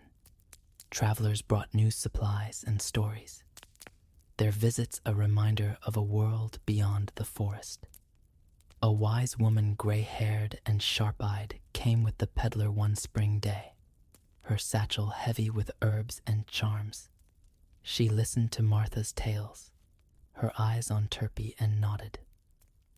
"The Hobias are old," she said, her voice low, her hands tracing a spiral in the air. "Older than these woods tied to the earth's dark veins. You broke their heart, but they don't die easy. They'll watch, wait, test you. Your dog, he's their bane, but he's marked same as you." She left a pouch of salt to be sprinkled at the clearing's edge and a warning. "Keep him close. The forest never forgets." Thomas took her words to heart, his vigilance a ritual. He sprinkled the salt, its grains glinting in the sun, and checked the charms daily, their iron warm under his touch. He walked the clearing with Turpie, his poker, a staff, his eyes on the trees, searching for eyes that no longer glowed. Martha wove the wise woman's herbs into the garden, their scent sharp, their roots deep, a ward against the dark. Turpie led the way, his nose low, his growls a warning when a shadow lingered too long. The family was a unit, their bond forged in fear and redemption, their cottage a fortress of will. Months passed, the seasons turning, the forest's menace fading to a whisper. The villagers came more often, their children playing in the clearing, their laughter a sound that pushed back the trees. Martha told Turpie's story, her voice strong, her hands gesturing as the children listened wide-eyed. "He's our hero," she'd say, and Turpie would wag his torn ear, twitching his eyes soft but watchful. Thomas carved a small figure of Turpie from oak, setting it by the hearth. Its lines simple but true, a tribute to the dog who'd changed them. The cottage thrived, its garden green, its walls unscarred, its hearth warm with love. Yet the Hobias lingered a shadow at the story's edge. Thomas saw it in the forest's silence, the way the wind held its breath. Martha felt it in her dreams, faint chittering that woke her, her hand on Turpie, his warmth a shield. Turpie knew it best, his patrols longer, his eyes sharper, his growls a quiet vow. The wise woman's words echoed, "They'll watch, wait, test you." The family was ready, their unity, a strength the Hubyas hadn't broken, but the forest was patient, its dark veins deep. One night, as summer waned and the air grew crisp, Thomas sat by the hearth, his hand on Martha's turpie at their feet. The cottage was quiet, its charms glinting its salt. A white ring around the clearing, a sound broke the silence. A faint chitter distant, almost lost in the wind. Turpie's head lifted, his hackles rising, his eyes fixed on the door. Thomas tensed his hand, reaching for the poker. But Turpie didn't bark, his growl low, his body steady. Martha's eyes met Thomas's, her voice a whisper. "They're out there, aren't they?" Thomas nodded, his jaw tight, but his fear was tempered by resolve. "Let them come," he said, his hand on Turpie's head, the dog's warmth a fire in his chest. "We've got him, we've got us." Turpie's tail thumped, his eyes gleaming, his silence a strategy, not surrender. The chitter faded, the forest still, but the night held its breath. The Hubyas' glow, a memory that waited beyond the trees. The family stayed awake, their hands clasped, their eyes on the door. The cottage was their haven, its walls strong, its hearth alive. Turpie was their keeper, his loyalty a legend that would outlive them, carried by the children who'd heard Martha's tales, by the villagers who called him Hobya Bane. The Hobyas were out there, their hunger eternal. But Thomas, Martha, and Turpie were a family forged in the dark, ready for whatever stirred in the forest's heart. The fire crackled the night deep, the cottage alight in the woods. Turpie lay by the hearth, his eyes half closed. His ears pricked, his spirit a vow that no Hobya could break. The forest watched, its shadows alive, but the family stood firm, their story, a tale for the ages, whispered by firesides, long after the Hobya's chitter faded to myth. Story: The Knucker of Lyminster. The village of Lyminster lay nestled in the soft folds of Sussex, where the hills rolled like the gentle breaths of a sleeping giant, and ancient oaks stood as silent sentinels. It was a place of timeless beauty, where dew clung to the grass at dawn, and the air carried the faint tang of salt from the distant sea. But beauty in Lyminster was a fragile thing, overshadowed by a terror that coiled in the heart of the village, the Knucker Hole, a pool so deep it seemed to swallow light itself. It crouched at the edge of the meadows, its surface still as glass, its depths a secret no man dared plumb. For within that pool dwelt the Knucker, a water dragon of legend, its scales gleaming like wet slate, its eyes burning like marsh fire. And it was hungry. The Knucker had haunted Lyminster for generations, a shadow woven into the village's bones. Old tales spoke of its origins, born from the primal magic of the land, a guardian turned predator bound to the waters, yet ravenous for the world above. It emerged at dusk when the sky bled orange and the mists rose thick, its serpentine body gliding soundlessly from the pool. Livestock vanished first, sheep torn apart, their blood staining the grass. Cows dragged into the depths, their lowing cut short, but the Knucker's appetite grew bolder. A child, a wanderer, a lone farmer, none were safe if they strayed too near the hole after dark. The village learned to huddle behind locked doors, to whisper prayers to gods, long forgotten, to offer sacrifices of grain and wine that never appeased the griffin soaring through the sky. The Knucker was no mere beast.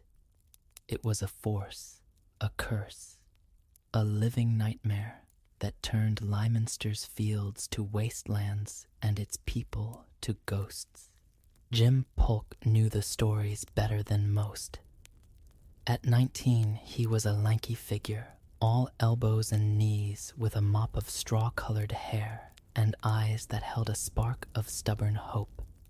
Born to a family of farmhands, he'd grown up in the shadow of poverty, his clothes patched and his boots worn thin. The other villagers saw him as little more than a dreamer, a boy who spun tales of heroism while mucking stables or hauling grain. Jim the Fool, they called him, laughing when he spoke of slaying the Knucker or winning glory beyond Lyminster's borders. But Jim didn't care. He carried a fire in his chest, a belief that he was meant for more, that one day he'd prove them wrong. His only friend was Tom, a shepherd boy with a gap-toothed grin and a knack for finding trouble. Together, they roamed the hills, tossing stones into streams and imagining themselves as knights of old. Their laughter a fleeting defiance of the village's gloom. That laughter died on a night of heavy fog when the Knucker came. It was a Tuesday, the kind of evening where the air clung damp to the skin and the world seemed hushed as if holding its breath. Jim and Tom had lingered too long in the meadows, chasing a stray lamb that had wandered too close to the Knucker hole. The sun had dipped below the horizon, painting the sky in hues of bruise purple, and the mists were rising, curling like ghostly fingers from the earth. Jim felt the unease, first a prickle at the back of his neck, a sense that the silence was wrong. "We should go," he said, his voice low, his eyes scanning the shadows. Tom, ever fearless, waved him off, darting toward the pool's edge to grab the lamb. "It's fine, Jim. The Knucker's just a story for babes." The words choked off. A ripple broke the surface of the Knucker hole, slow and deliberate, like a blade slicing silk. Jim froze, his heart slamming against his ribs. The water churned, and then it came, a coil of glistening scales thick as an oak trunk rising from the depths. The Knucker's head followed, massive and sleek, its jaws lined with teeth like daggers, its eyes glowing with a sickly yellow light. It moved with unnatural grace, silent despite its size, its gaze locking onto Tom. The boy stumbled back, the lamb forgotten, his face pale as bone. "Jim," he screamed, but the Knucker was faster. It lunged, a blur of muscle and malice, its jaws snapping shut with a wet crunch. Tom's cry was brief, swallowed by the mist, and then there was only silence. Jim ran. He didn't remember deciding to, didn't remember the branches tearing at his skin or the ground slipping beneath his feet. He ran until his lungs burned and his legs gave out, collapsing in the village square, sobbing and shaking. The villagers found him there, their faces grim, their questions sharp. "What happened, boy?" demanded Old Man Cobb, his voice rough as gravel. Jim could barely speak, the words tumbling out in gasps. "Tom the Knucker, the blood." The crowd murmured, some crossing themselves, others turning away. Foolish lads muttered. Widow Green, her eyes hard, knew better than to go near the hole. No one comforted Jim. No one offered hope. Tom was gone, and the Knucker had left its mark, a single claw slashed deep and jagged, carved into the cobblestones of the square. A warning. A promise. The days that followed were a blur of grief and fear. Tom's family wept, their wails echoing through Lyminster's narrow lanes. The village council met in the old church, their voices low, their solutions feeble, more offerings, more prayers. A fence around the hole that everyone knew would do nothing. Jim stayed silent, his mind replaying that night, the knucker's eyes burning into his dreams. He felt hollow, as if part of him had died with Tom. Yet something else was stirring, a spark of anger, of resolve. He couldn't let it happen again. He wouldn't. The knucker had taken too much, and Jim Polk, fool or not, would see it dead. His decision came on a morning when the sky was heavy with clouds, the air thick with the promise of rain. Jim stood in the square staring at the claw mark, his hands clenched into fists. The village bustled around him, carts creaking, children scurrying, women haggling over turnips. But it all felt distant, like a play he no longer belonged to. He thought of Tom's grin, of the stories they'd shared, of the hero he'd sworn to become. "I'll do it." He whispered the words, barely audible. "I'll kill the knucker." The vow settled in his chest, heavy and unyielding, like a stone dropped into deep water. But vows were easy. Action was not. Jim knew he was no warrior. He had no sword, no armor, no training beyond the chores of a farmhand. The knucker was a monster, a thing of myth, and he was just a boy with a stubborn heart. Doubt gnawed at him, whispering that he'd fail, that he'd die like Tom, that the village was right to call him a fool. Yet he couldn't turn back. Not now. Not when Tom's blood stained his memory. Not when the knucker's shadow choked the life from Leominster. He needed help. A plan, something to tip the scales. The villagers offered nothing. When Jim spoke of his plan, they scoffed or turned away. "You'll get yourself killed," Lad said, Cobb spitting into the dirt, "and who'll muck the stables?" Then others were kinder, but no more helpful, their eyes pitying their words. "Empty, leave it be." Jim urged Widow Green, her voice soft but firm. "The knucker's always been and always will be." Even the council, with their grim faces and muttered prayers, dismissed him. "We'll find a way," they said, but their eyes told the truth. They'd given up long ago. Jim's thoughts turned to the edges of Leominster, to the whispers that lingered there. Old Meg, the crone who lived beyond the meadows, was a name spoken in hushed tones. Some called her a healer, others a witch, but all agreed she knew things. Secrets of the land, of the old magic that pulsed beneath Sussex's hills. Her hut, half swallowed by ivy and shadow, was a place no one visited willingly. Yet Jim had nowhere else to turn. If anyone could help him face the knucker, it was her. He set out at dawn, the village still asleep, the air cool and sharp. The path to Meg's hut wound through brambles and boggy patches, the ground sucking at his boots. The knucker hole lay to his left, a silent menace, its waters glinting like a predator's eye. Jim quickened his pace, his heart thudding, half expecting the knucker to rise and end his quest before it began. But the pool stayed still, and soon he reached the hut, a crooked thing of wattle and daub, its roof sagging, its door marked with strange carvings, symbols of eyes and spirals of beasts and stars etched deep into the wood. Jim swallowed his courage, wavering, then knocked. The door creaked open, and old Meg stood there, her eyes sharp as flint, her face lined like ancient parchment. "What's a fool like you doin' at my door, Jim Polk?" she asked, her voice low and rough like leaves scraping stone.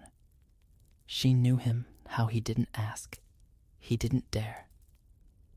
But her gaze held no mockery, only a weight that made him feel small, exposed as if she saw the vow burning in his chest. "I need your help." Jim said the words spilling out, the knucker. "I'm going to kill it for Tom, for Lyminster.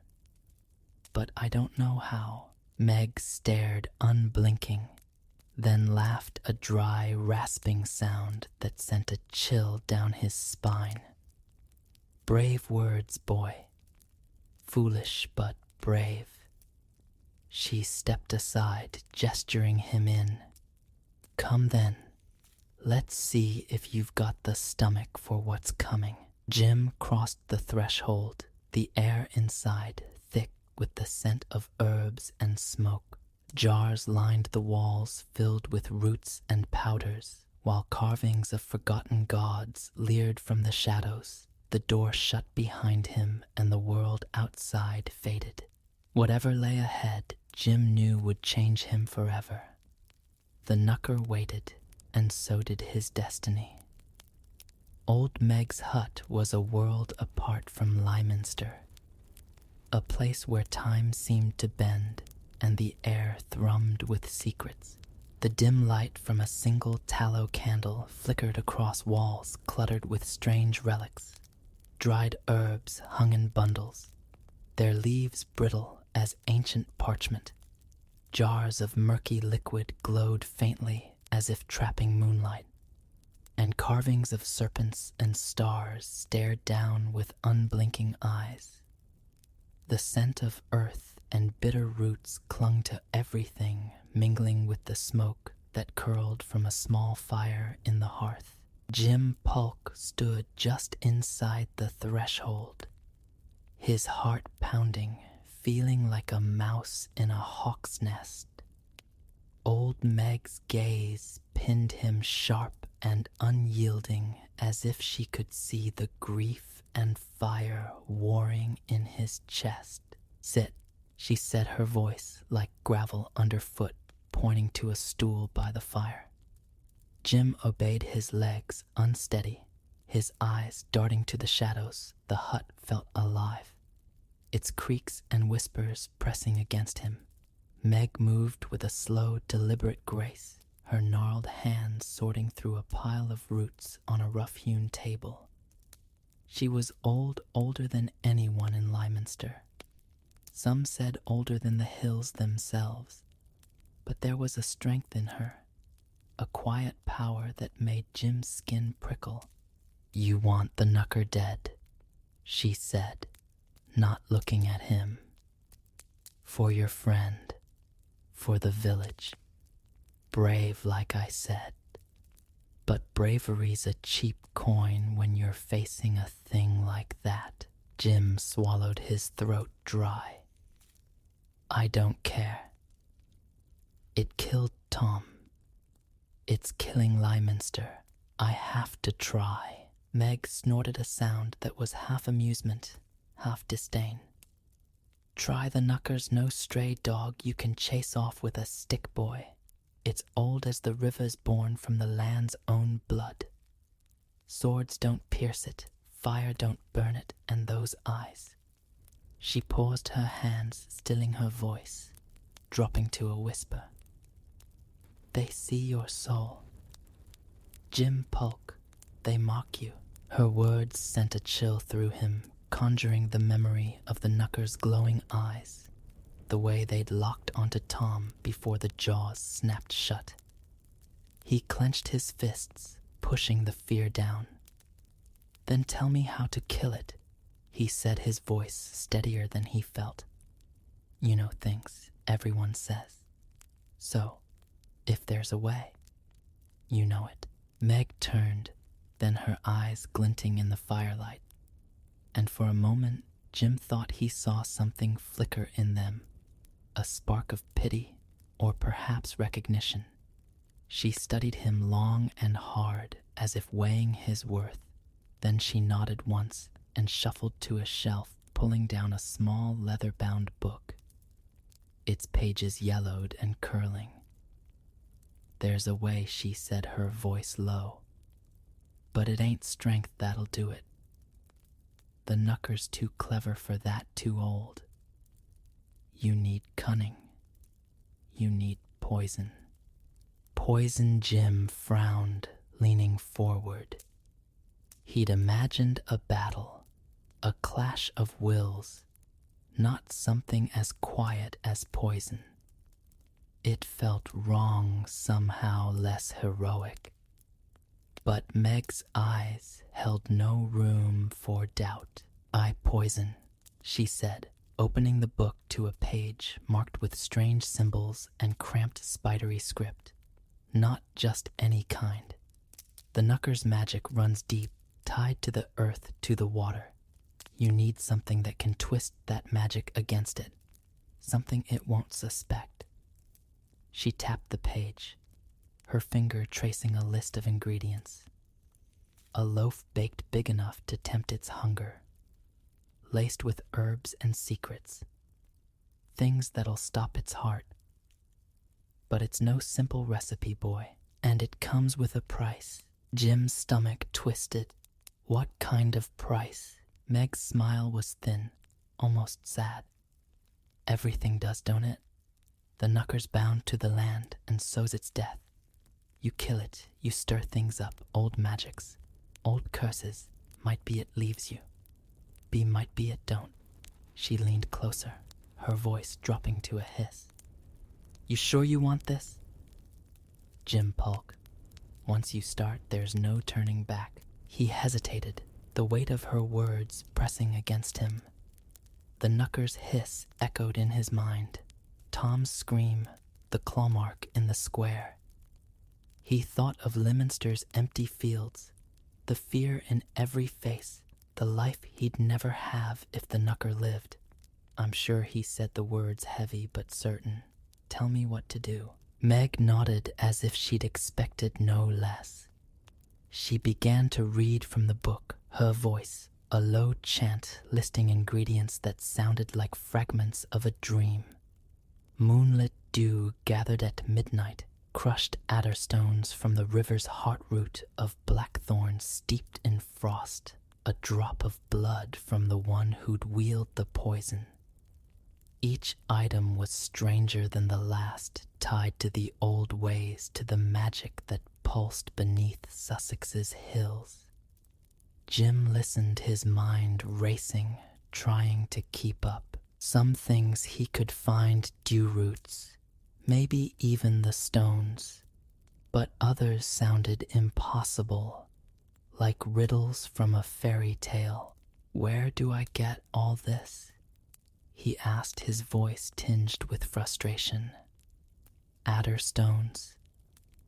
Blood's easy enough, but the rest, Leominster's no place for magic. Meg chuckled, a dry, rasping sound. Magic's everywhere, boy, if you know where to look. The dew's in the meadows, but you'll need to be quick and quiet. The stones are in the Aran, but the river don't give 'em up easy.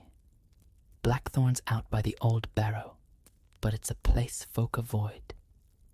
As for the blood, she paused, her eyes narrowing. That's yours, and it's more than a drop. It binds the poison too. You makes it yours. The knucker'll smell it, know it's a gift from a man with a grudge. Jim nodded, though his gut churned. The idea of using his own blood felt wrong, like stepping into a trap he couldn't see. But he had no choice. And the bacon. A loaf big enough for that thing. It'll take days. And I've got no oven, no flour. Flour you'll get from the miller. Meg said, waving a hand. He owes me a favor. The oven's in the village, the big one by the church. But you'll need to convince them to let you use it, and they won't like it. Folk don't take kindly to meddling with the knucker. She closed the book with a snap, her eyes locking onto his. This ain't just about gathering and baking, Jim. It's about facing what's out there and what's in you. You falter, you doubt, and the knucker'll have you before the loaf's even baked. Her words hung in the air, heavy as the smoke. Jim felt the weight of the task settling on him, the impossibility of it. He was no hero, no wizard, just a farmhand with a vow and a dead friend. But he thought of Tom, of the village's fear of the knucker's eyes.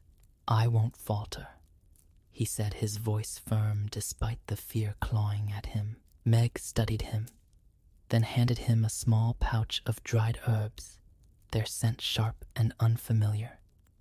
"Start with these. Mix 'em into the dough when the time comes. I'll get you the rest, but you'll need to earn 'em. Bring me the dew by tomorrow night and we'll talk more." She turned away, dismissing him, her hands already busy with another task. Jim left the hut, the pouch clutched tight, the morning light harsh after the dimness inside. The knucker hole lay quiet as he passed its surface unbroken, but he felt its presence like a weight on his shoulders. The village was waking now, carts rumbling, voices calling, but it felt distant, as if he'd crossed a line he couldn't uncross. He spent the day working, hauling water, mending fences, but his mind was elsewhere, turning over Meg's words, the recipe, the price she'd hinted at. By dusk he was exhausted, his body aching, but he couldn't rest. The moon was rising full and bright, and the dew waited. He slipped out of the village at midnight, a clay jar in hand, his boots silent on the grass. The meadows were silver under the moonlight, the air cool and still. He moved carefully, avoiding the paths near the knucker hole, his ears straining for any sound, a ripple, a hiss. The dew was heavier than he'd expected, clinging to the blades of grass like tiny jewels. He knelt, scooping it into the jar, his hands trembling. Every shadow seemed to move, every rustle a threat. Once he thought he heard a low guttural sound like a growl from the earth itself, and he froze, his breath caught in his throat. But nothing came, and he filled the jar, sealing it tight. The next night he returned to Meg, the jar in hand. She took it without a word, sniffing the contents, then nodded. "Good," she said, handing him a small, smooth stone, its surface pitted with holes. An adder stone, she called it, pulled from the river's depths. "One down," she said, her eyes glinting, "but the blackthorn's next, and it won't be so easy. The barrow's a place of old ghosts. Jim, you'll need more than courage there." The days that followed were a blur of tasks. Each stranger than the last, Jim ventured to the old barrow, a mound of earth said to house the bones of ancient kings. The blackthorn grew there, its branches sharp and twisted, and he cut a root under Meg's instructions, his hands bleeding from the thorns. The villagers noticed his absences. His weary eyes and whispers spread. "Jim's gone mad," they said, shaking their heads, meddling with witches and monsters. Even the miller, when Jim asked for flour, grumbled, but handed over a sack, muttering about debts to Meg. Each step brought Jim closer to the loaf, to the knucker, but also deeper into a world he didn't understand. Meg's warnings echoed in his mind, the price, the curse, the knucker's eyes. He dreamed of Tom, of blood in the water, of scales growing on his own skin. Yet he pressed on, driven by the vow he'd made, by the spark of hope that refused to die. The knucker was out there waiting, and Jim Polk would face it whatever the cost. Jim Polk's hands trembled as he kneaded the dough, the air in Leominster's communal oven thick with the scent of yeast and the sharp, bitter tang of old Meg's herbs. The village oven, a hulking stone structure beside the church, glowed with embers, casting flickering shadows across the walls. It was the third day of baking, and the loaf, massive, round, and heavy as a millstone, lay before him, its surface glistening with a deceptive sheen. The recipe had been a grueling ordeal. Moonlit dew-adder stones ground to powder, blackthorn root steeped in frost, and a vial of Jim's own blood drawn with a blade under Meg's watchful eye. Each ingredient had cost him sleepless nights, bleeding hands, and a growing sense of unease that clung like damp fog. But the loaf was nearly done, its crust hardening its poison, hidden within a sweetness designed to lure the knucker. Tonight, Jim would face the beast. The village had watched his work with a mix of suspicion and grudging curiosity. The council, led by Old Man Cobb, had reluctantly allowed him use of the oven, swayed by the miller's insistence that Meg's favor carried weight. But they didn't trust him. Fool's errand. Cobb muttered, spitting into the dirt. "You'll bring the knucker's wrath on us all." Others were less harsh, but no more hopeful. Widow Green pressed a loaf of her own bread into Jim's hands, her eyes soft with pity. "Don't die, lad," she whispered, as if death were already certain. The children, though, were different. They trailed him, whispering of heroes and dragons, their eyes wide with awe. Jim tried to ignore them, but their faith stirred something in him, a flicker of the boy who'd once dreamed of glory with Tom. The name was a wound raw and aching. Jim saw his friend's face in every shadow, heard his scream in the wind. The knucker had taken him, and now Jim would take it. The vow burned in his chest, steadying his hands as he shaped the loaf's final edges. Meg had come once, slipping into the oven room like a wraith, her eyes scanning the dough. "It's right," she'd said, her voice low. "But mind the beast, boy. It's cleverer than you know." She'd left him with a warning. The knucker's hunger would draw it, but its eyes would seek him. "Don't let it see your fear," she'd hissed, then vanished into the dusk. Now, as the sun sank below the hills, painting the sky in streaks of crimson and bruised purple, Jim prepared to move the loaf. It was heavier than he'd expected, requiring a cart borrowed from the miller and ropes to secure it. The village square was empty. Doors, barred windows, shuttered. Leominster knew what he planned, and no one wanted to be near the knucker hole. When night fell, Jim worked alone, his breath shallow, his muscles straining as he dragged the cart through the meadows. The air was cool, heavy with the promise of rain, and the mists were rising, curling like ghostly tendrils from the earth. The hole lay ahead, a dark mirror in the fading light, its surface still as death. Jim's heart thudded as he neared the pool, the cart's wheels creaking in the silence. He stopped a dozen paces from the water's edge, close enough to tempt the knucker, but far enough he hoped to give him a chance to run. The loaf gleamed in the twilight, its crust golden, its scent sweet and inviting. He untied the ropes, rolling the loaf onto the grass, its weight sinking into the soft earth.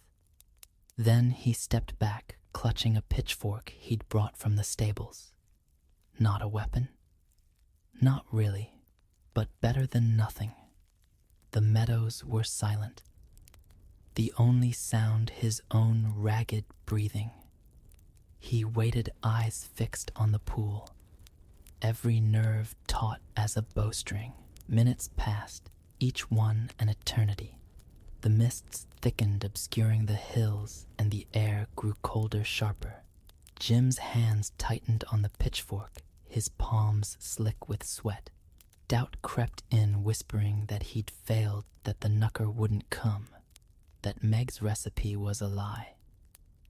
Or worse, that it would come, and he'd be no match for it. He thought of Tom, of the claw mark in the square, of Meg's warning about the beast's eyes.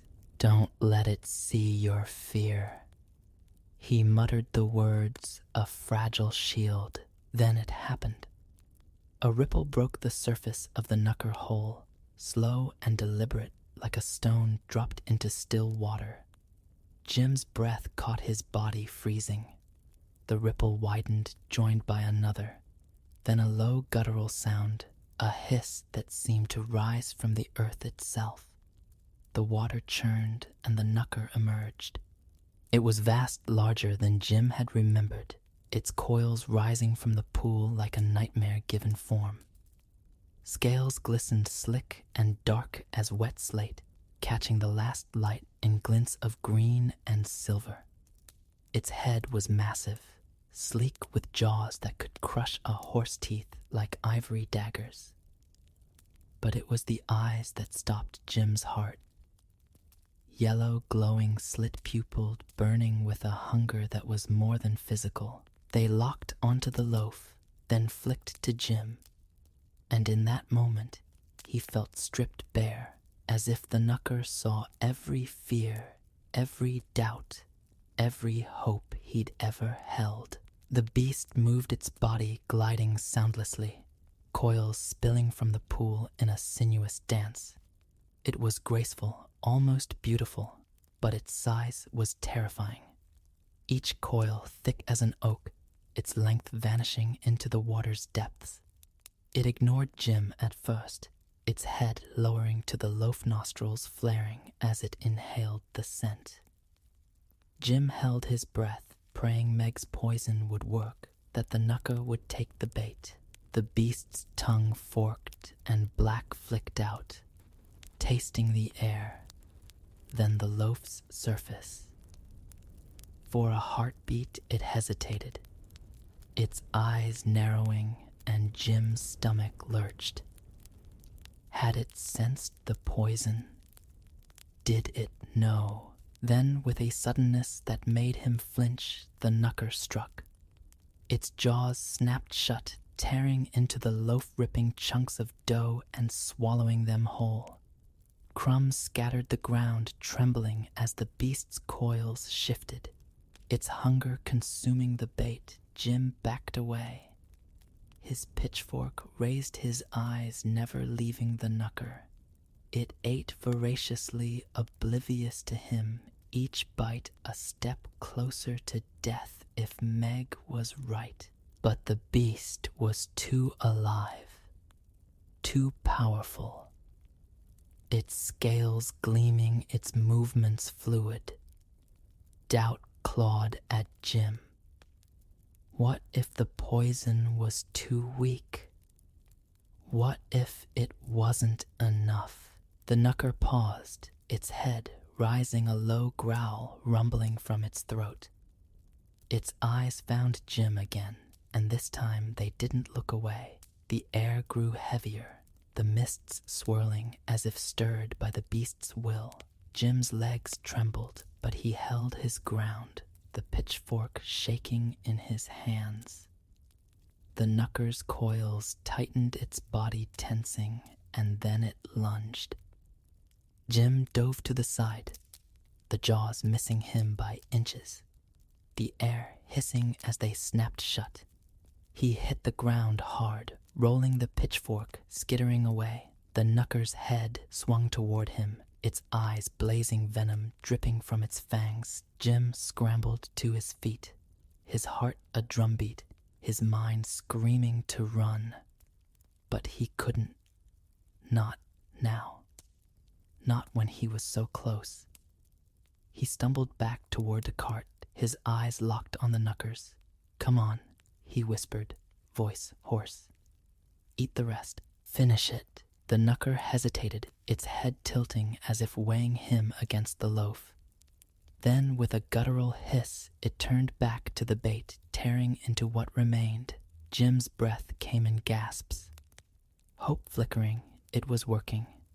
It had to be. The beast swallowed the last of the loaf, its coils rippling, its eyes dimming for a fraction of a second.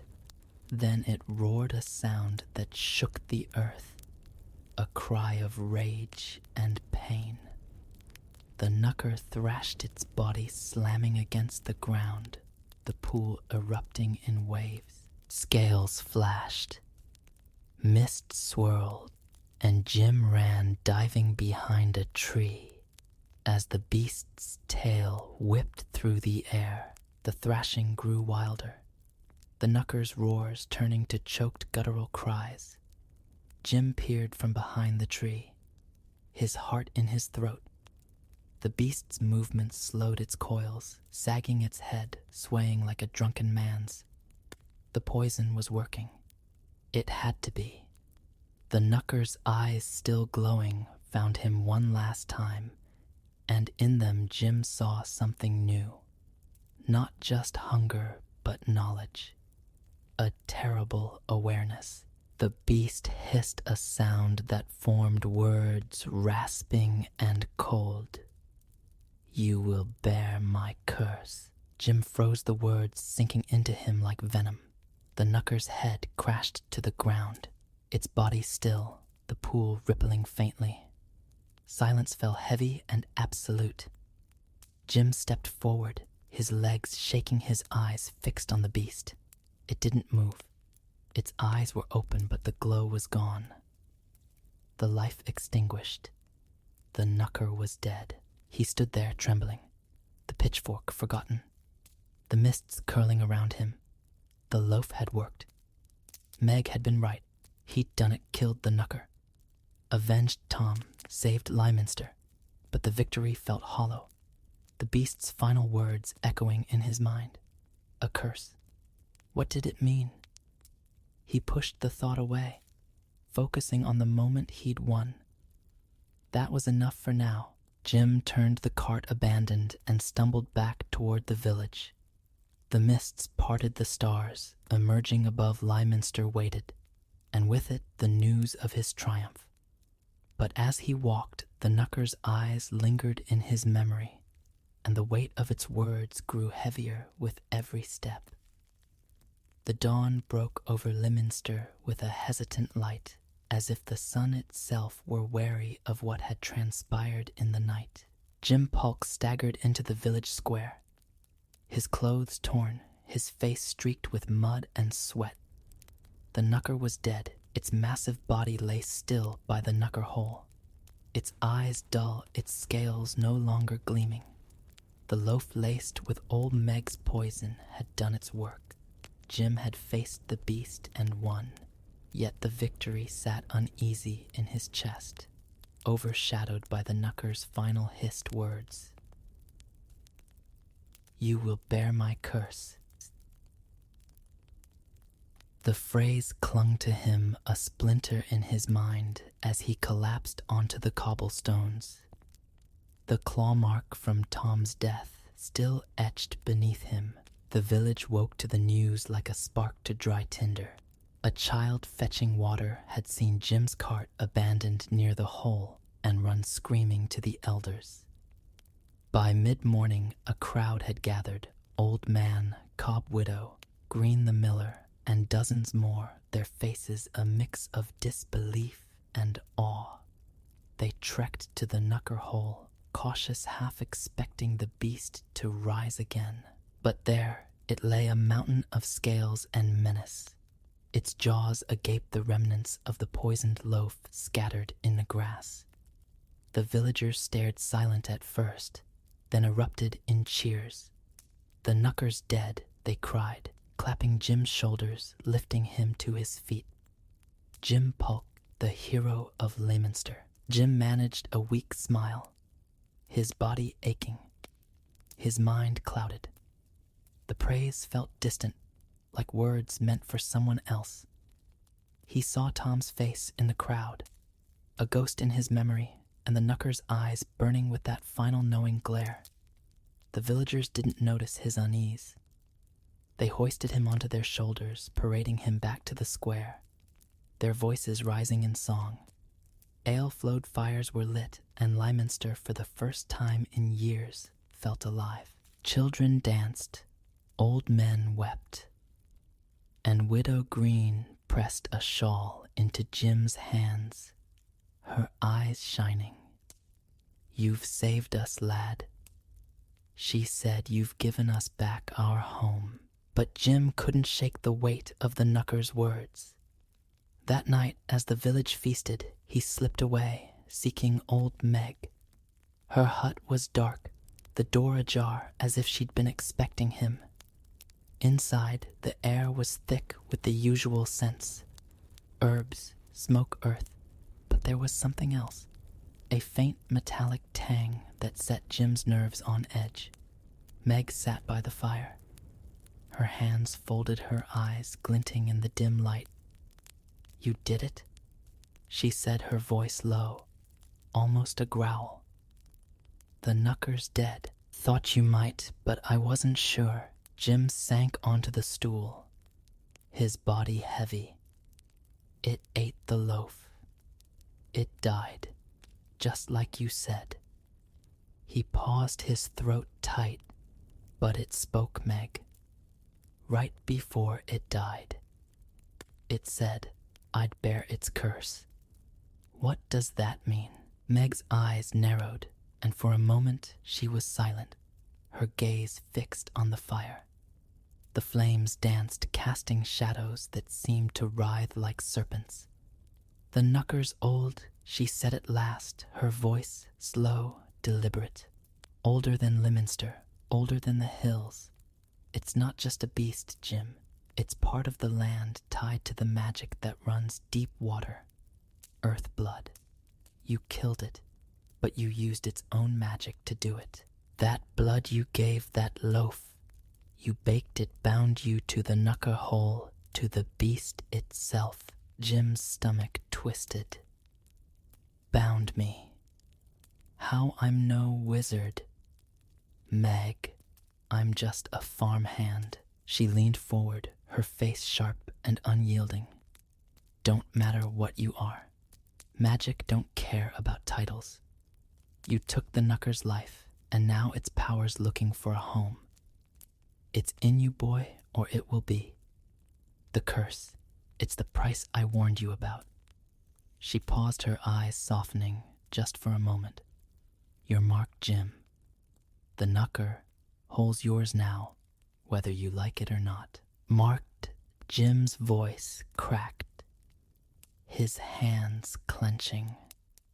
"What does that mean? Am I going to die? Turn into it?"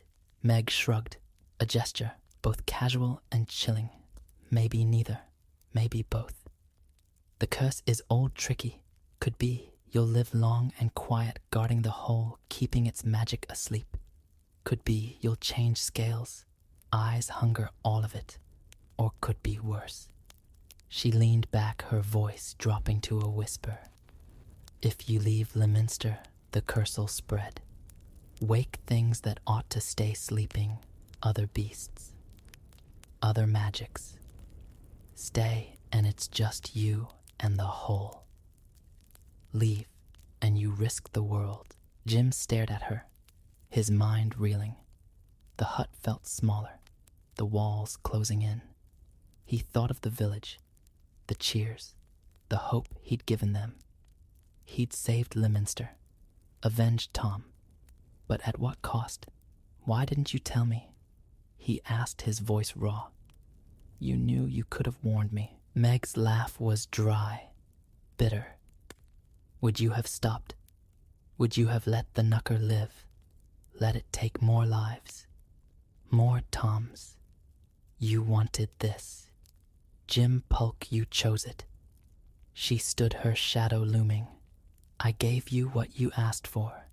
The rest is yours to carry." Jim left the hut in a daze, the night air cold against his skin. The village was still celebrating fires, burning laughter echoing, but it felt like a different world.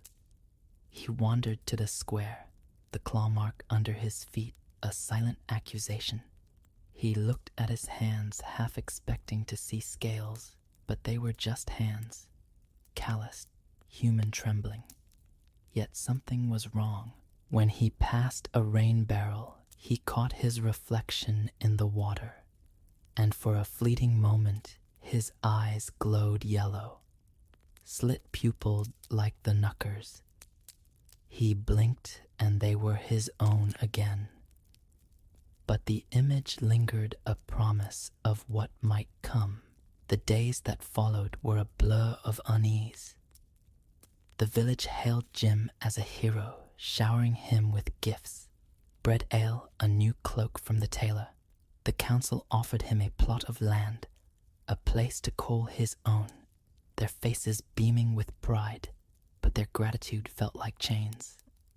They wanted him to stay to be their protector, their symbol of triumph.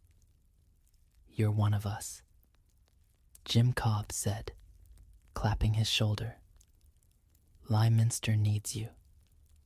Jim nodded, smiled, but inside he was screaming, "Stay!" And he'd face the curse's slow creep. Leave, and he'd risk unleashing something worse. Meg's words haunted him, her absence. She'd vanished after that night, her hut empty, only deepening his isolation. Strange things began to happen. At night, Jim heard whispers in the wind, low and guttural like the knuckers' hiss. Shadows moved at the edge of his vision, vanishing when he turned. Once while fetching water, he felt a pull toward the knucker hole, as if the pool were calling him. Its surface rippling without a breeze. He avoided it sticking to the village, but the pull grew stronger, a tide he couldn't resist. His dreams were worse visions of scales spreading across his skin, of diving into the hole and never surfacing, of eyes that weren't his own. He woke gasping, his heart racing, the line between himself and the knucker blurring. The villagers noticed nothing, or chose not to. They rebuilt their lives, planting crops, tending livestock, their fear of the hole fading. But Jim saw the truth. The knucker was gone, but its shadow remained, and he was its keeper. He tried to talk to Widow Green, the only one who'd shown him kindness, but even she didn't understand. "You're tired, lad," she said, patting his hand. "Rest. You've earned it." Her words were gentle, but they cut deep.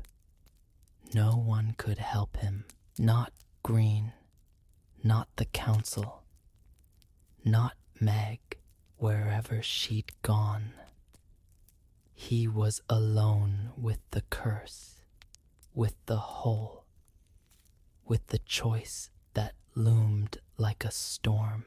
One evening, as the sun dipped low, Jim stood at the edge of the meadows, staring at the knucker hole.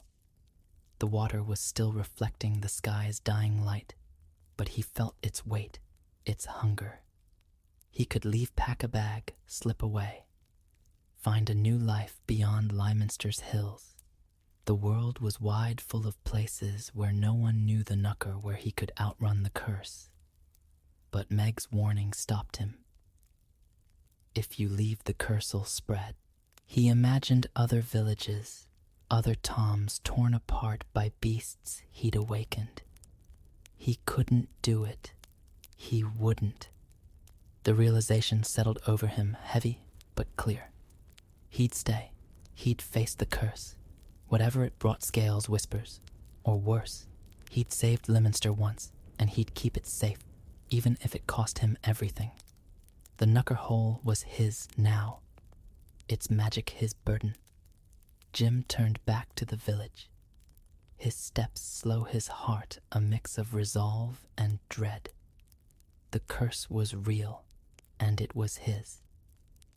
But so was the vow he'd made, the spark that had carried him this far. He'd bear it all for Tom, for Leominster, for the boy he'd been. Jim Polk stood at the threshold of old Meg's hut, the weight of his choice settling into his bones. Like frost into earth, Leominster buzzed behind him, its fires still burning from the celebrations its people drunk on the Knucker's death and the hope Jim had given them. But hope was a fleeting thing, and Jim knew the truth. The Knucker's curse was his, now a shadow that would never lift. Meg was gone, her hut empty, her herbs and carvings untouched as if she'd dissolved into the night. The villagers whispered that she'd fled or died or been a spirit all along, but Jim felt her absence like a wound. She'd guided him, warned him, and now he was alone, bound to the Knucker hole and the magic that pulsed within it. He moved into the hut the next day, claiming it as his own. The village didn't question it. They saw it as fitting their hero taking the witch's place, a new guardian for a new age. The hut was cramped and strange, its air thick with the ghosts of Meg's secrets, but it was a refuge from the village's prying eyes. Jim cleaned it slowly, stacking herbs, dusting carvings, each task a way to anchor himself against the curse's pull. His hands shook as he worked, his reflection in a cracked mirror, showing eyes that flickered now and then with a yellow glow.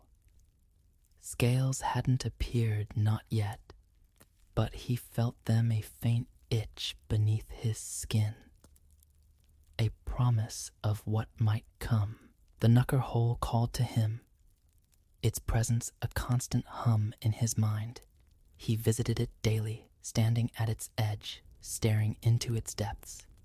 The water was still, but it held a weight, a watchfulness, as if the Knucker's spirit lingered.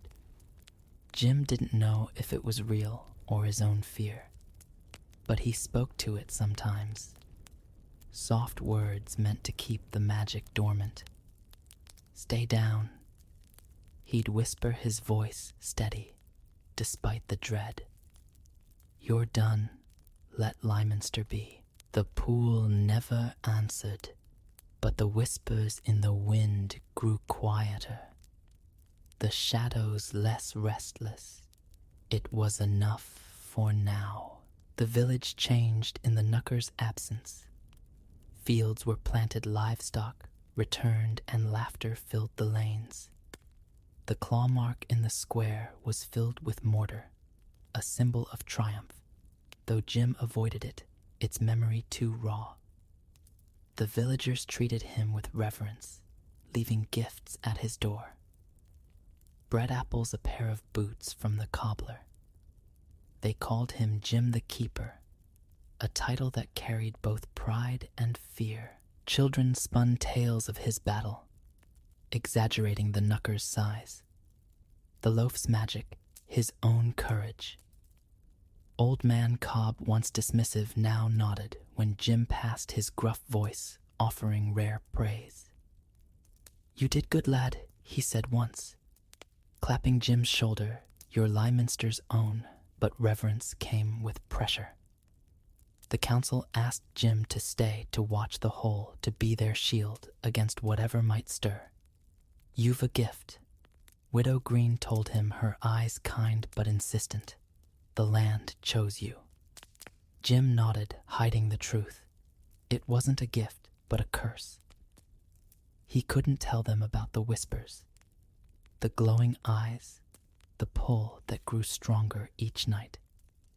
They needed him to be a hero, not a man unraveling under a monster's shadow. So he stayed tending the hole, guarding the village, his life narrowing to the hut, the pool, and the weight of his vow. The curse crept slowly, At first it was small things, a chill in his bones that no fire could warm, a hunger for raw meat that turned his stomach. Then came the dreams, vivid and relentless, diving into the knucker hole, his body sleek and scaled, his eyes burning with hunger. He'd wake, gasping, clawing at his skin, finding only flesh but feeling the knucker within. One morning, he noticed a patch of skin on his arm, rough and faintly green like a fish's scales. It faded by noon, but the message was clear. The curse was real, and it was patient. Jim fought it, clinging to his humanity. He worked the fields with the villagers, shared their ale, laughed at their stories. He helped rebuild a barn, taught a child to whittle, sat with Widow Green as she spun wool. These moments grounded him, reminders of why he stayed. But the hole was always there, its call growing louder, its water reflecting eyes that weren't always his. He began to carve like Meg, etching symbols into the hut's walls. Spirals, stars, serpents, hoping they'd hold the magic at bay. They helped, or seemed to. But the curse was a tide, and Jim was only a man. Months passed, then a year. Leominster thrived, its scars healing its people, bold enough to graze sheep near the hole. Jim's legend grew whispered beyond the village, carried by traders to distant towns. Jim the Keeper, they said, the boy who slew the knucker. Some came to see him, curious travelers offering coin for stories, but Jim turned them away. He had no tales to sell, only a truth too heavy to share. The villagers protected him, shooing strangers off their loyalty, a quiet comfort. Yet the curse tightened its grip. The scales returned, lingering longer, spreading across his hands, his neck. His eyes glowed more often, startling a child who'd crept too close to the hut.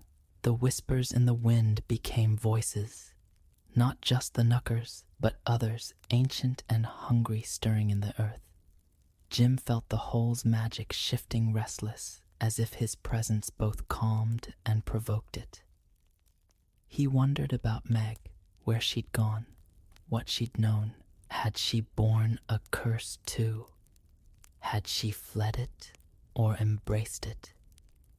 Her absence left no answers, only questions that gnawed at him in the dark. One evening, as spring bloomed and the hills turned green, Jim sat by the knucker hole, a carving knife in hand, a new symbol half etched into a stone. The village was quiet, its fires low, its people asleep. The pool reflected the stars, its surface unbroken, but Jim felt its pulse, a rhythm that matched his own. He'd stopped fighting the curse, not out of surrender, but acceptance. It was part of him, like the vow he'd made. The blood he'd given, he'd bear it guard. It'd keep Leominster safe. The scales, the eyes, the hunger, they were his. Now, but so was the strength to hold them back. A sound broke his thoughts, a splash soft but deliberate. Jim's head snapped up, his hand tightening on the knife. A child stood at the pool's edge. A boy no older than Tom had been tossing stones into the water. The ripples spread, catching the starlight, and Jim's heart lurched. Stop. He called, his voice sharper than he meant. The boy froze, eyes wide, then ran, vanishing into the meadows. Jim stood, his breath shallow, watching the ripples fade. The pool was still again, but something had stirred, a faint tremor in the air, a whisper that wasn't the wind, He smiled, a small, weary thing. The whole was alive, and so was he. Whatever stirred, whatever came, he was ready. The Knucker's curse was his, but so was its power, its watchfulness. He was Jim the Keeper, bound to Lyminster, to the hole, to the magic that ran beneath the hills. He turned back to the hut, the knife in hand, the stone unfinished. There'd be time to carve to God, to face what lay ahead. The night closed around him, the stars bright, the whispers soft. Lyminster slept safe for now, and Jim Polk, half man, half myth, stood watch, his eyes glowing faintly in the dark.